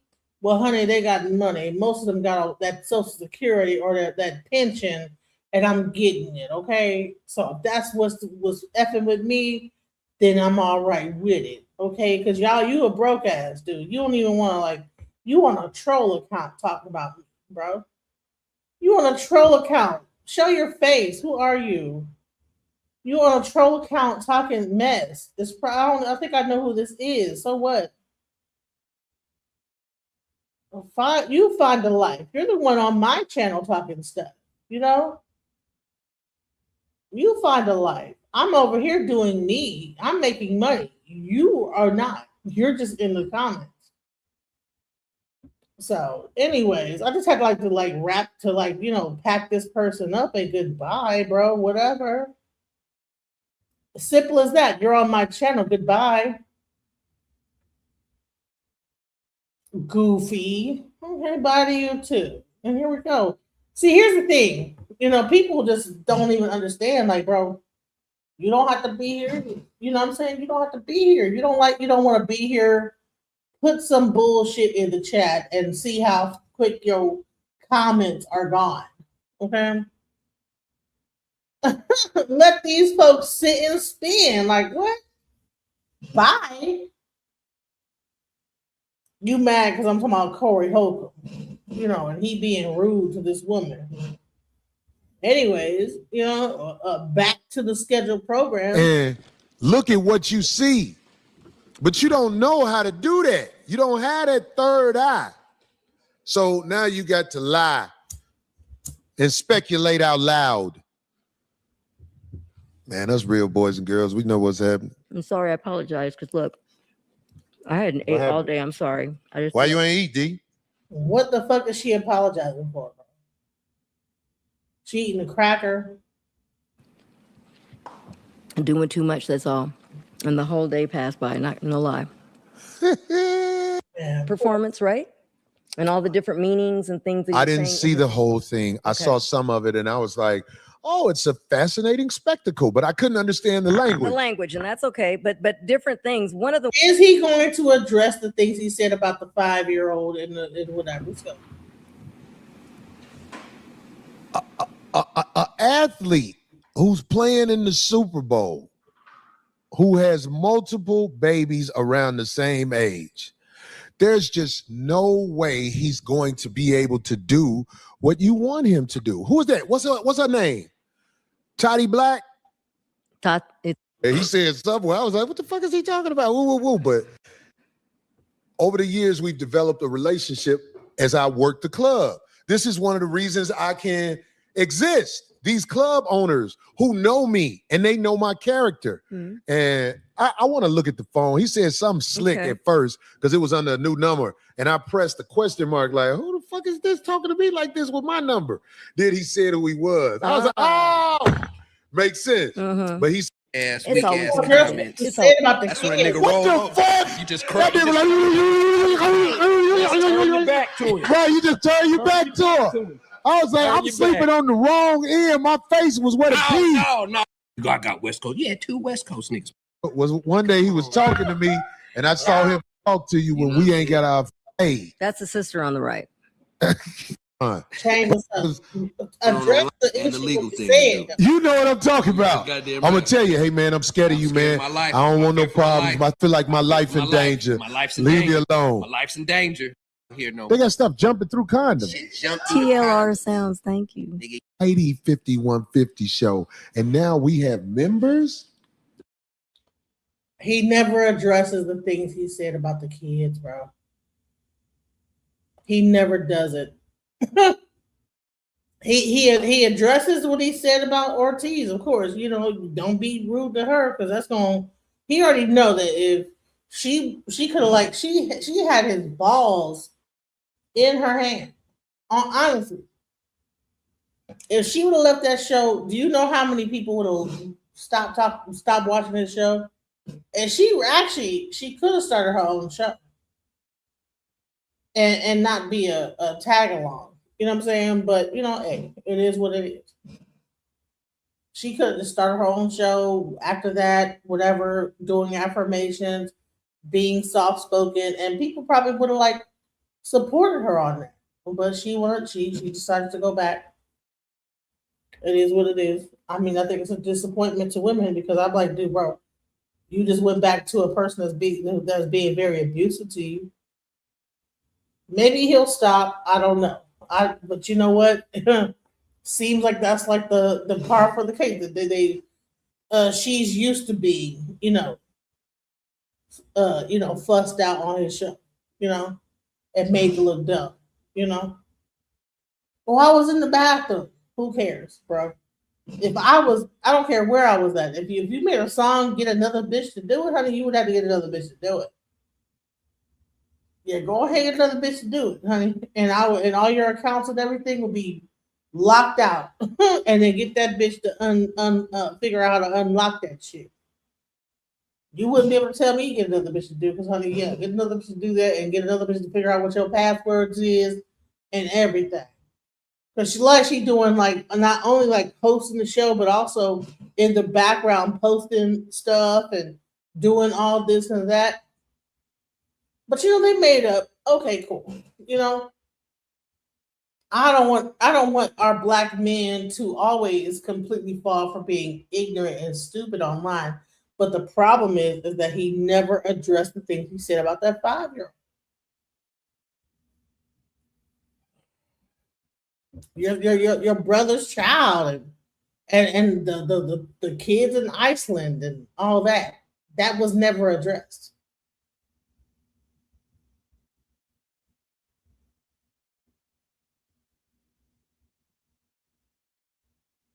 I don't like this man. He should have stuck with his jokes because now that we see and hear his rhetoric, his views, and his disdain for women, it's disgusting and he's a hater to everyone. Yes, exactly.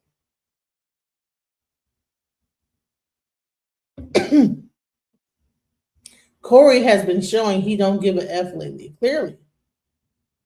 Ignore and move on. That's what I'm about to do. So I'm gonna do one last little segment before we wrap this up. I think it's something that we should pay attention to. I think it's really crazy. Watch this, guys. Watch this. All right, here we go. In Reuters that was just absolutely petrifying because they spoke about how AI has now made its way into the medical field and surgery in particular. And it's not fucking ready. It's not ready. People are getting injured. People are getting hurt. People have stroked out because of malfunctions from AI. And stop and think about it, guys. You've had experience with it. I've had experience with AI. It hallucinates so fucking much. The hallucination is just when it doesn't know an answer and it just makes some shit up. It happens all the fucking time. And now they think oh yeah, let's put that in the fucking operating room. Are you kidding me? You got some surgeon who's gone to school for a decade to get everything just right, and they're like a mega expert, and you're gonna have some fucking shitty computer program made by some asshole in Silicon Valley who's over leveraged in his company and making shit up and cutting corners, and now all of a sudden that's gonna operate on somebody. Get the fuck out of here. They discussed this on Breaking Points, And I wanted to go through some of their coverage here because they'll get into a bunch of the specifics. Here we go. Let's find some common ground on hatred of our AI overlords here. Horrifying story from Reuters, and kudos to them for doing the digging into this. So they say, as AI enters the operating room, reports arise of botched surgeries and misidentified body parts. So the background here is that obviously you have AI now is the new hot way to grow your company, including medical device companies. So you have companies trying to push these devices into the market. You have an FDA that has been degraded drastically by Doge, and patients now basically being used as guinea pigs. Now, by the way, let me just pause to point out here. Yet again, this is another stark example of the difference between Democrats and Republicans. Whereas Doge absolutely fucking ripped through the government and eliminated so many crucial positions. That's why we always talk about Meals on Wheels. We always talk about the pediatric cancer research that they cut. We always talk about the nuclear safety officials who were fired. Some of the officials they fired were FDA officials whose jobs were to go through devices like this and make sure they were safe. They got rid of them. Well, now, guess what? These things are being rushed through using loopholes to approve them, and they're fucking killing people, right? Whereas under a Democrat, and there's many areas of criticisms I have for Democrats, right? But this is an area where they would 100% have a functional FDA that would actually check and not have approved these devices that are killing people. It's a huge difference between Democrats and Republicans. Let me give you some of the specifics here from this article. Let's put this first piece up on the screen. They found that at least 10 people were injured between late 2021 and November 2025, according to reports. Most allegedly involved errors in which the TrueDye navigation system misinformed surgeons about the location of their instruments while they were using them inside patients' heads during operations. Obviously, the company denies any wrongdoing. Put the next one up on the screen here. They say cerebrospinal fluid reportedly leaked from one patient's nose. In another reported case, a surgeon mistakenly punctured the base of a patient's skull. In two other cases, patients each allegedly suffered strokes after a major artery was accidentally injured. I've heard people say I'm too much of a Luddite. I'm not enough of a Luddite, bro. I'm not. Are you kidding me with this? Like, everything in this country is now a scam. Everything's a scam. AI is a scam. Rushing this shit out is a scam. The destruction of the administrative state is a fucking scam. Crypto is a scam. OnlyFans is a scam. The gambling shit is a scam. Everything's a scam. Everything's a fucking scam. And now you're replacing. And by the way, this is what Dr. Oz is doing for Medicaid for the whole country, because they massively cut Medicaid. 18 million people got kicked off Medicaid. Now they're saying, oh, I know like over 300 rural hospitals are going to close, but now AI is going to take their place. So an AI doctor will diagnose you.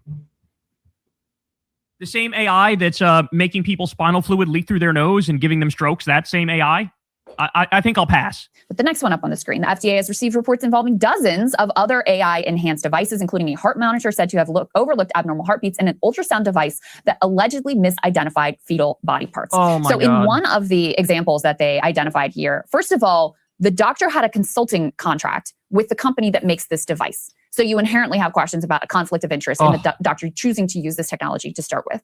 What they talk about here is the patient was being treated for chronic sinusitis.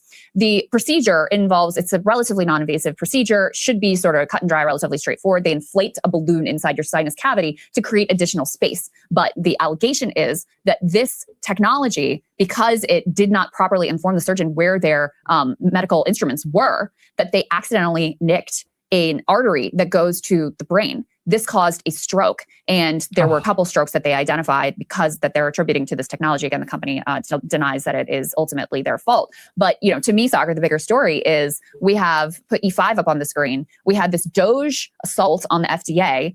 I remember us talking about this at the time, about 15 of the 40 AI scientists in the special unit that had been spun up in the FDA to evaluate exactly these types of devices were laid off or opted to go. Another unit that crafted policy on devices using AI, the Digital Health Center of Excellence, lost about a third of its staff, around 30. So they are overwhelmed. And what the device makers try to do in order to avoid like a lengthy evaluation process is they'll say, oh, this is just like this other device that's already on the market. We've just updated it. But the update may be completely changing the way the device works and implementing AI, whereas the device previously did not have that. So in other words, they're lying. They're just lying about like, oh yeah, no, this is the device that we've used. We just upgraded it. And it's like a totally different device and it's AI, and the other device is totally different and not AI. This is what happens when you let the private market, the free market run wild, when you let the capitalists run wild. All they care about is profit.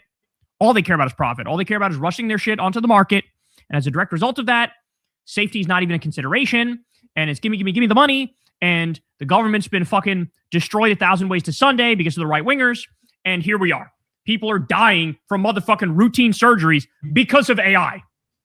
Which, by the way, if anything, this is evidence to me of the further like over-promising and under-delivering of the AI revolution, which there is no easy way out of this, right? If they're right about the promising about what AI can do, then everybody loses their jobs to AI, which sucks and is horrible and is like ruin society, right?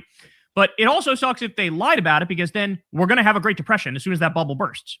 And so it looks like we're leaning towards Great Depression when the bubble bursts, but they seem to be over-promising and under-delivering when it comes to AI. And this shit is getting rushed out to market, and now people are dying. And so a lot of these devices are sort of getting approved with relatively minimal scrutiny. And all of this is being done at an FDA that's completely overwhelmed. Yeah, it's not only regulatory, it is really just like the runaway nature of the way that these people are rolling stuff out. And, you know, you pointed out these concrete ones, but just at a very basic level, remember, the promise here was that they were going to cure cancer. That was the promise. Mm-hmm. And by the way, if anyone's watching The Pit, there's a good plot line currently of a doctor who's pushing generative AI, which immediately runs into problems in the actual ER. I thought it was a good like artistic representation of some of the way that this is currently already happening in medicine. Let's put E6 up here on the screen. I loved this piece, which was this author let ChatGPT analyze a decade of Apple Watch data, then called his doctor. He said, ChatGPT says it can now answer personal questions about your health and fitness trackers. The new ChatGPT Help says it can help you understand patterns over time. So what Sagar goes on to explain here is this guy had AI analyze his health data. Then the AI sort of flipped out and said, you need like immediate heart attention because like your heart is failing. And this guy believed it. And so he reached out to the doctor. The doctor took a look at the same data and was like, the AI has no idea what the fuck it's talking about. You're in phenomenal shape. In fact, you're in such good shape, the insurance company won't even let me run further tests on you because your data is perfect. Your data is fine. This is AI. Look, I've told stories too. Everybody has their own stories when it comes to this. But one of the ones I told is I saw a clip of Rogan, or it was a clip of Rogan on a podcast. I had never seen him on that podcast before and didn't know who the guy was that he was talking to. I took the clip, I sent it to, I believe Grok I sent it to, and I said, what podcast is this and who is Joe Rogan speaking to? And they were like in a spaceship or something like that in the studio that they were in. Grok says, oh, this is the Joe Rogan Experience, and he's talking to Brian Callen. And I know what Brian Callen looks like, and I know what the Joe Rogan studio looks like. It wasn't that, it's neither of those things. Neither of those things are correct. So I say, try again. That's not Brian Callen. That's not the Joe Rogan Experience. And then it says, oh, you're right. I'm sorry.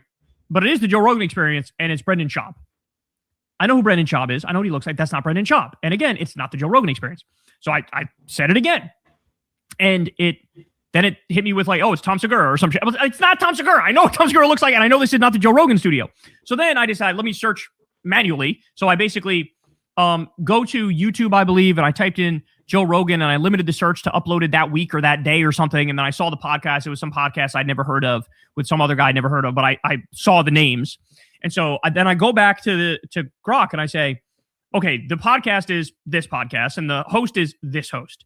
So it's not Joe Rogan. And then I said, like, why are you answering when you don't know? Like, why are you making something up? Just say you don't know. And it was like, oh, thank you for letting me know. I appreciate that.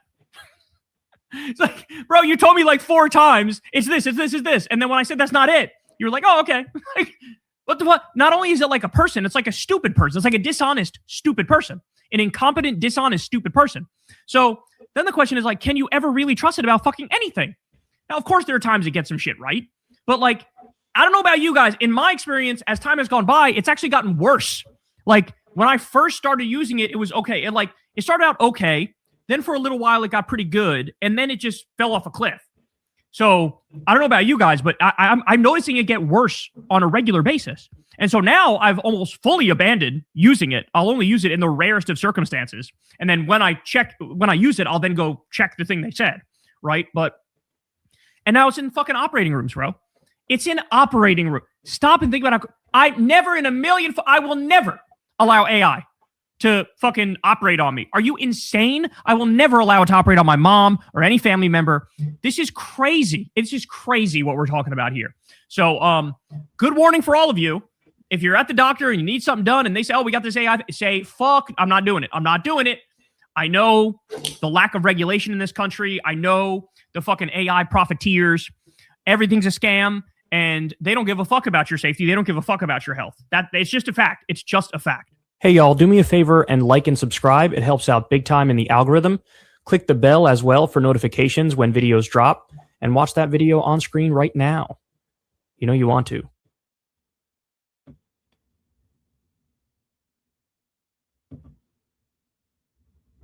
What do y'all think about that story? You know, I did put the link in the chat. If you guys think that this story is a relevant one, should we keep talking about Trump or should we wrap the show up?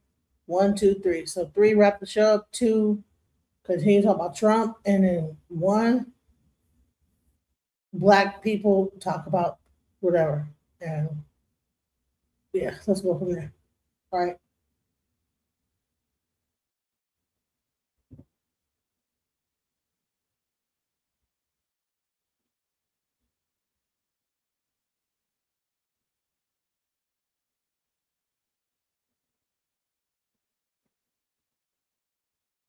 I was gonna play something else, but I'm gonna leave it at that. Oh no, white people are allowed. This is not an anti-white like channel. AI is the Antichrist, exactly. All right, so I'm gonna let this show end, and I love you guys. Thank you so much for supporting me. Please hit the like button. If you've been giving me gifts, I appreciate it. Much love, guys. Peace. Just when I thought I couldn't find my way out, yeah, I searched the God in me to find my way out. I know it can seem way out, but the Creator flows to and through me from way out. I'm talking way out, yeah, yeah, yeah. See, if you believe in the God in you, it's a better place. Creating the force and the power to live a better life. Know that love and joy and peace is one in all of the same space. That you were chosen just like God.